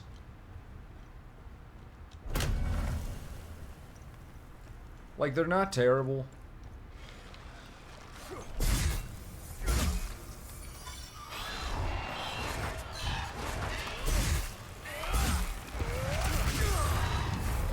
And they do offer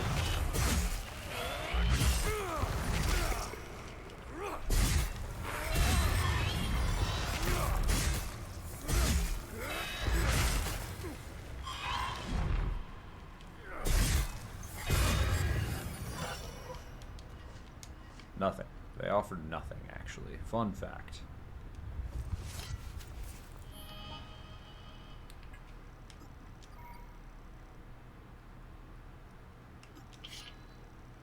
Dude, we're going back. Door is locked from the other side. What we're gonna do is replay BioShock. I'm just kidding. We're not gonna replay BioShock. Whoa! Whoa! Whoa!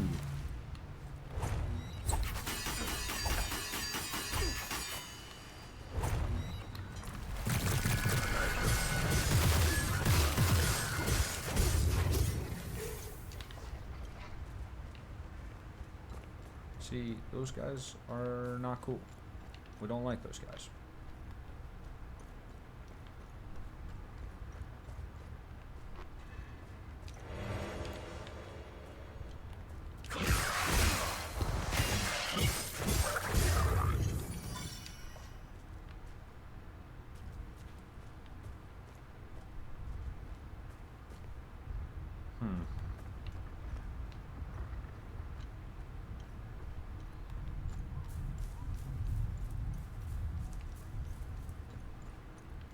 Welcome to the circus of value.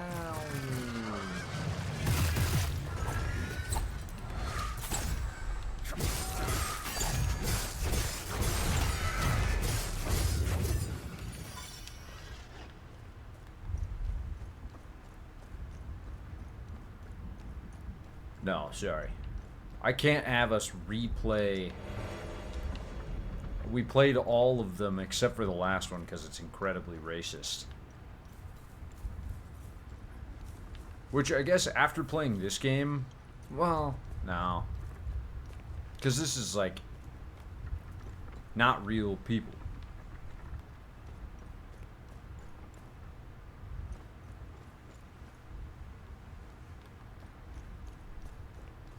And now I know you're just goofing. Whoa, what the hell?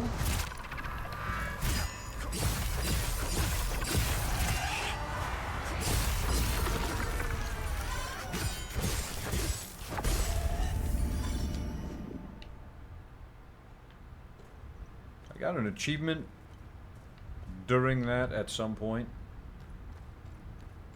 Whoa.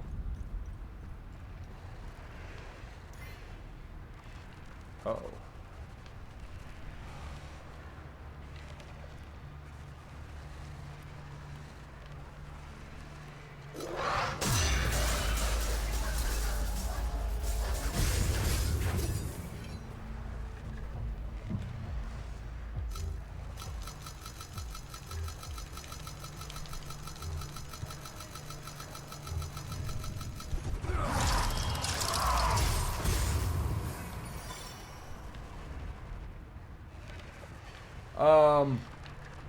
That is a good question. Let no Sabinian wretch, no cursed husk of the walking dead pass beyond this threshold adorned in even a single thread. Stripped they shall be, laid bare as befits the despised and the doomed. Their garments, unworthy of keeping, shall be heaped here and cast into the cleansing fire.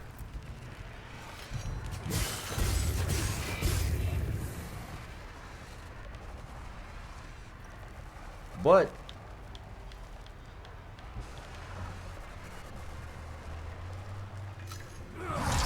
wow.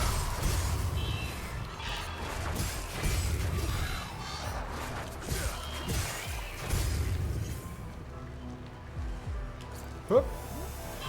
Kablooey.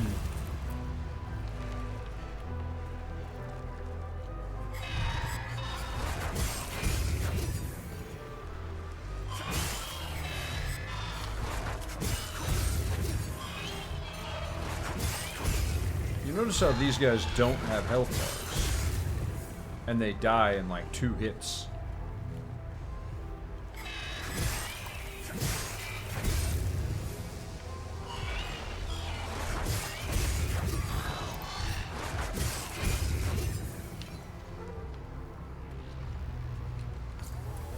Woo!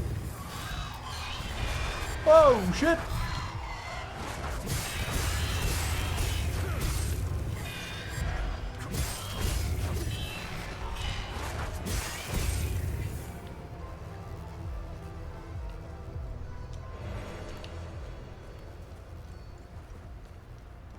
This is kind of cool, though. Dude, you know I'm just messing with you.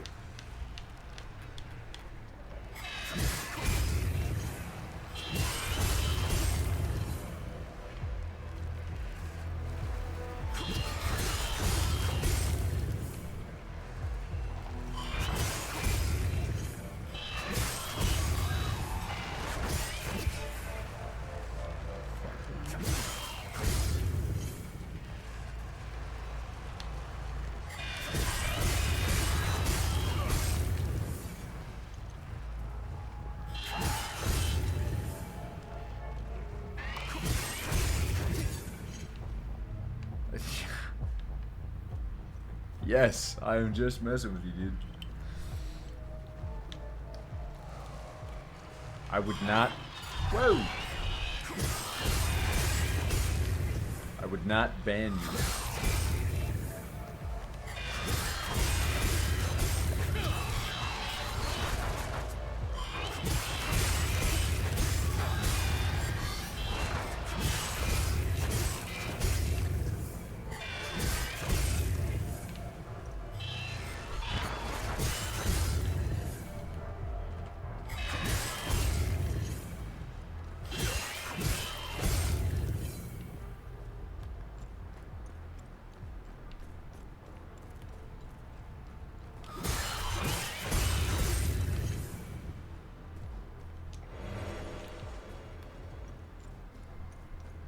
Wah.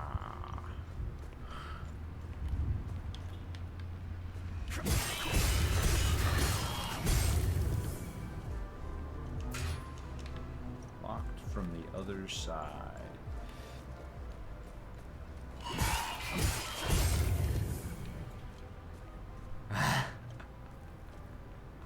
That is not my intention, dude.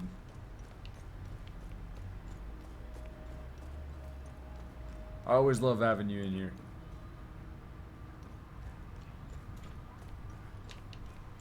It's always good chatting, hanging out. There's still one left.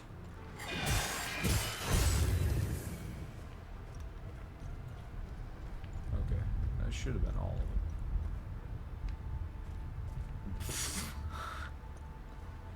it. Absolutely just called her out.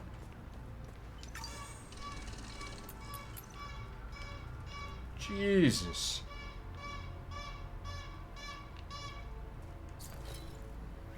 That's fucking insane.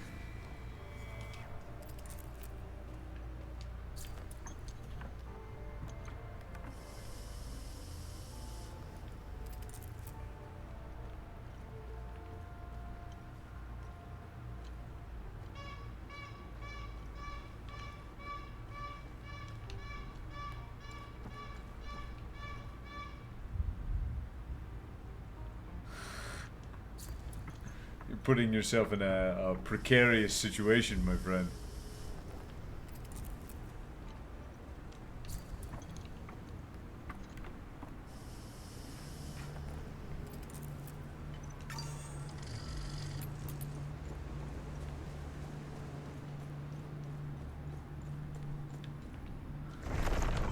Oh!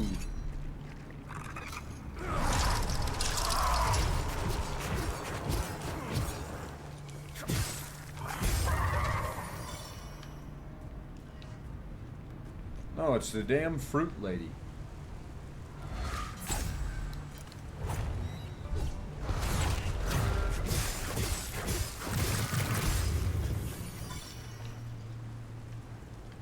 You guys know the fruit lady.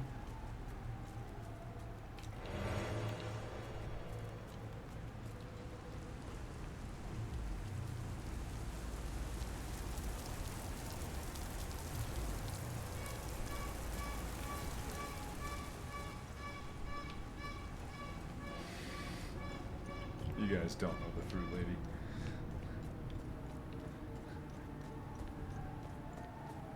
Yeah, she's just pushing her little cart down the street.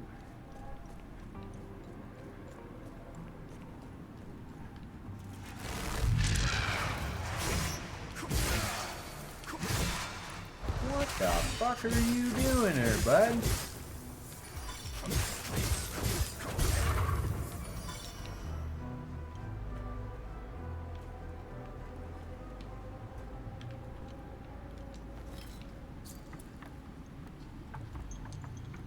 Jesus.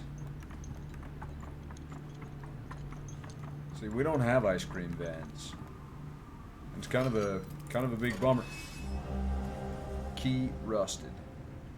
Found in Arcus Spire. Emergency stash. Whee!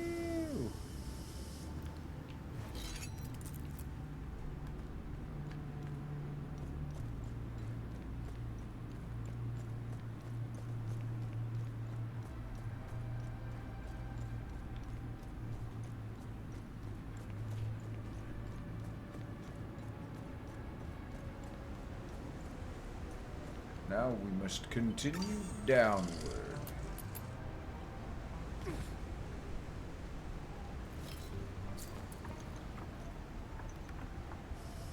Crazy how we're in a gigantic tower, but we're going down.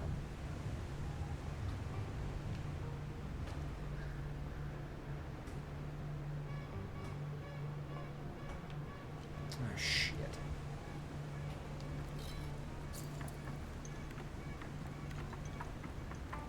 That's that hole in the wall that the thing just let out of. And of course, it plops us down right on top of an item.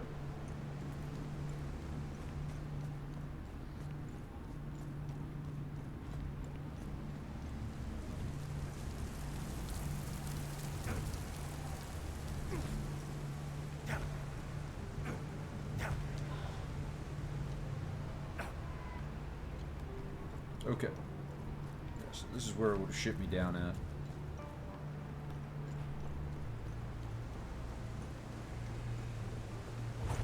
Whoa, whoa, whoa, whoa, whoa, whoa! Whoa! Ow. Okay. Motherfucker.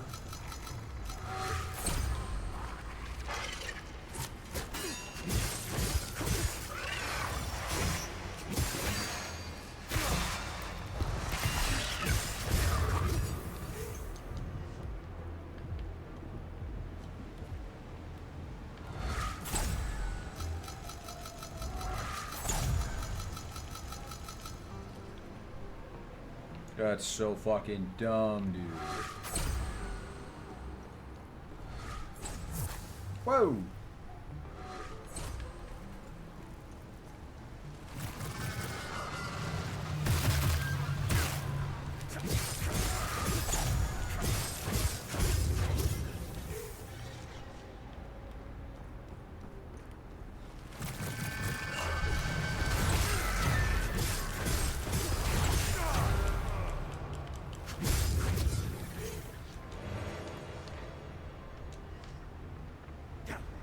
Fuck these guys.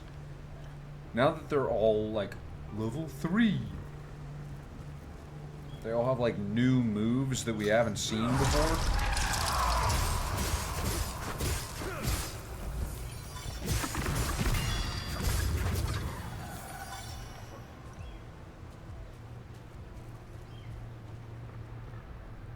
I ain't a fan of new moves.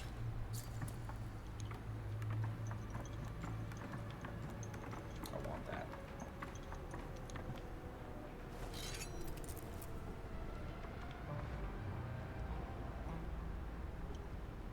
Plop. Plop. Jeweled dagger.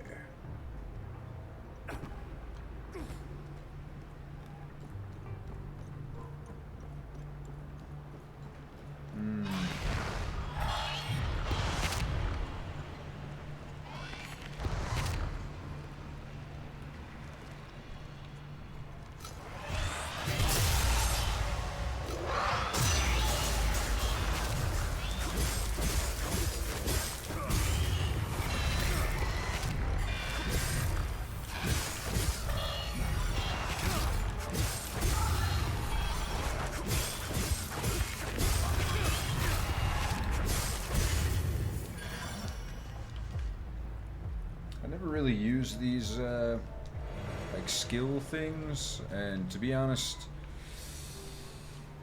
they're not great.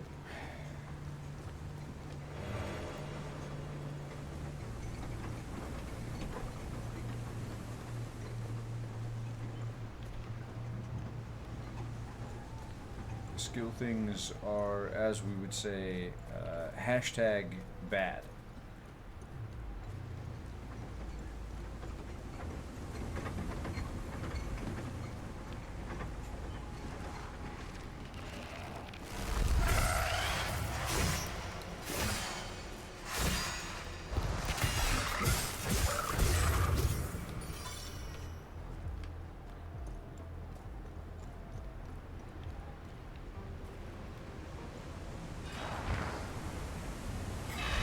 Yo.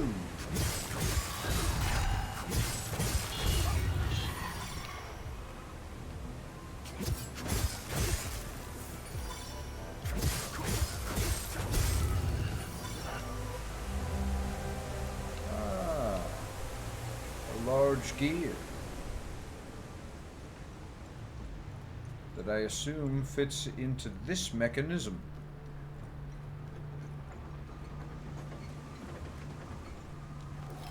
Ah, I was correct.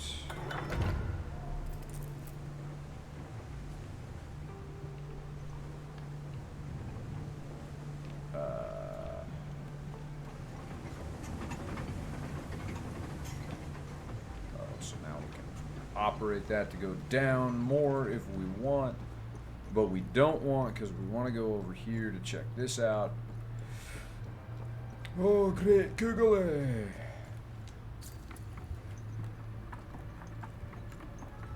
So Comac, I have a confession.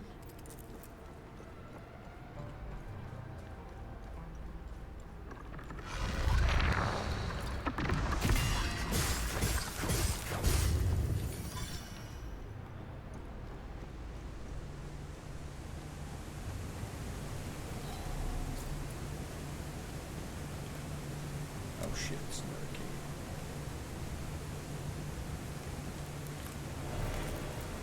I have a confession, which is I've been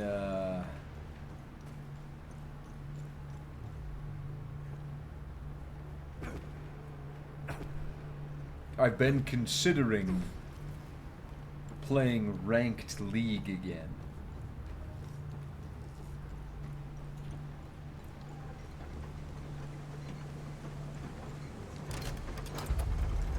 Oh, it's taking us up.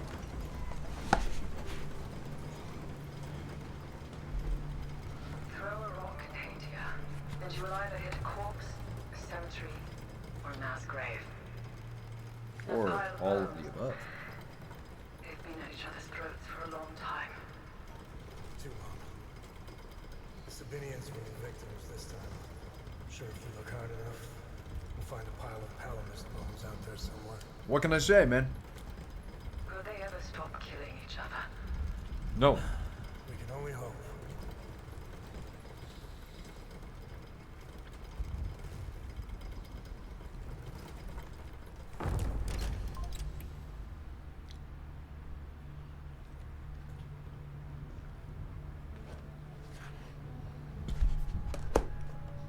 Oh.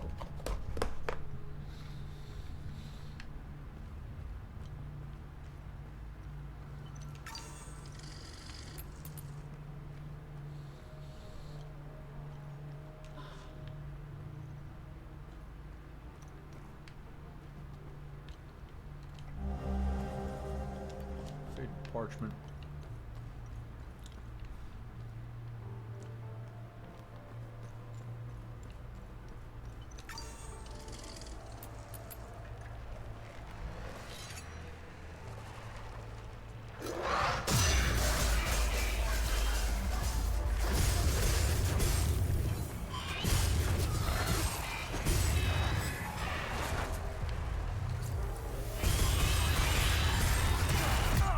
Oh, Jesus!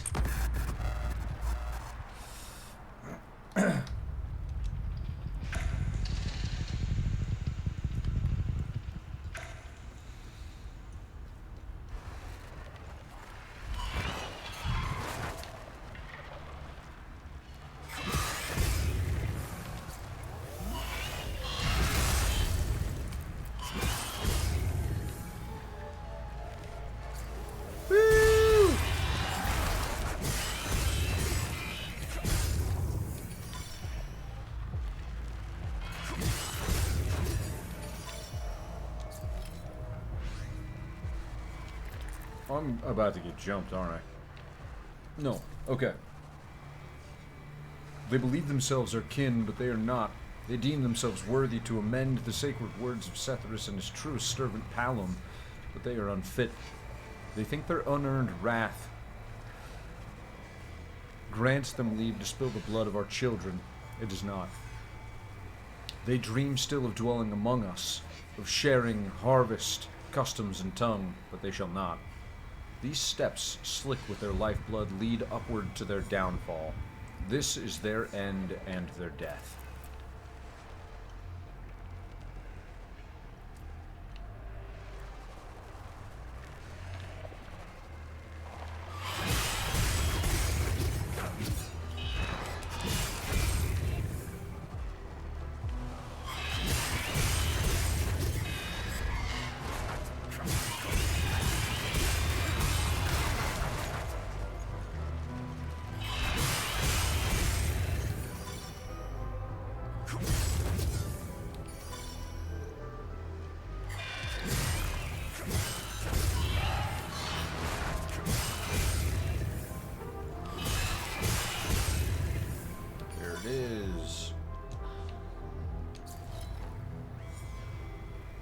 Before we ascend to our high-wrought berths, where we shall behold in triumph the fall of those unworthy, the defilers of our land, cast down by the thousands into rightful torment, we must first bow our heads in solemn prayer. Let us give thanks to Setherus, whose divine hand has granted us the strength to bear these sacred and fated duty. Locked from the other side. Woo!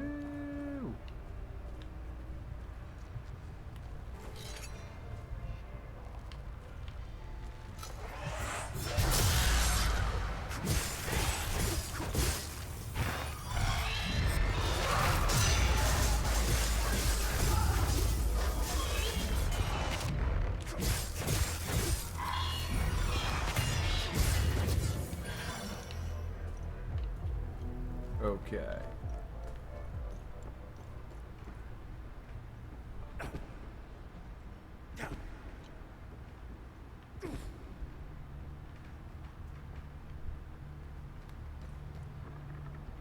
Oh.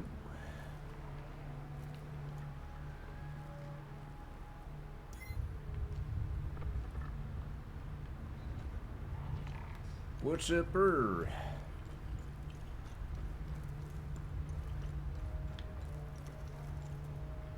Oh, that 1000% is where I'm supposed to go.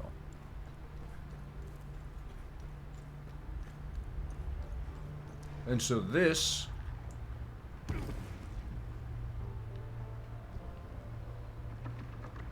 1000% is where I'm no supposed to go.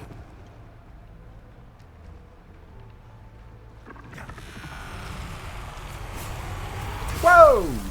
Oh shit!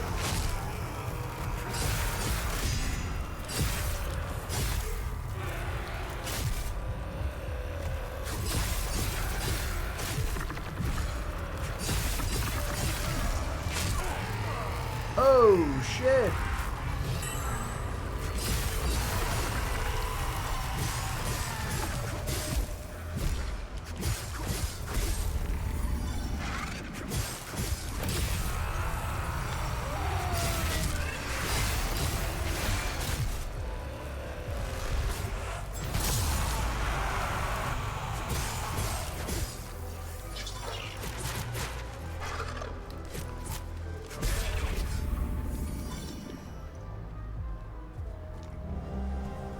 That was pretty spooky.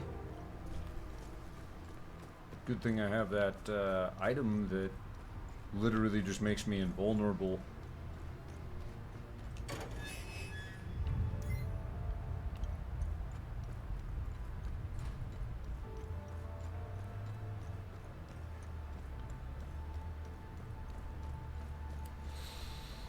Okay.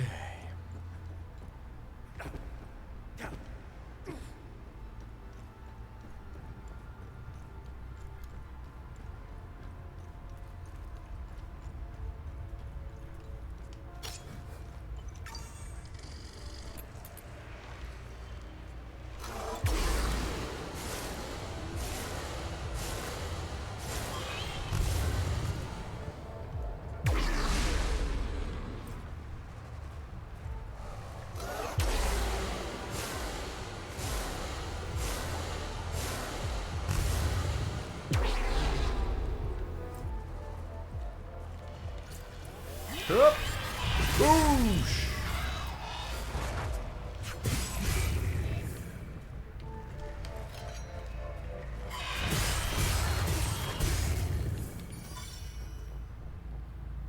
That was pretty dope.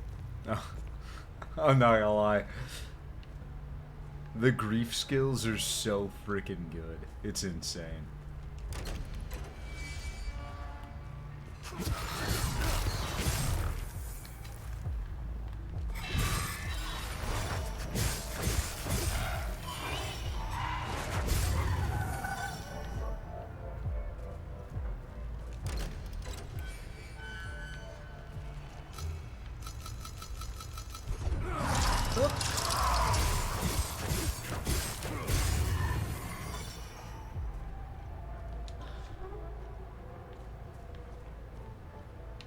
terror suppressor.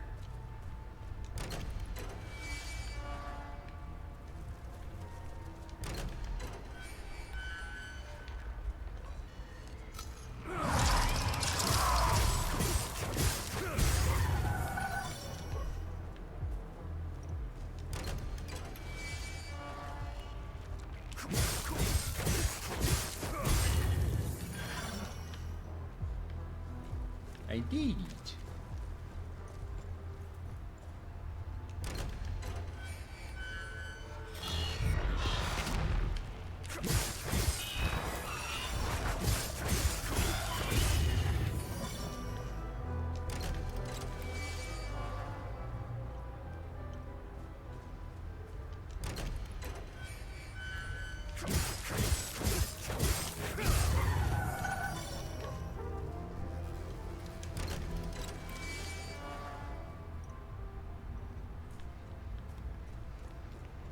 There we go. Everybody is free. That's not true. But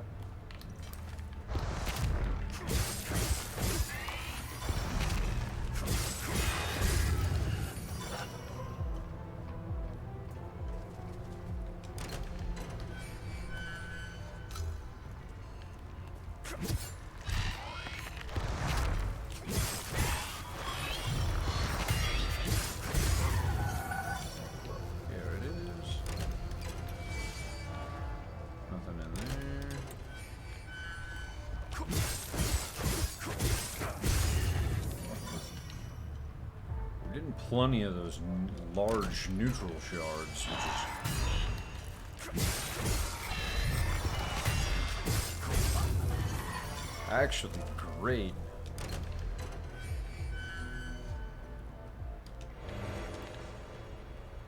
Because the large neutral shards are what I need to get these weapons up more.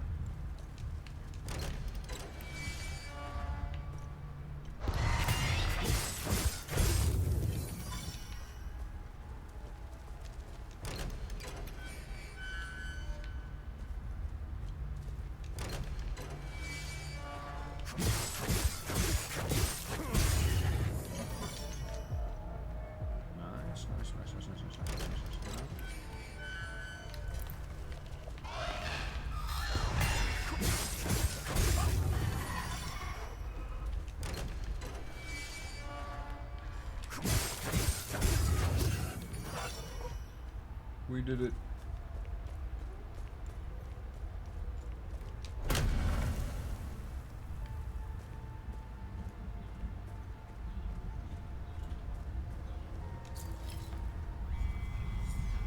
Through your suffering, the way to your true final moment shall be opened.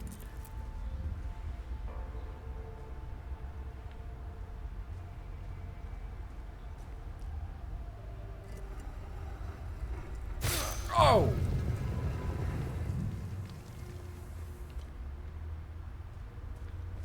That genuinely scared me.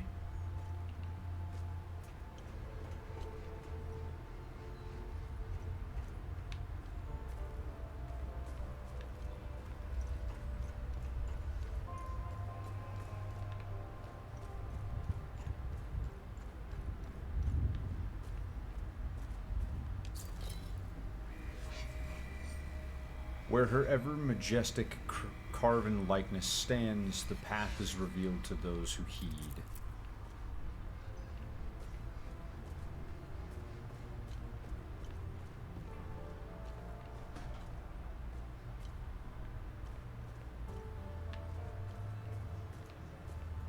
Heed what?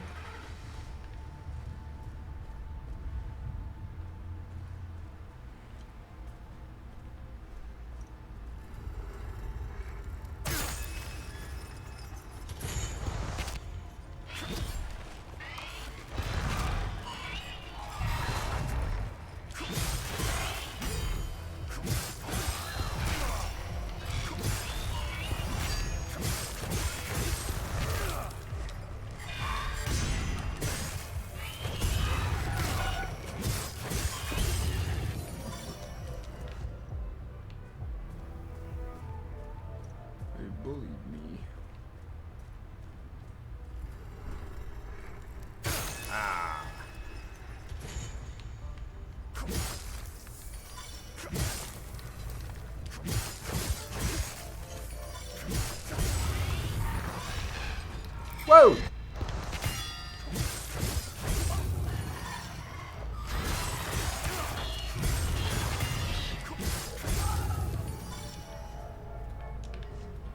Yo!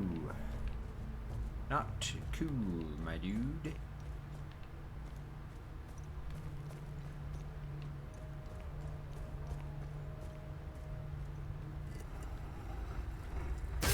Yeah.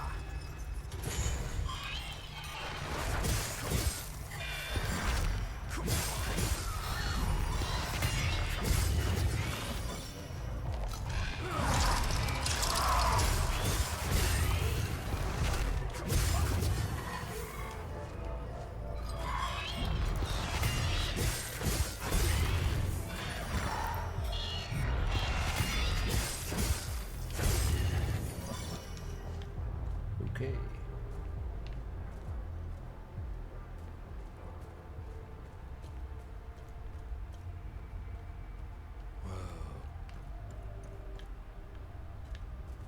You tricksy mofo.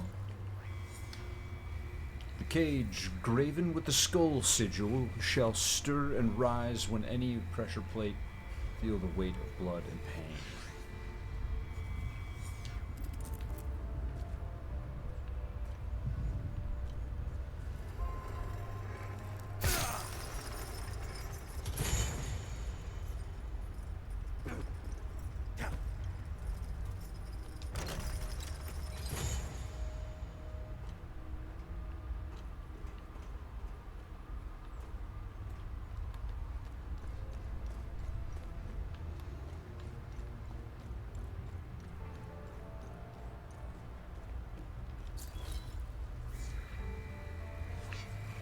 Cage graven with twin-headed serpent shall stir when and rise when any pressure 1-3 or F4.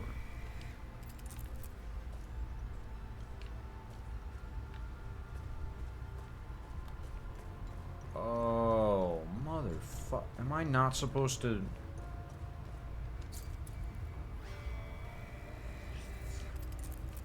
Okay. So that door will open up when I trigger the pressure plates that lift the cages.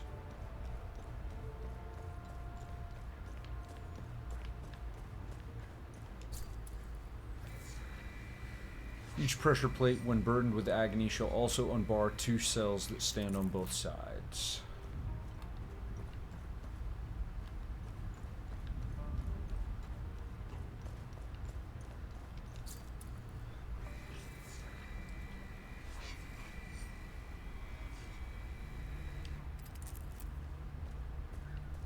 C3PO.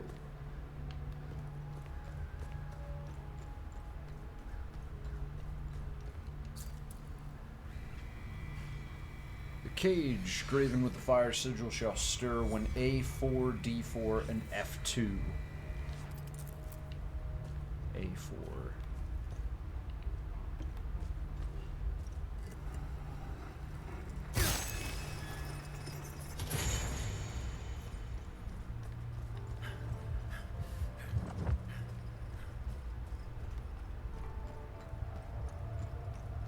Not gonna make it down in time.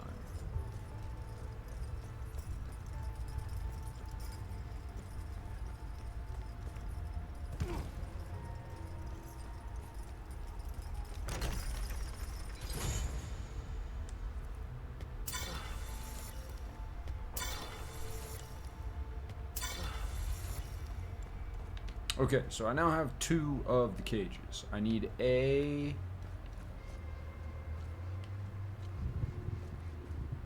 Fuck. Did it say A4?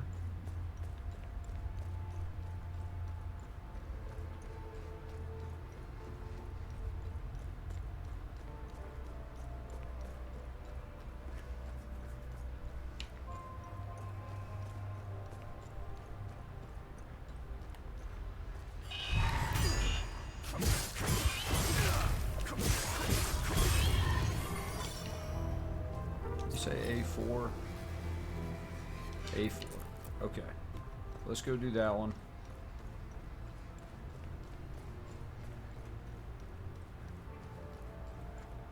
Because it's towards the bottom, so it'll be a little bit easier.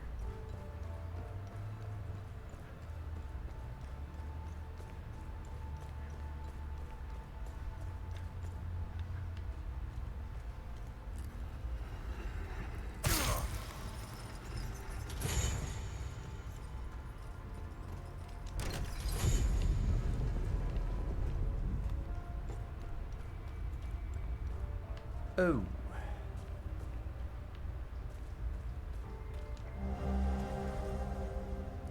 Marked map of Hadia.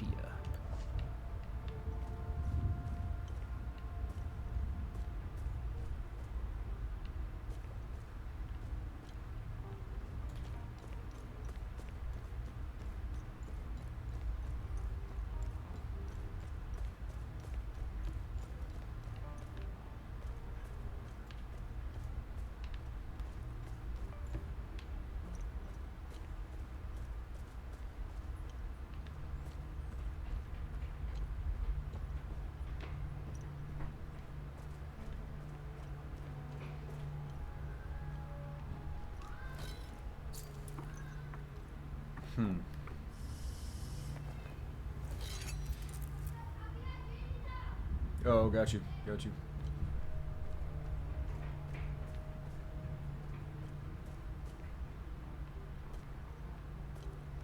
What's this one say?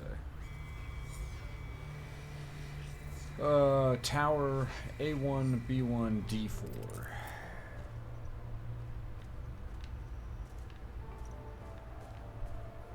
Problem is, from where we are, there's no fast way back. So realistically, A1 is going to be our bestest bet.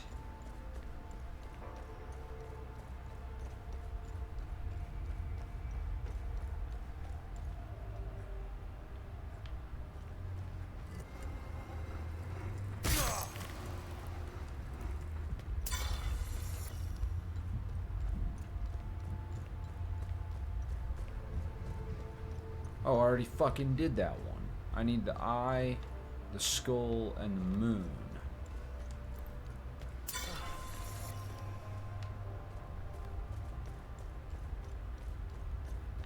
Well, what the hell does this thing say? The skull. B1, B2, F1. B2 will be the easiest.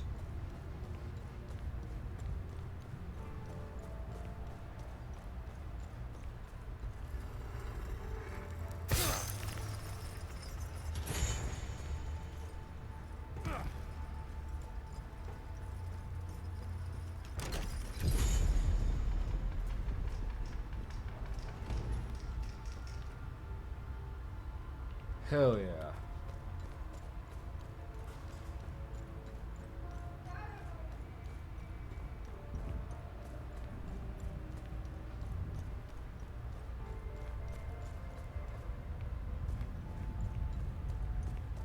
Here's the trouble though.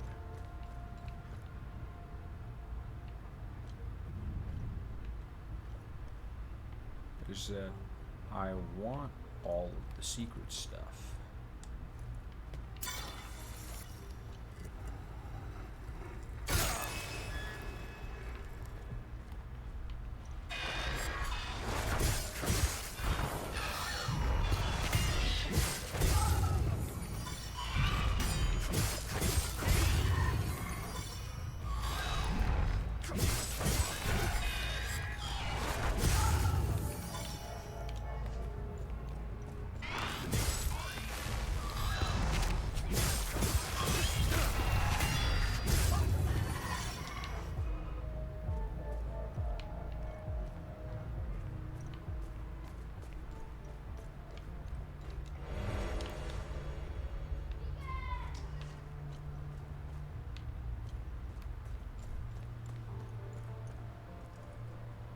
One, two, three, four.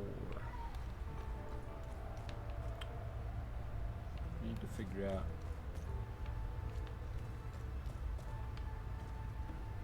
how to giddy ourselves up over there. Oh, moon, right here. C1, D3, F3. C1, D3, F3.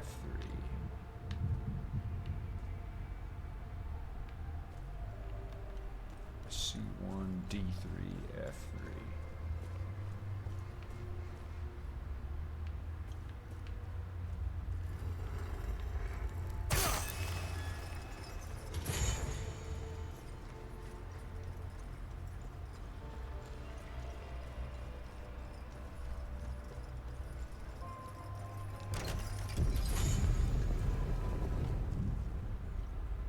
Ayo, baby. Great Sword of Terror. That looks like a spatula.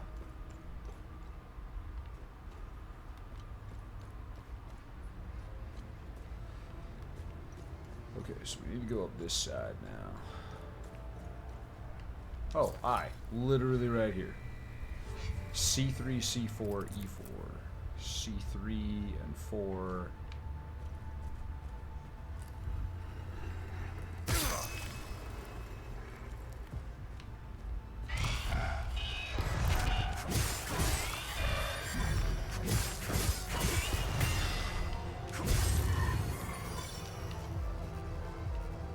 C3, C4, E4.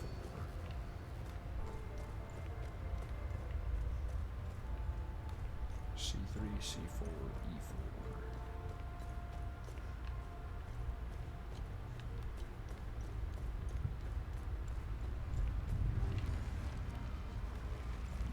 All these are open. Those are open-ish.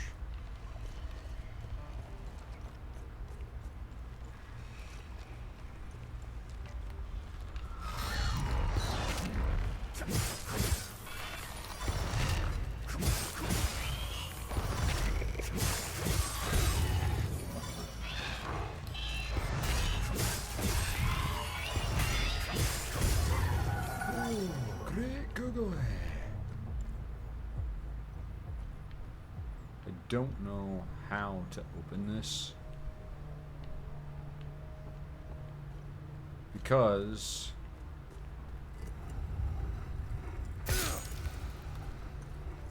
that doesn't do it. There's no pressure plate here for that. This one didn't open it.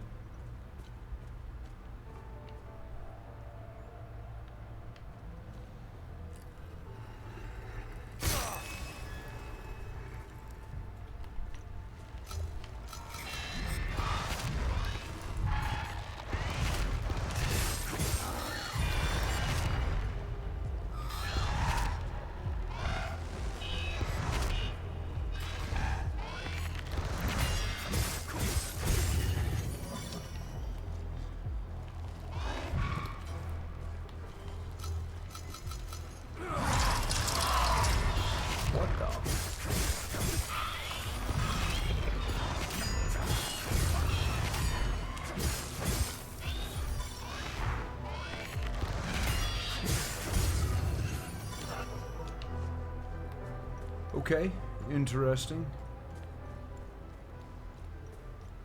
Ah, that did open this.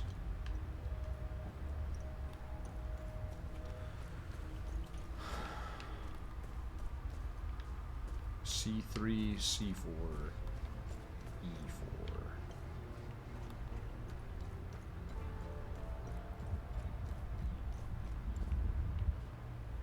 And I have to do C3 anyways. C3, C4,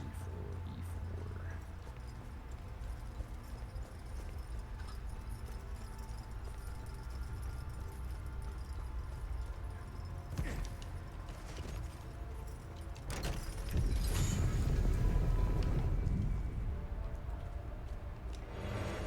Nice. Got a glyph.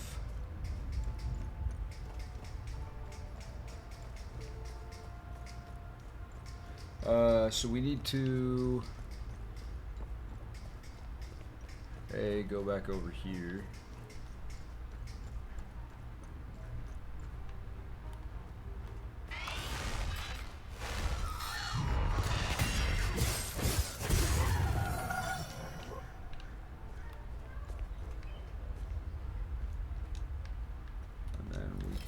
up here.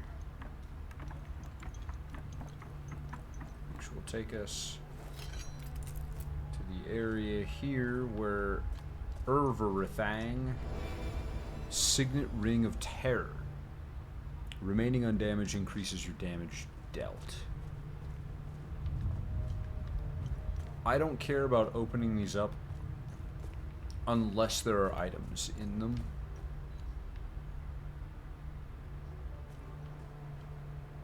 And there's a fucking item in that. God damn it.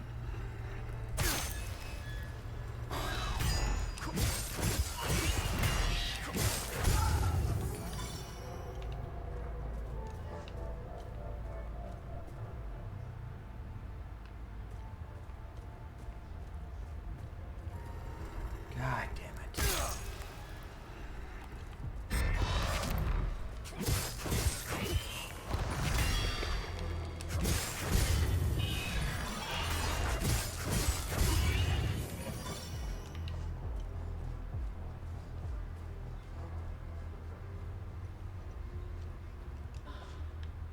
Ecstasy suppressor.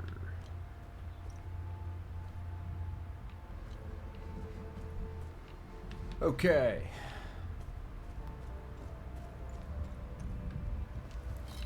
We should be good. We'll do one last quick little run around scan. Nothing in there.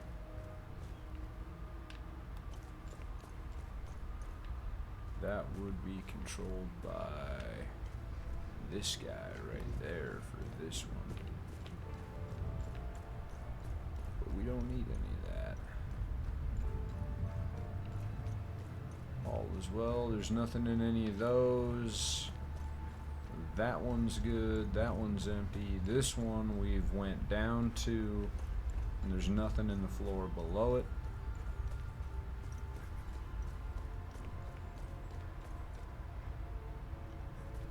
There's nothing over there. We've searched all these. This is all empty.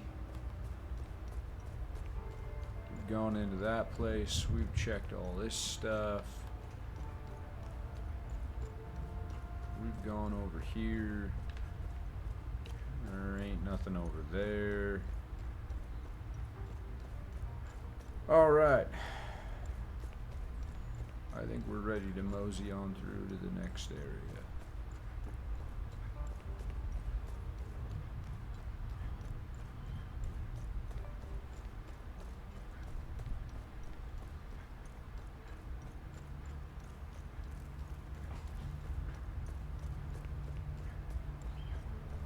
Shocked that we haven't found any of those limbic rods, but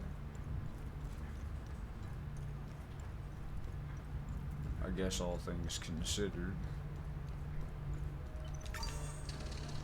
we have found a lot of other stuff. Advanced limbic foraging. Alright, before we go through this door, I'm gonna eat the rest of my burrito, so give me a sec, guys. I'll be right back.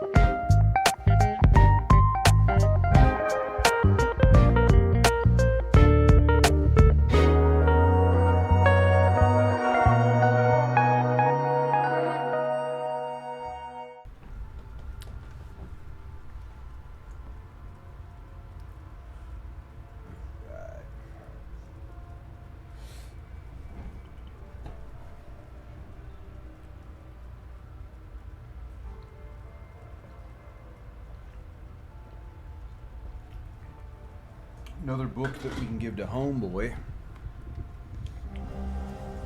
Theta and a row. Brother of Foal, you've undoubtedly come to this wretched place in search of the failsafe. If this is true, our worst fears have been made manifest and the eye has been compromised. What you seek is near. I've cast it into the time loop to ensure its protection. Braving the spire is no easy feat, thus I am confident in your ability to retrieve the keystone. Everything you require is here. I pray for your success, brother. Sethris gaze upon you. General Arlon, 4th War Military.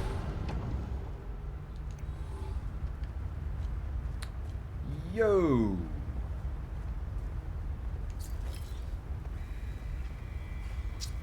And here, upon flayed and mangled feet, you stand where TR takes you into his maw. He swallows, he rends, and in his black embrace you are unmade. This is your end. This is your death.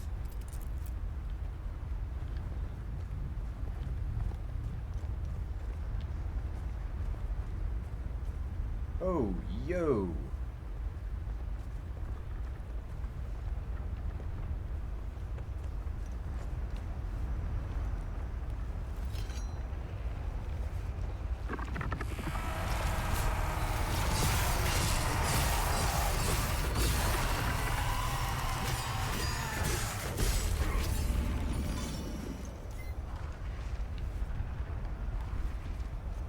Was not a time loop guardian.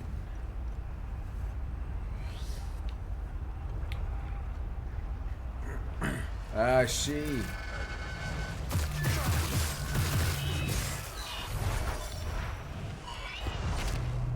Whoa!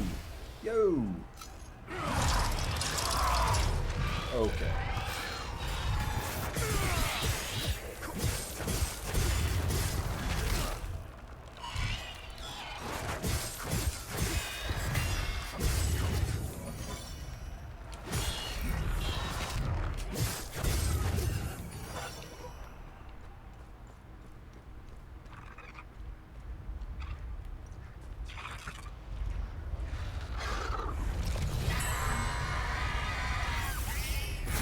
Whoa! Whoa! Whoa!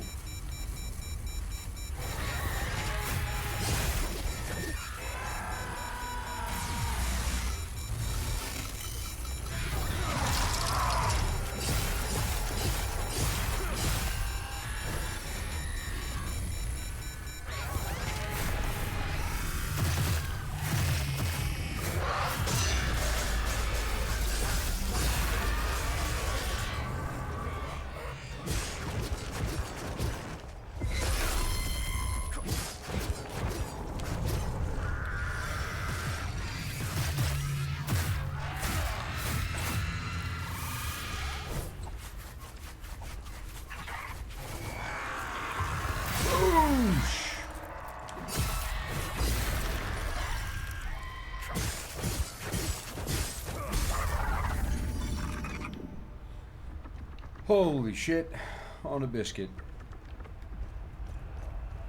Alright, homeboy.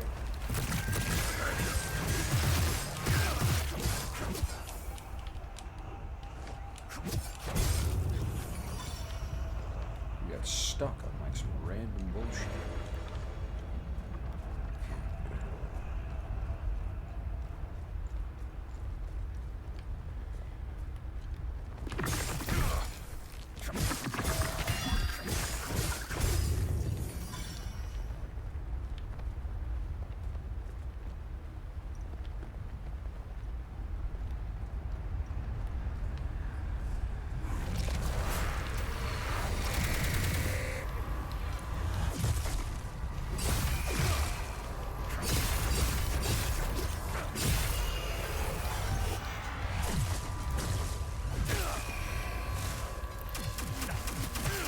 Okay, yo.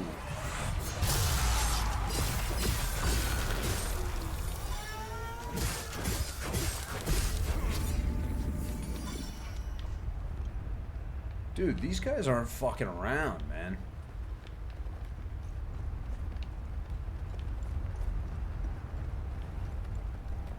However, welcome back, Comac. It is certainly great to have you here.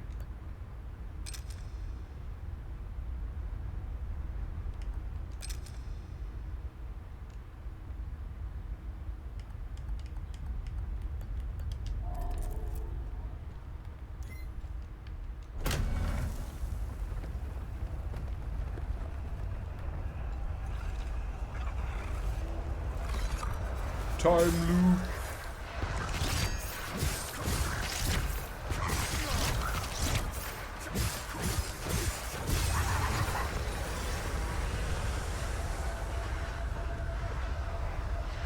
That's right, biatch.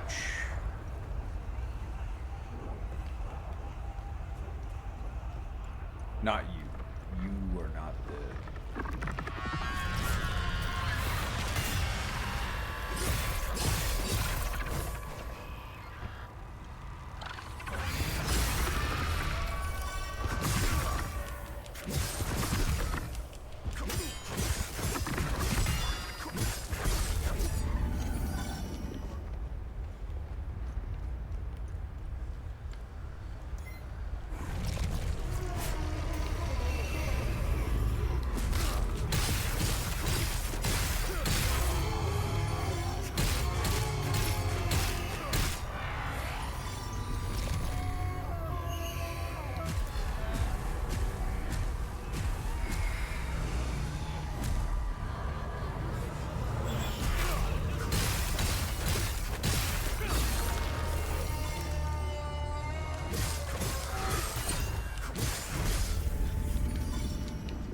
There we go. All 3 renditions, I believe, of all of the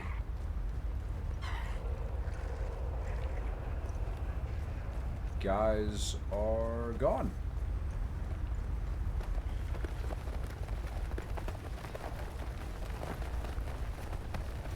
Or we have defeated them, at least.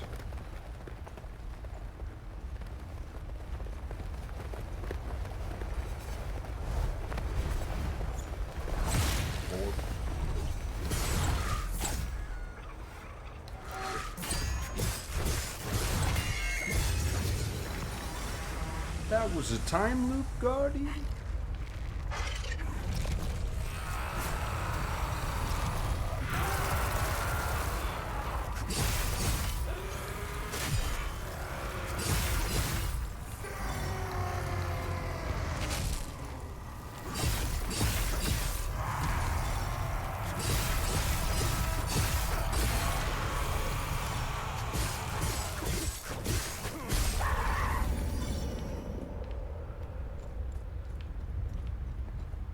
That guy was a freaking time loop guardian.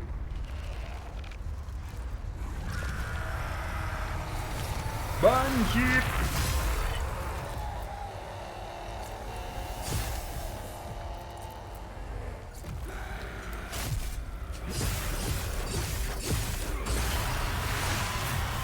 Oh, yo.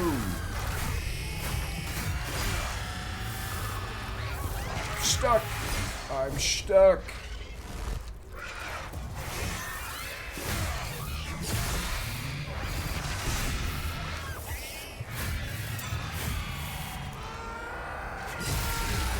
Whoa, whoa!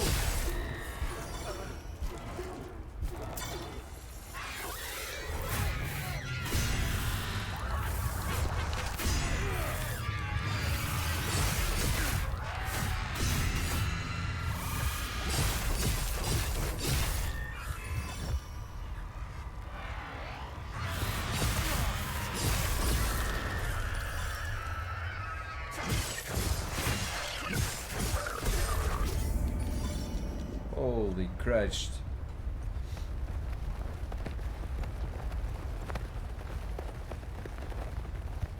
Great googly. Oh my god. They really weren't messing around with these guys. That's for damn sure.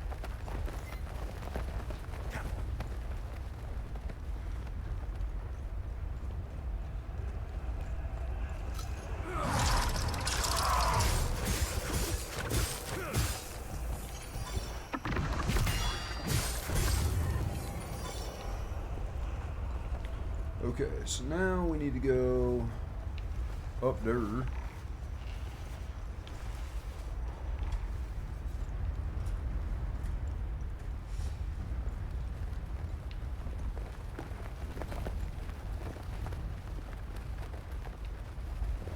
What in the actual fuggum queue, dude? Okay. Ah ha ha ha ha ha.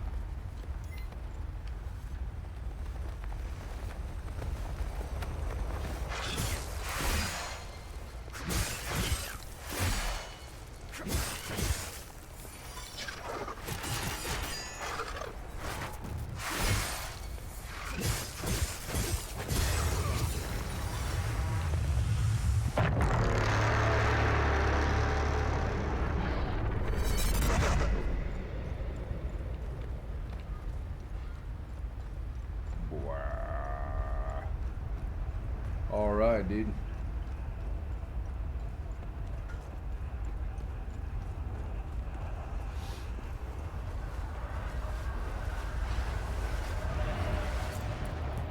You have been brought here for the transgression of heresy.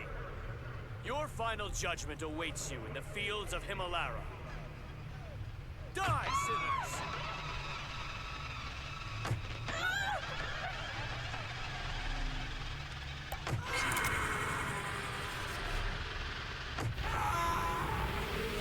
This is a mercy, child.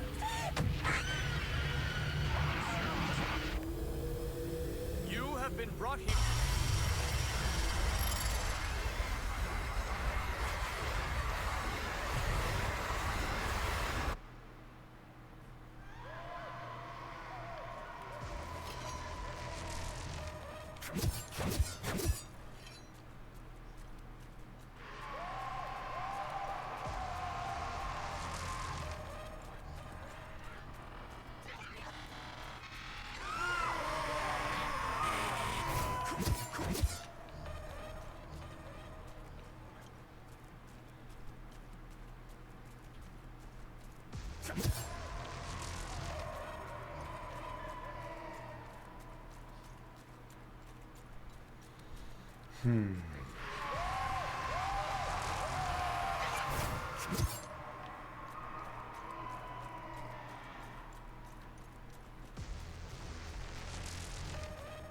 Alright.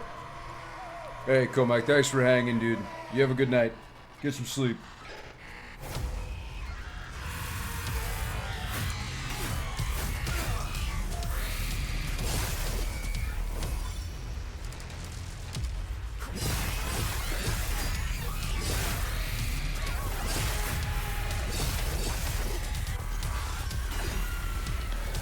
Hello? Can you...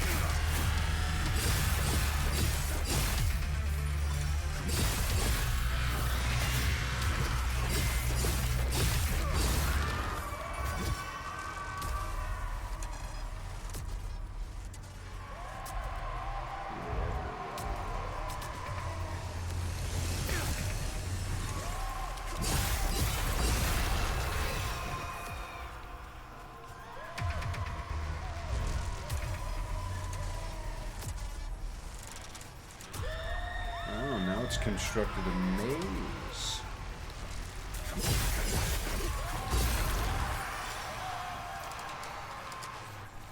Jesus.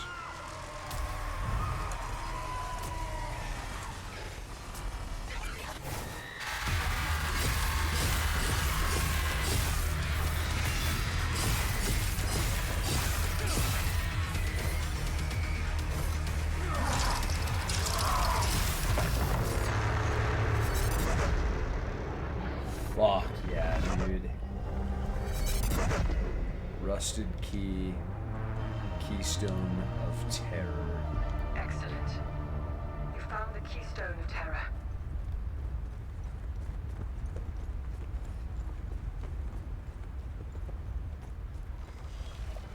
Oh. Oh.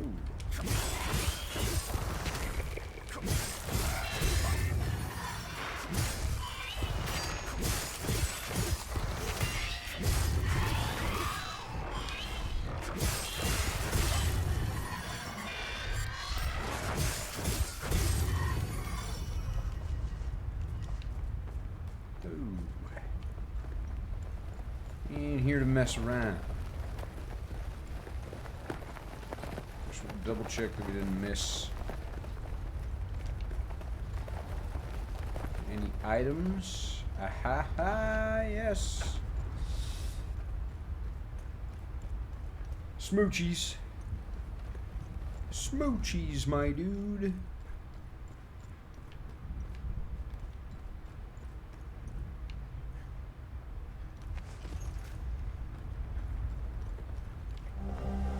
Crown of Bones.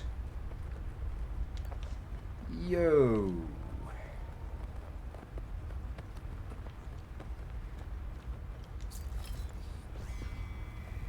Royal balcony. From this lofty perch atop her grand tower, may Queen Rivetta feast upon the crushing of our land's vermin. May the screams of reformist slime ever stoke the fire of her benevolent design of terror. Yo, that is a spicy meatball.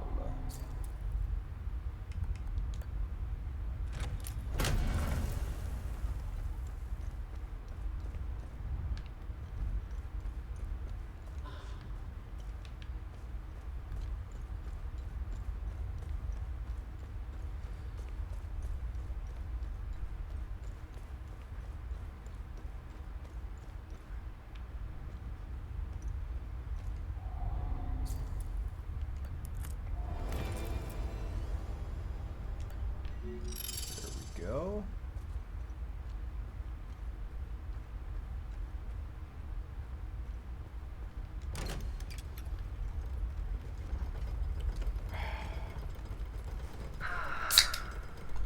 Want me to play some elevator music? Please, don't. By the way, what happened to you?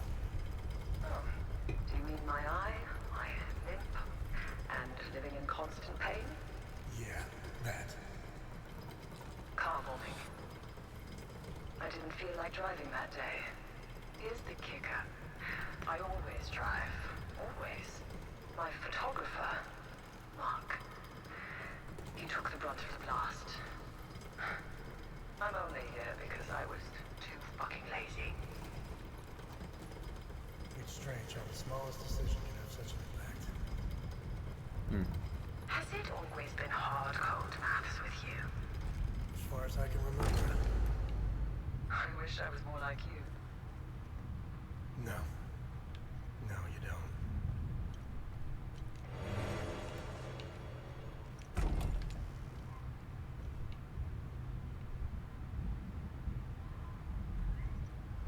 And it all comes back around.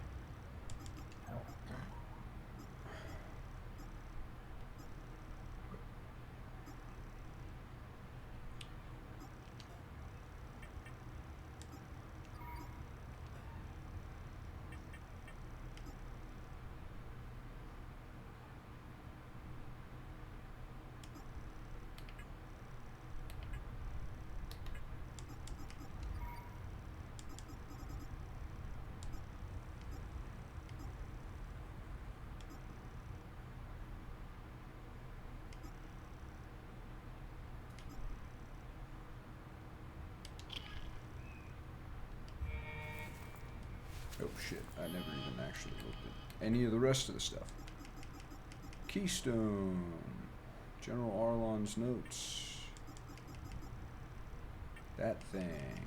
All that stuff.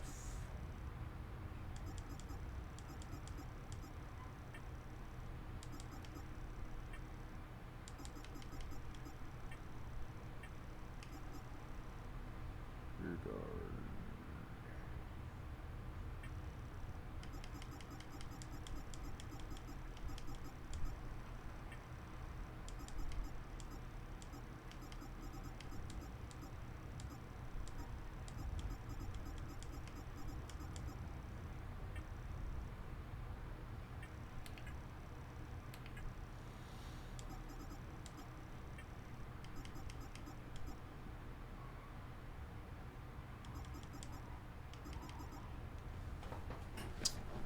Limbic door.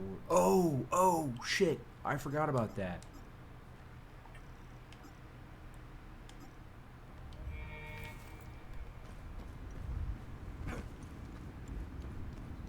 That is another thing that we have to do before we leave, which, thank God, it's on our way back to the APC. So,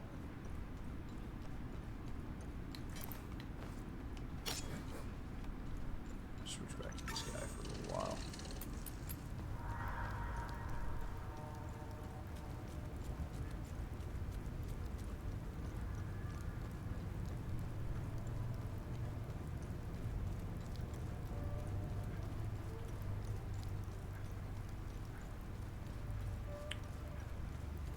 And then,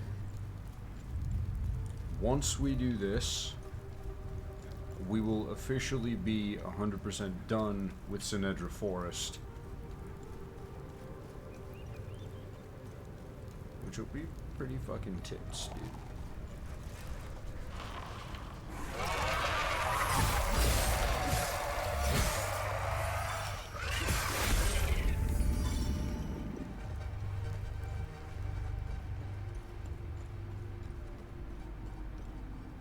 These guys are gone.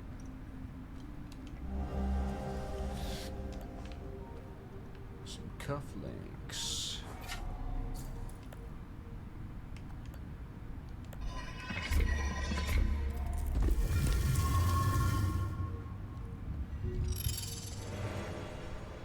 Rage spike enhanced.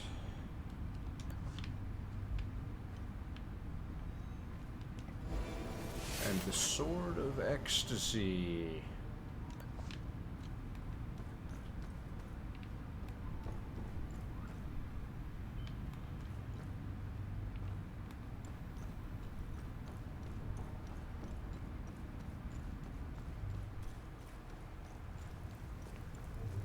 And now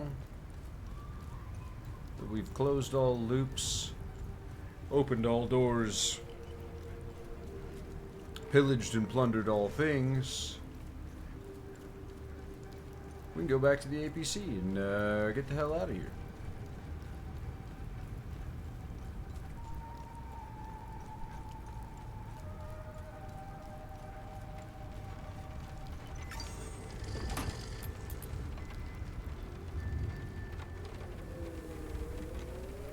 Now we need 2 more.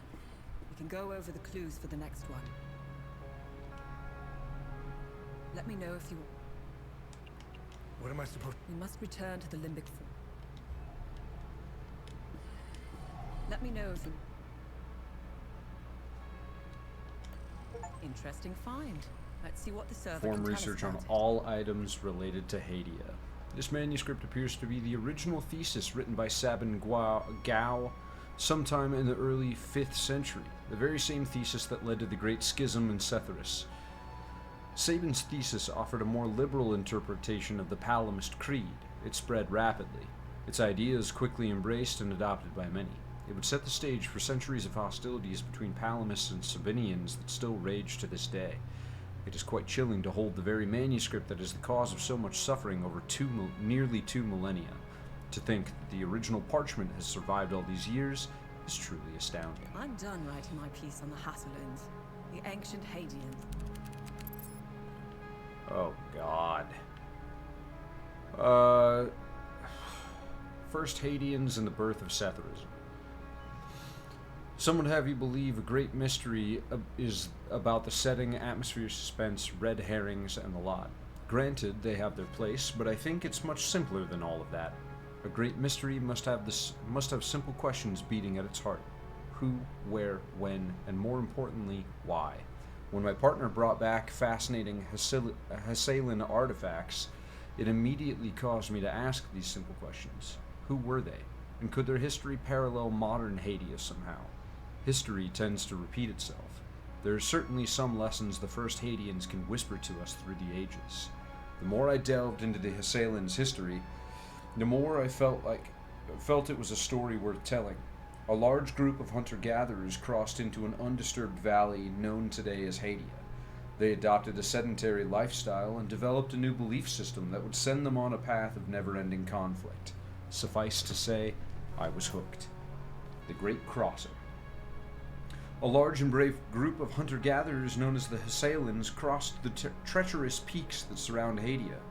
The date of their arrival is largely debated among Hadian scholars. Some stand firm at 9000 BC, while others suggest a much earlier date, around 11.7 BC.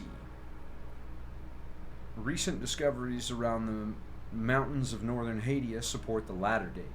Why would a large group of hunter-gatherers risk a perilous journey through some of the Earth's most dangerous mountain ranges? I should know.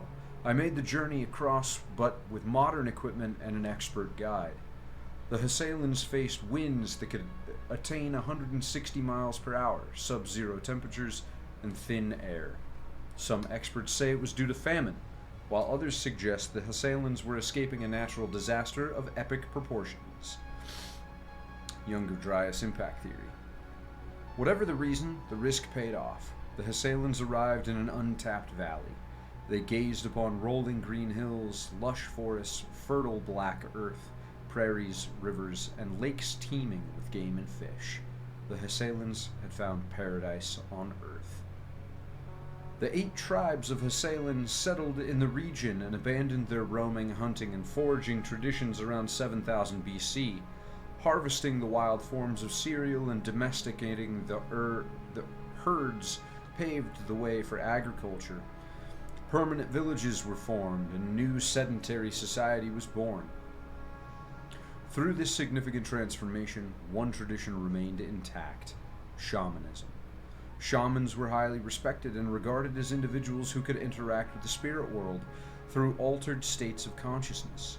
They had the power to heal the sick, communicate with spirits, and escort souls to the afterlife. Essentially, it was a belief system centered on supernatural phenomena. Early Hessalan society relied on the shaman to guide their newfound way of life. However, a mysterious shift in tradition swept across the Hadean Valley, suddenly leaving behind the shamanistic tradition. What caused the 8 Hessalan tribes to adopt a monotheistic belief system? This mysterious and abrupt change from shamanism to a monotheistic belief system remains a mystery. What caused the sudden change from a deeply rooted tradition to a new faith? The new mythical narrative is complex. The benevolent god Sethuris created humanity and all Earth's creatures. He was the first into being, the uncreated, the divine, and the light. With him, another came to be, the great two-headed serpent Tiar. Jealous of Sethuris' creation, the great serpent threatened to destroy all humankind. A great battle ensued, and Sethuris defeated Tiar. Before dying, Tiar sent out a mighty shriek, cursing humanity with overwhelming emotion and intoxicating passions, turning all of Sethuris' children into impulsive, irrational, and cruel creatures. In desperation, Sethuris ripped out his left eye, and with it, created a haven for his children. It was to be a place where humanity could come and find refuge and protect from the curse of Tiar. Humanity could always come to the eye of God and cleanse themselves of all sinful emotions. Sethuris, weakened by the battle and his sacrifice, sought refuge in the heavens, creating the bright star Sirius. Sethuris promised to return someday and free humanity from the evil serpent's curse. Was this all real? Or was it just a myth, a metaphor? a symbol that the Hadeans could hold on to in dire times. It is a symbol to help quell passions and emotions so Hadeans can control themselves before the rage, terror, ecstasy, and grief corrupt all.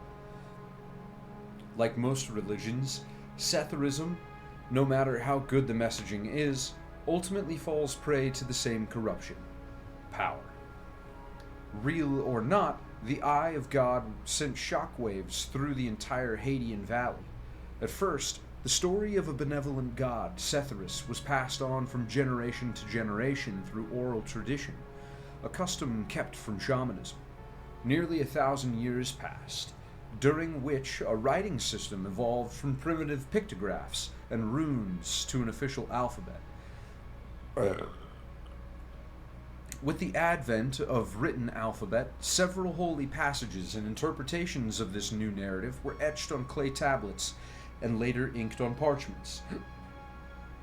During this period, around 2200 BC, there was a schism between the 8 tribes of Hessaelans.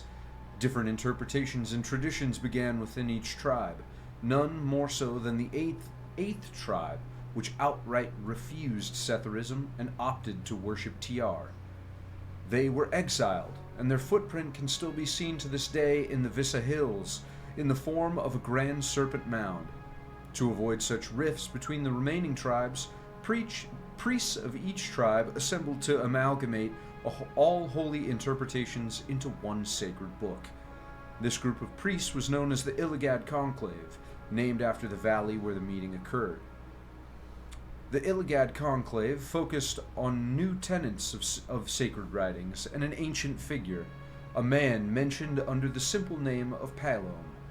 The ancient scriptures described him as the courageous young man who first discovered the Eye of God.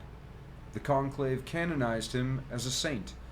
His holy image rapidly became the center of their new dogma, and the creed became officially known as Palomism.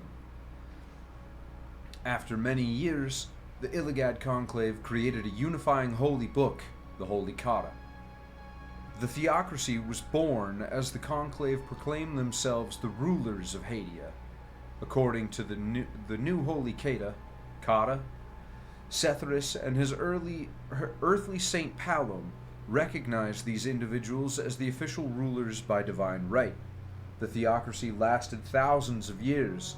As their power grew, so did the people's oppression, burdened by cruel acts and unjust social restraints, until a young erudite dared to pen a thesis.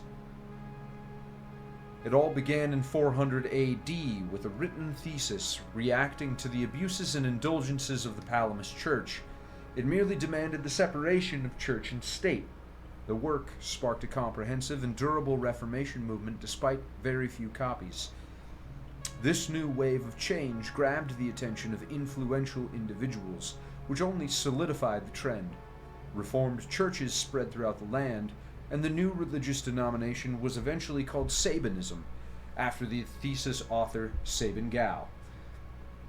Unbeknownst to the Sabinian reformists, the Illigad Conclave had secretly mobilized a holy army and sent it into reformist territories, massacring the innocent and burning every town and city.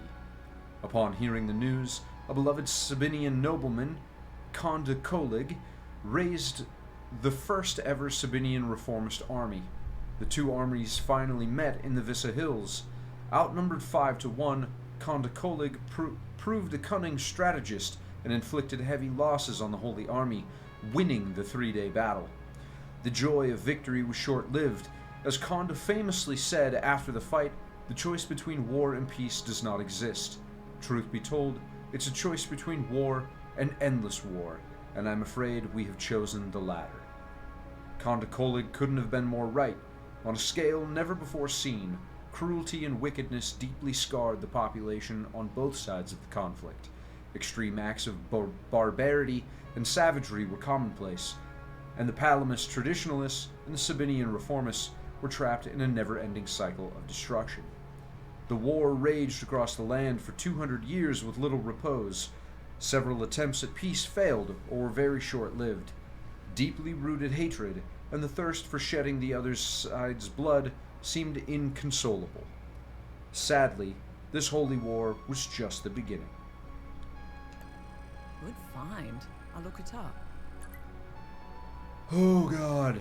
Harver Revetta, the Blood Queen, was infamous for her attempted genocide of Sabinians. During her reign, countless were captured, tortured, and executed in her obsessive pursuit of purity.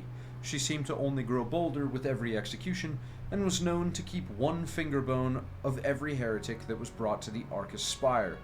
Her collection grew to such a vast size that her royal clothiers began to craft elaborate garments and headdresses with the bones. Interesting find. Let's see what the server can tell us about it. These gold cufflinks bear the bull heraldry of the Vanderlyn family's financial empire. The Vanderlyn family played a pivotal role in the advent of modern centralized banking in the late 19th century. It wasn't long before they accrued political favors from the world's most influential nations. They were even rumored to be involved in laundering the Nazi gold during World War II. Today, their banks operate in virtually every country in the world. It's estimated that over half the world's wealth flow through their coffers yearly. The privately held corporation has the power to move nations, playing kingmaker or funding entire wars. It is of no surprise that Vanderlyn is the only foreign entity operating within Hadia. Garyon Yankel personally approved the incorporation shortly after coming to power in the early 50s. Deep pockets can easily bypass miles of concrete walls and barbed wire, it would seem. Let's see what the Zeal server has to say about this one. This letter was sent to the Grand Inquisitor by Queen Viga Fierler in 871 AD. It is encrypted with a cipher only used by the ruling nobility of the time and their foremost advisors. It reads, Grand Inquisitor Damien, forgive my bluntness, for I am in no mood for pleasantries. Francis Aldrich and his band of heathens must be stopped. This farce has gone on far too long. I have striven for the path of civility, and yet he spits in my face. I should have listened to you sooner, Damien. You were right all along. Forgive me. I should never have entertained that murderous madman's delusions. And placing the legions of the royal army under your command, ride forth to the plains of mist and unleash the 1,000 furies of Setherus upon them. Give no quarter. I want Aldrich alive. He will be made to answer for his sins. As for the rest, let me be clear. Burn it all. Burn it all to the I ground. discovered a vault of forbidden knowledge in Maristan.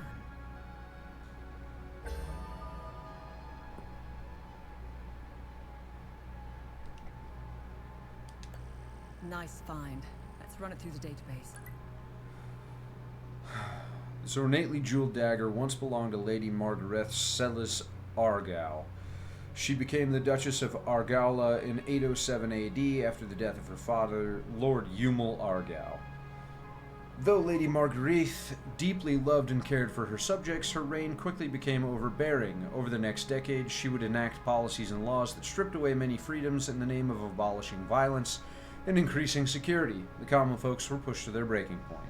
In 838 AD, she chose to end her life with this dagger rather than face the rebelling hordes descending upon her Dalgav fortress in Trisk. Until the bitter end, Lady Marguerite remained baffled as to why her own people would revolt against her benevolent rule. Let's see what the Zeal server has to say about this Oh one. no. The well-preserved map dating from 706 AD was used by the Order of the Eye to mark the locations of all known limbic anomalies stemming from the Calamity.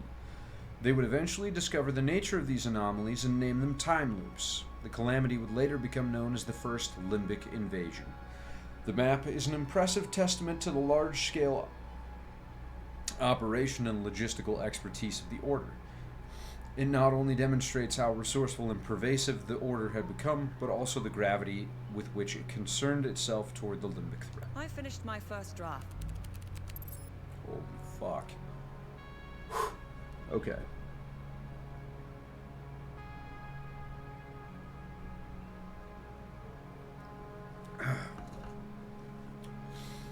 Hadians lived under the heavy-handed theocracy that ruled with an iron grip for centuries.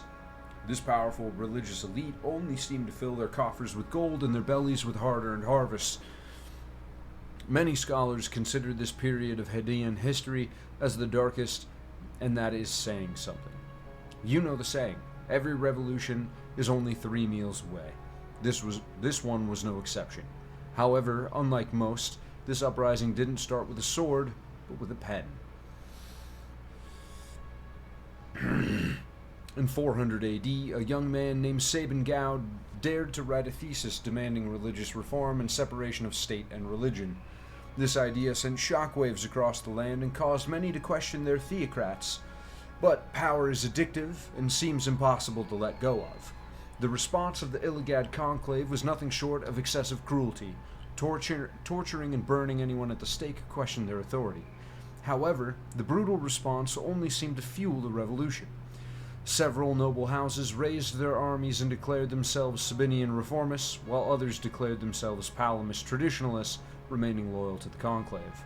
In 404 AD, both armies stormed the field in Vissa Hills. The battle lasted 3 days long. The reformists were victorious, and sadly, this was only the beginning. The revolution died that day, only to be replaced by a cruel and bloody civil war that would last over 200 years. On the brink of complete collapse of Hadean society, 8 brave souls, 4 Palamists, and 4 Sabinians risked everything to conspire for peace. On a scale never before seen, cruelty and wickedness deeply scarred the population on both sides. Extreme acts of barbarity and savagery were commonplace, and the country was trapped in a never-ending cycle of destruction. The war raged across the land for 200 years with little repose. Deeply rooted hatred and the thirst for shedding the other side's blood seemed inconsolable. Desperate times called for desperate measures. 8 scholars from both sides of the conflict worked together, setting aside old hatreds to form the Guild of Lucidity. The guild operated with the utmost secrecy. If discovered, the Sabinian conspirators would have been hanged and quartered, while the Palamists would have been burned at the stake. They had a new enemy to fight. From the horrifying barbarity of the last 200 years, it was clear to them that human emotions and passions were the root cause of horror and misery. The curse of TR had run amok for far too long. The guild's members looked to the old scriptures for answer, but after searching through old books, scrolls, and clay tablets, they only found a series of dead ends. Many years passed, and as the Guild of Lucidity was just about to give up, an ancient clay tablet was uncovered. Oh my god, I feel like I'm gonna vomit. Was uncovered, almost by accident. Etched on it was a passage that strongly suggested that the Eye of God was in fact real. As the Catus states, the Eye of God was a gift left behind by Setharus to rid humans of the effects of the curse of TR. Could this myth be true? Could the Eye be found? And could its mythical and symbolic powers be the solution to peace? With renewed hope, the Guild's members feverishly investigated the past to find more clues. They searched the church's holy libraries and private collections, examined ancient art and artifacts, and rummaged through old ruins and sacred sites. After several years, their efforts paid off.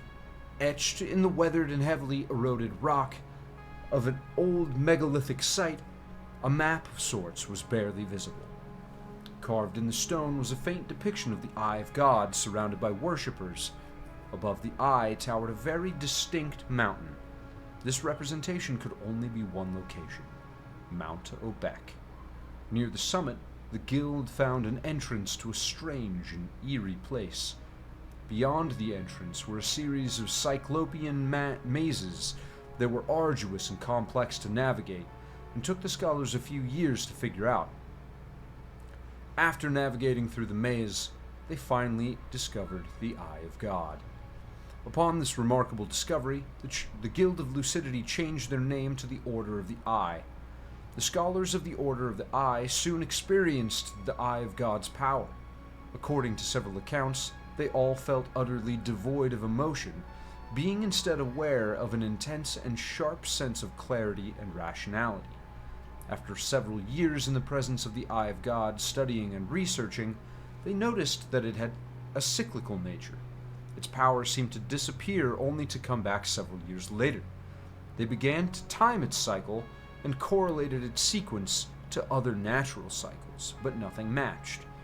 The scholars also realized that the eye's effect on people's emotions barely exceeded the Eye of God's chamber. The Order of the Eye knew they couldn't invite the entire country into its chamber, and so the scholars devised a plan. Scholars, alchemists, apothecaries, and other men and women of different disciplines began to experiment with the Eye of God.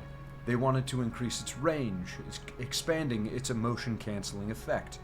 To stop the carnage, the scholars had to ensure the Eye's impact could reach the entire population. Only then could they use the Eye of God to neutralize their fellow citizens' passions and emotional excesses and stop the war. They began to pinpoint and predict its cycle. After several such cycles and years of research, the group finally created a machine to increase and widen the Eye's power, the Eminous Shroud. The religious wars ravaging the country were now running at an all-time high. The scholars impatiently waited for the subsequent activation of the Eye of God, and when it arrived, they turned on the Eminous Shroud. People across the country felt its effect in the blink of an eye. However, deep beneath the mountain, the Eye of God began to hum and vibrate at a different pitch. The Eminous Shroud had worked, and the Eye of God widened its gaze across Hadia. The scholars activated their device, augmenting the Eye's emotional dampening effect. It was a success. The war had stopped partially due to the effects of the Eye, but there was another unexpected reason: time loops. The scholars described them as moments of boundless human horror and violence caused by the euphoria of destructive emotions, trapped in an endless cycle. The people inside are cursed to relive the hideous acts of barbarity over and over. Time loops had appeared throughout the country. This unforeseen side effect was an unmitigated disaster. They had stopped the war, but at what cost? All they knew was that the Eminous Shroud, their range-expanding device, certainly caused it. The scholars of the Order of the Eye panicked. They were too late when they returned to the Eye's chamber to disassemble the device. It had disappeared. Scholars had no choice but to find a way to stop the time loops. Many attempts at stopping them ended with disastrous results. They seemed impossible to stop. The scholars were on the verge of giving up until they discovered a strange new substance. This material would vibrate softly when in proximity to time loops. Scholars used the substance to create what they called an amine prison. And after several tests, the scholars concluded that someone had to bring a prism to the center of the time loops to destroy them. Brave souls called proto-martyrs sacrificed themselves to shut down the time anomalies. After stopping numerous time loops, the scholars provoked another unforeseen side effect, and the first limbic invasion began. Fuck, dude. Creatures of unspeakable horror leaped out of the time loops, ferociously defending them. The reformists and traditionalists were losing villagers, farmers, and soldiers.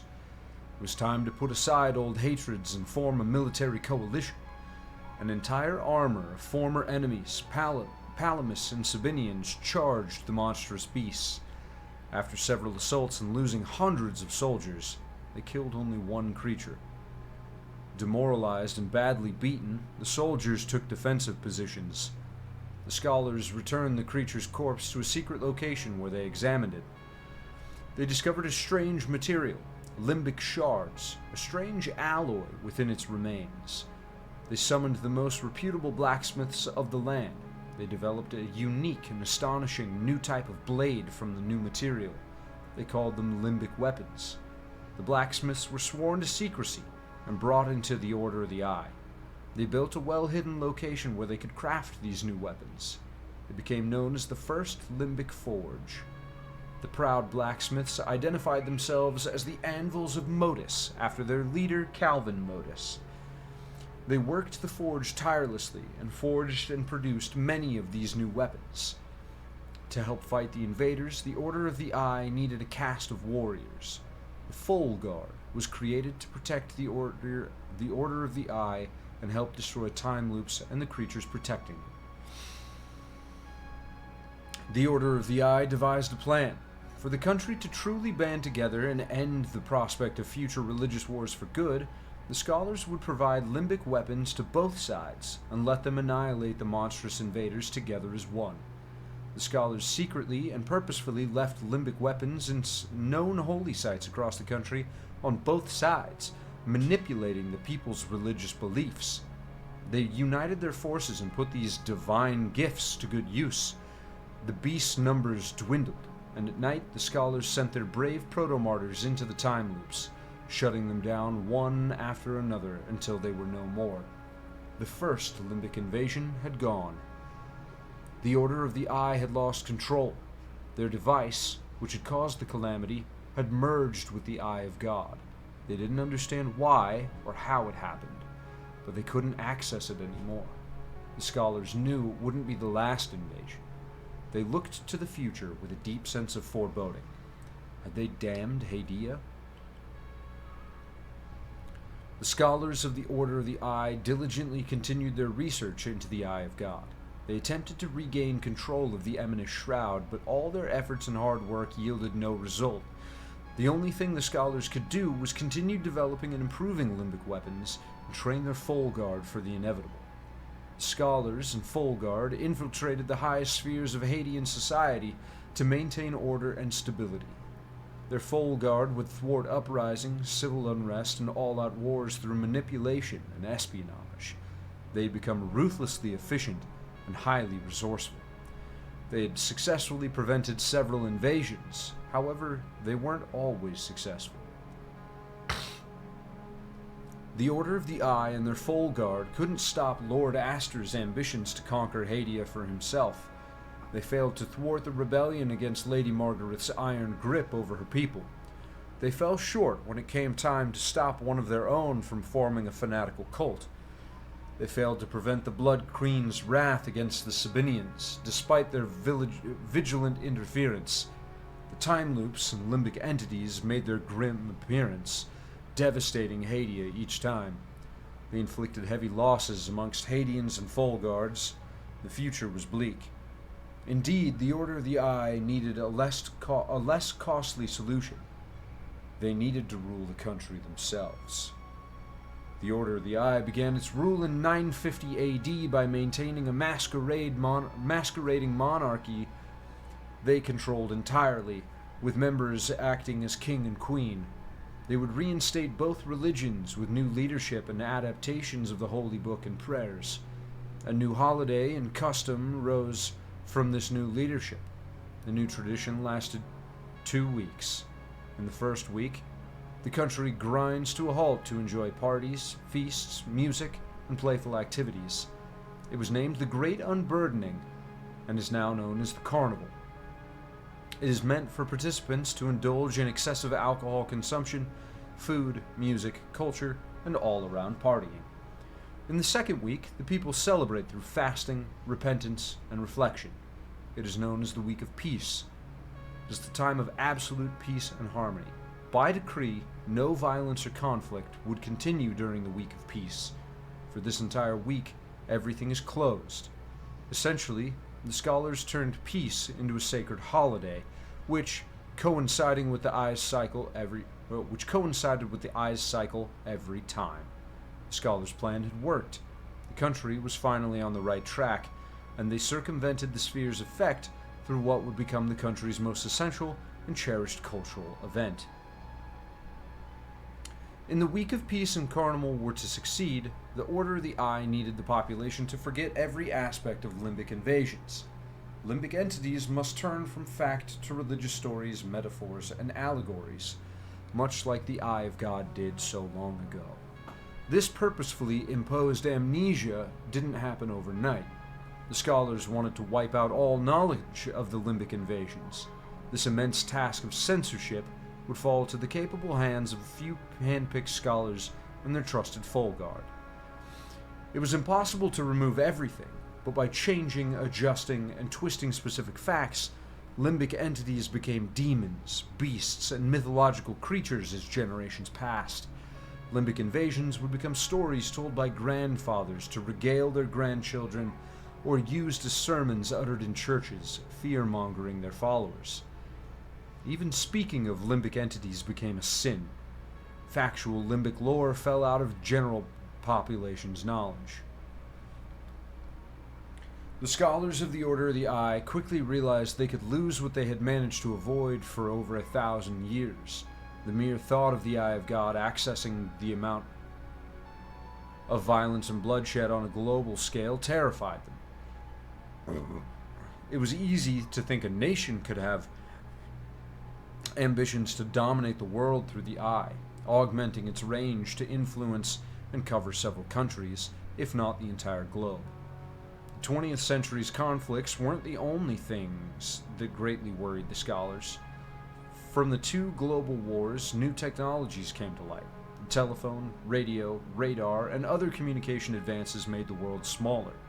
Information at large circulated at a higher speed and was transmitted by another newly founded organization, the International Press. The globe also moved at a faster pace. Automobiles, trains, planes, and boats had been developed for the war, but had become commercialized, bringing smaller and remote nations to the world stage. The scholars needed help. Keeping the world outside their country was an impossible task. It was time for the Order of the Eye to seek help from the outside world. Holy crisp crackers, dude. That was way too much reading.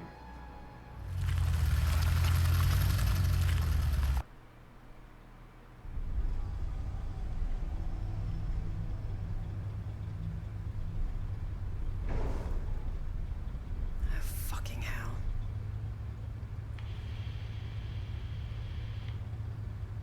Your name is Remy Latam. You seem to have me at a disadvantage. I'm Lieutenant Aribeth, OMSIF's Epsilon Division.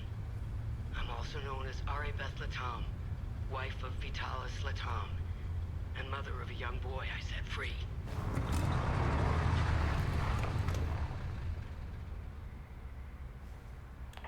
If that's true, what was the last thing you said to me? Never come back. That's obvious. Never come back.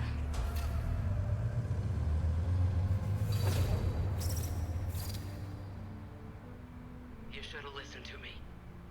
If you want to know why I hunted down the Vigil, go to the OMSIF camp in Akasa Marshes. You'll find my file on a laptop. You need a code to open the camp's gate. Underneath the passenger seat of the APC, there's a code sheet inside a box. Today's code is 14. My window is closing. I will contact you again. Yo! Okay, so we met our mom. And I thought my family had issues. Listen, it might be worth looking into it. Why? There are always two sides to a story.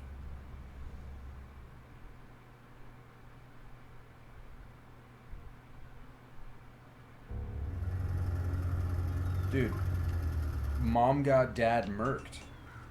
New styling option? Why would I want that when I can't see my freaking... Dude, no, I gotta see my sick hat, man.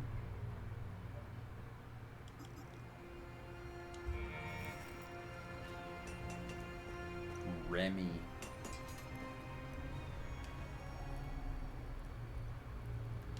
Okay, bud.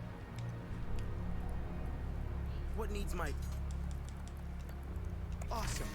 Your weapons will become deadly.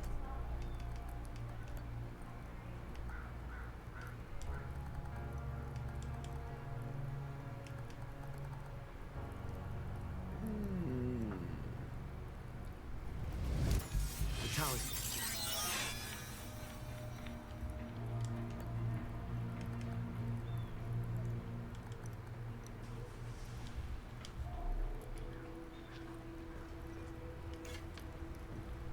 Alright, we got a bunch of levels to get up on this jaunt.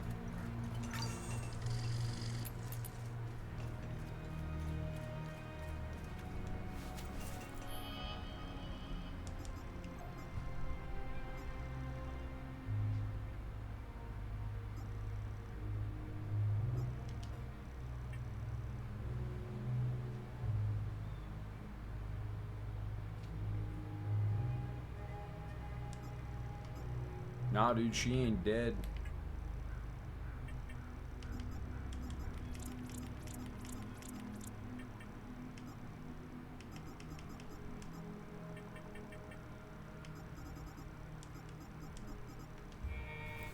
God damn it.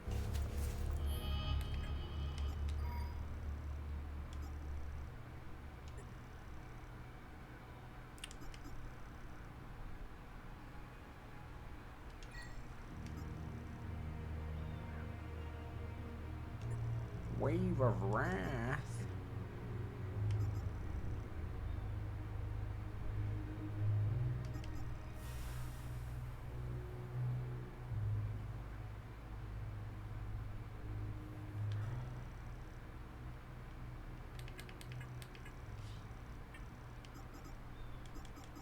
Nice, dude. Okay, so Nedra Forest is completely done.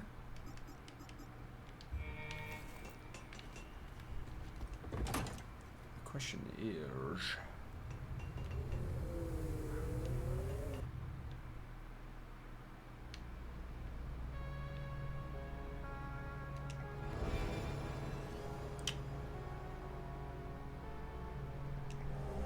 APC code sheet 14. Today's code is 14.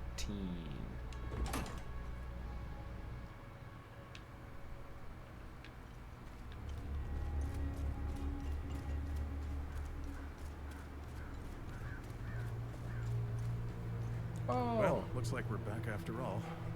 Figured we'd had a better chance here. Looks like Rue is still here, unfortunately. This picture means I will get it. What happened to the other homeboy?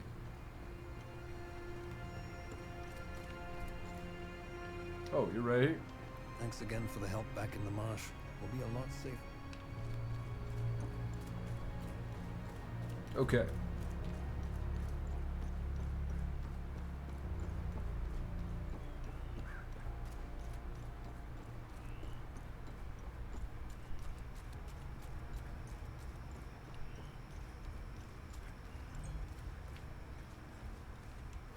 Number 14.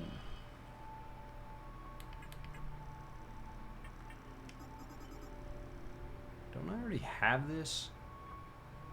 Oh, no, I already have number 2.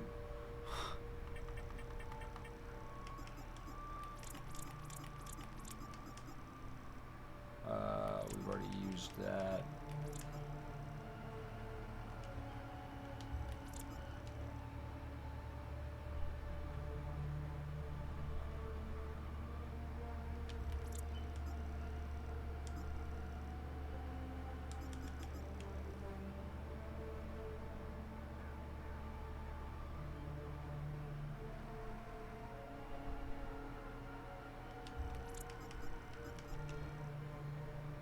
One, 2, 3, 4, 5, 6, 7, 8, 9, 10, 11, 12, 13, 14. 151991. 151991.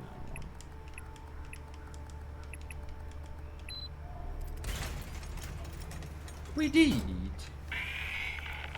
This is Technician Dawson, reporting a security breach and observation outputs.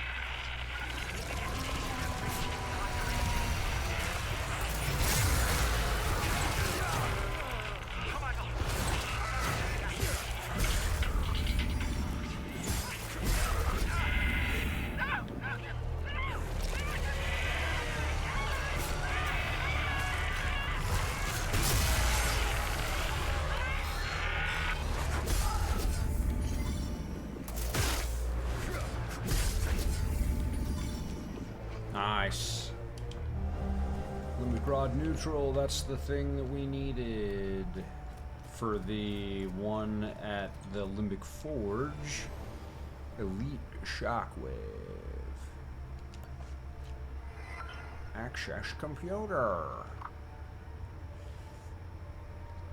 96, data recruitment 82, so she was 46.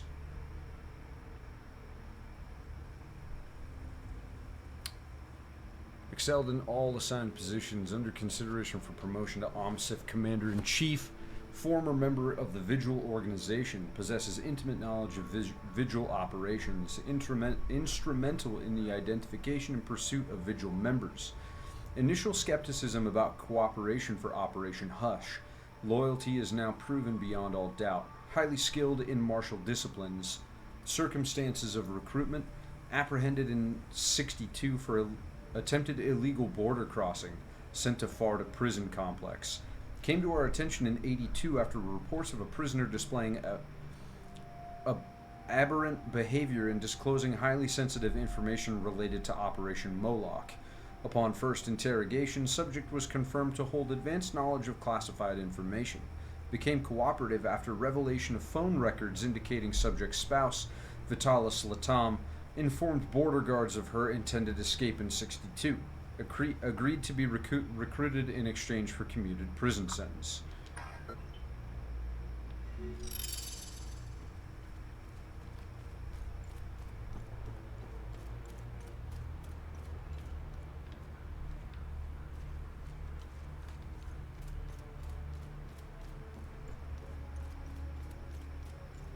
So basically, she got caught when she was trying to escape with us. And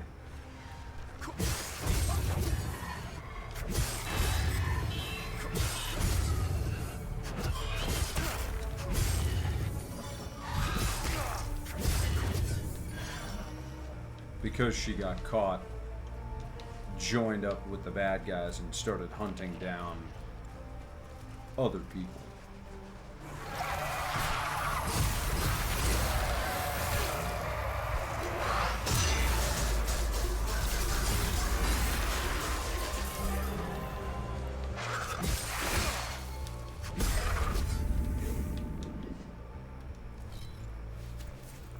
Okay.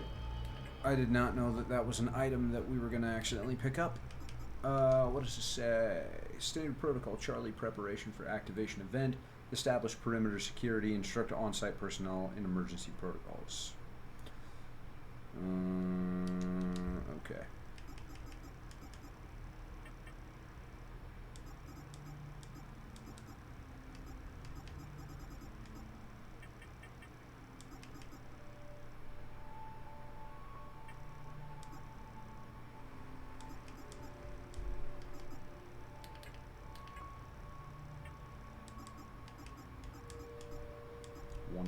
One more thing to do here.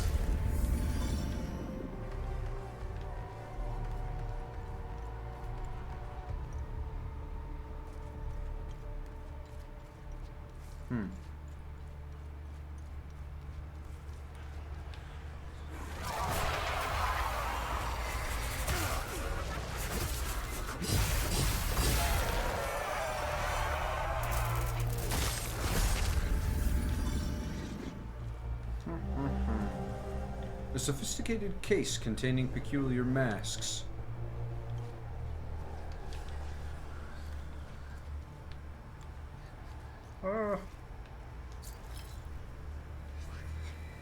Third Lodge of Grief. First stone mortared in 839 during the third limbic eruption.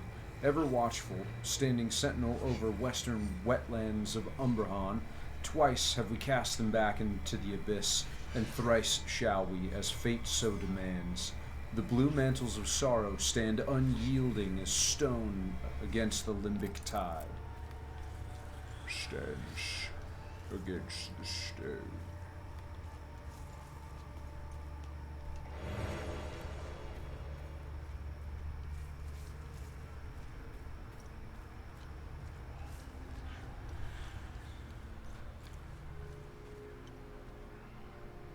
just a shortcut back. So we gotta go into the cave.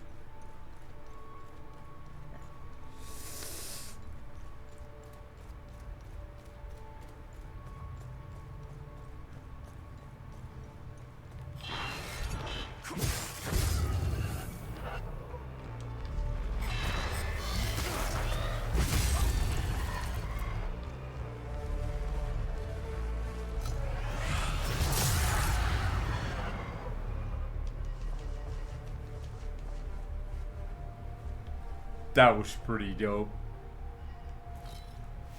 V. I need the V.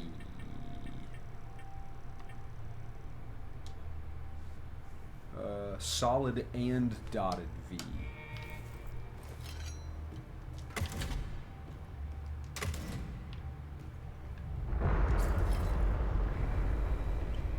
All sconces are set. My duty is complete.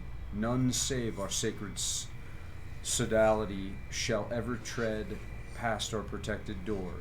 Phelim Dario, Third Order Architect of the Lodge of Grief, in resolute service to the great province of Umbrahan against all and any eventuality of melancholic limbic aberrations.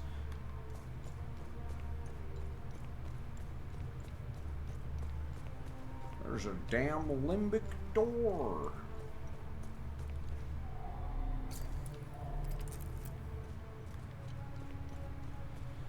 Okay, so Vault of Ferb's Hidden Knowledge.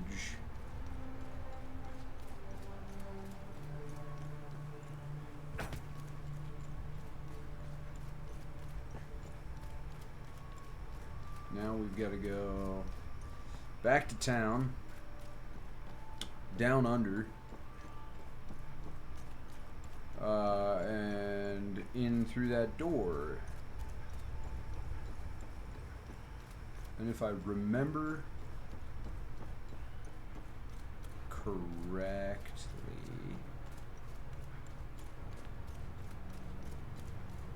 the closest entrance to that door is through the well.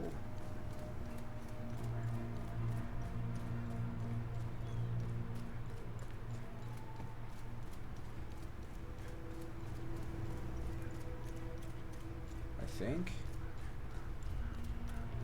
Doesn't matter.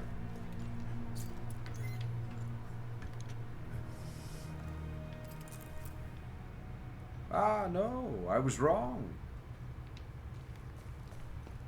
Oh, wait, I was right.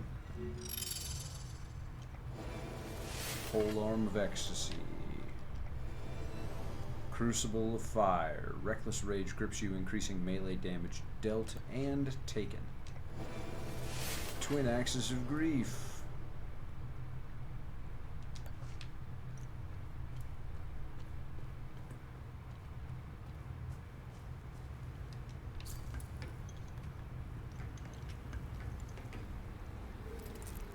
And now we can see that we have done every stinking mystery.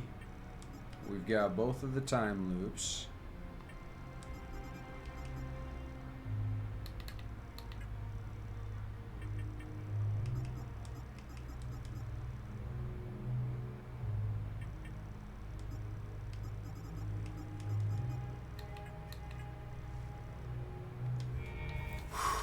Okay.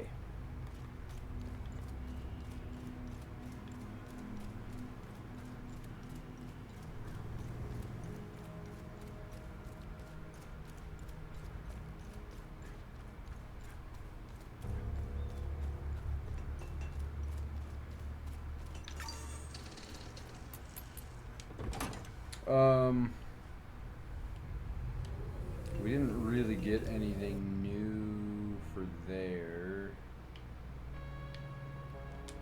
Find anything? Yeah, just this. Find. I'll look it up. This case is designed to hold customized OMSIF Ambedo masks. In the late 70s, OMSIF agents began training against limbic entities at the Auriga Museum facility. Over time, specialized tactics were developed and units were formed to combat and contain entities of specific limbic sphere. Over the next decades, many operatives grew fascinated by the ancient Folguard lodges of the Limbic Age, who, much like them, also specialized in combating specific limbic spheres. While the Zeal Council forbade excessive customization of standard-issue equipment, they eventually relented and OMSIF units were granted permission to uniquely tailor their masks to match their respective limbic sphere expertise. This brought a greater sense of identity and purpose within each unit. These masks came to be known as Ambedo masks, Ambedo visors, or Ambedo veils.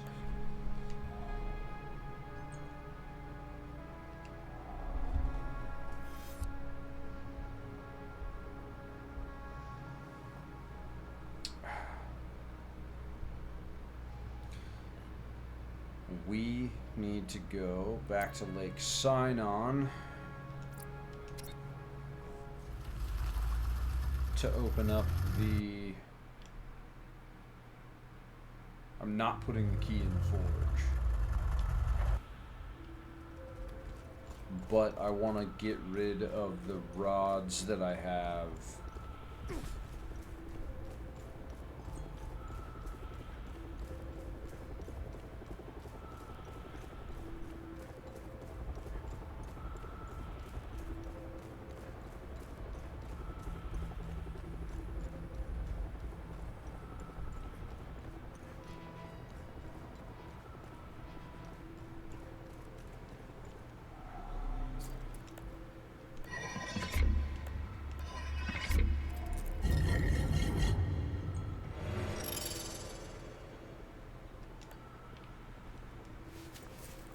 Okay.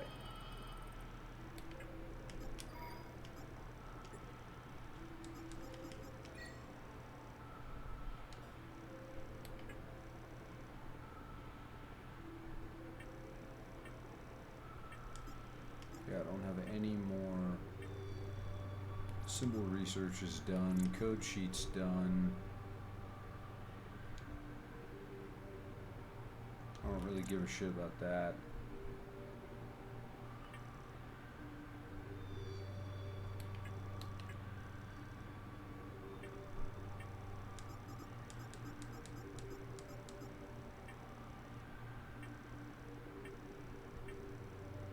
Why does it say that I have new...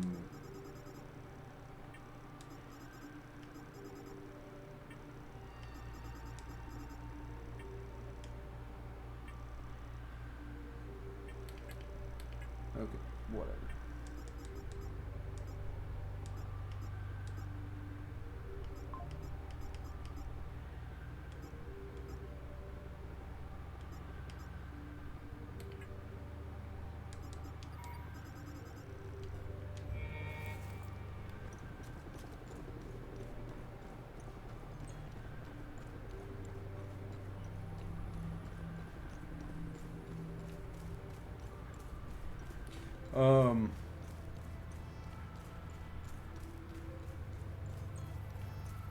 I do think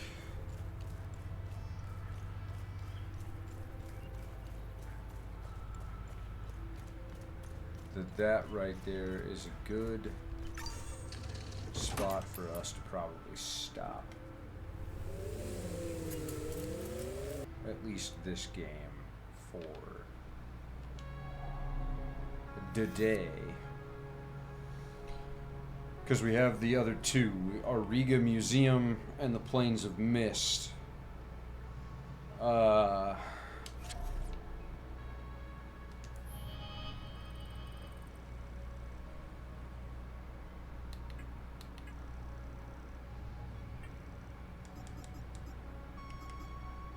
still have fucking stuff going on here.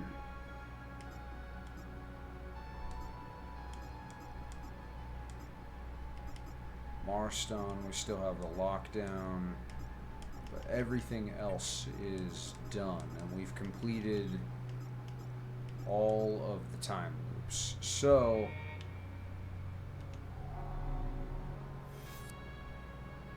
I'm going to go back to the Vissa Hills and turn in for those time loops, but we are going to go ahead and end the stream. So, boys and girls, thank you so much for watching. I love and appreciate all of you. Smoochies and shit. And I will catch you all next time.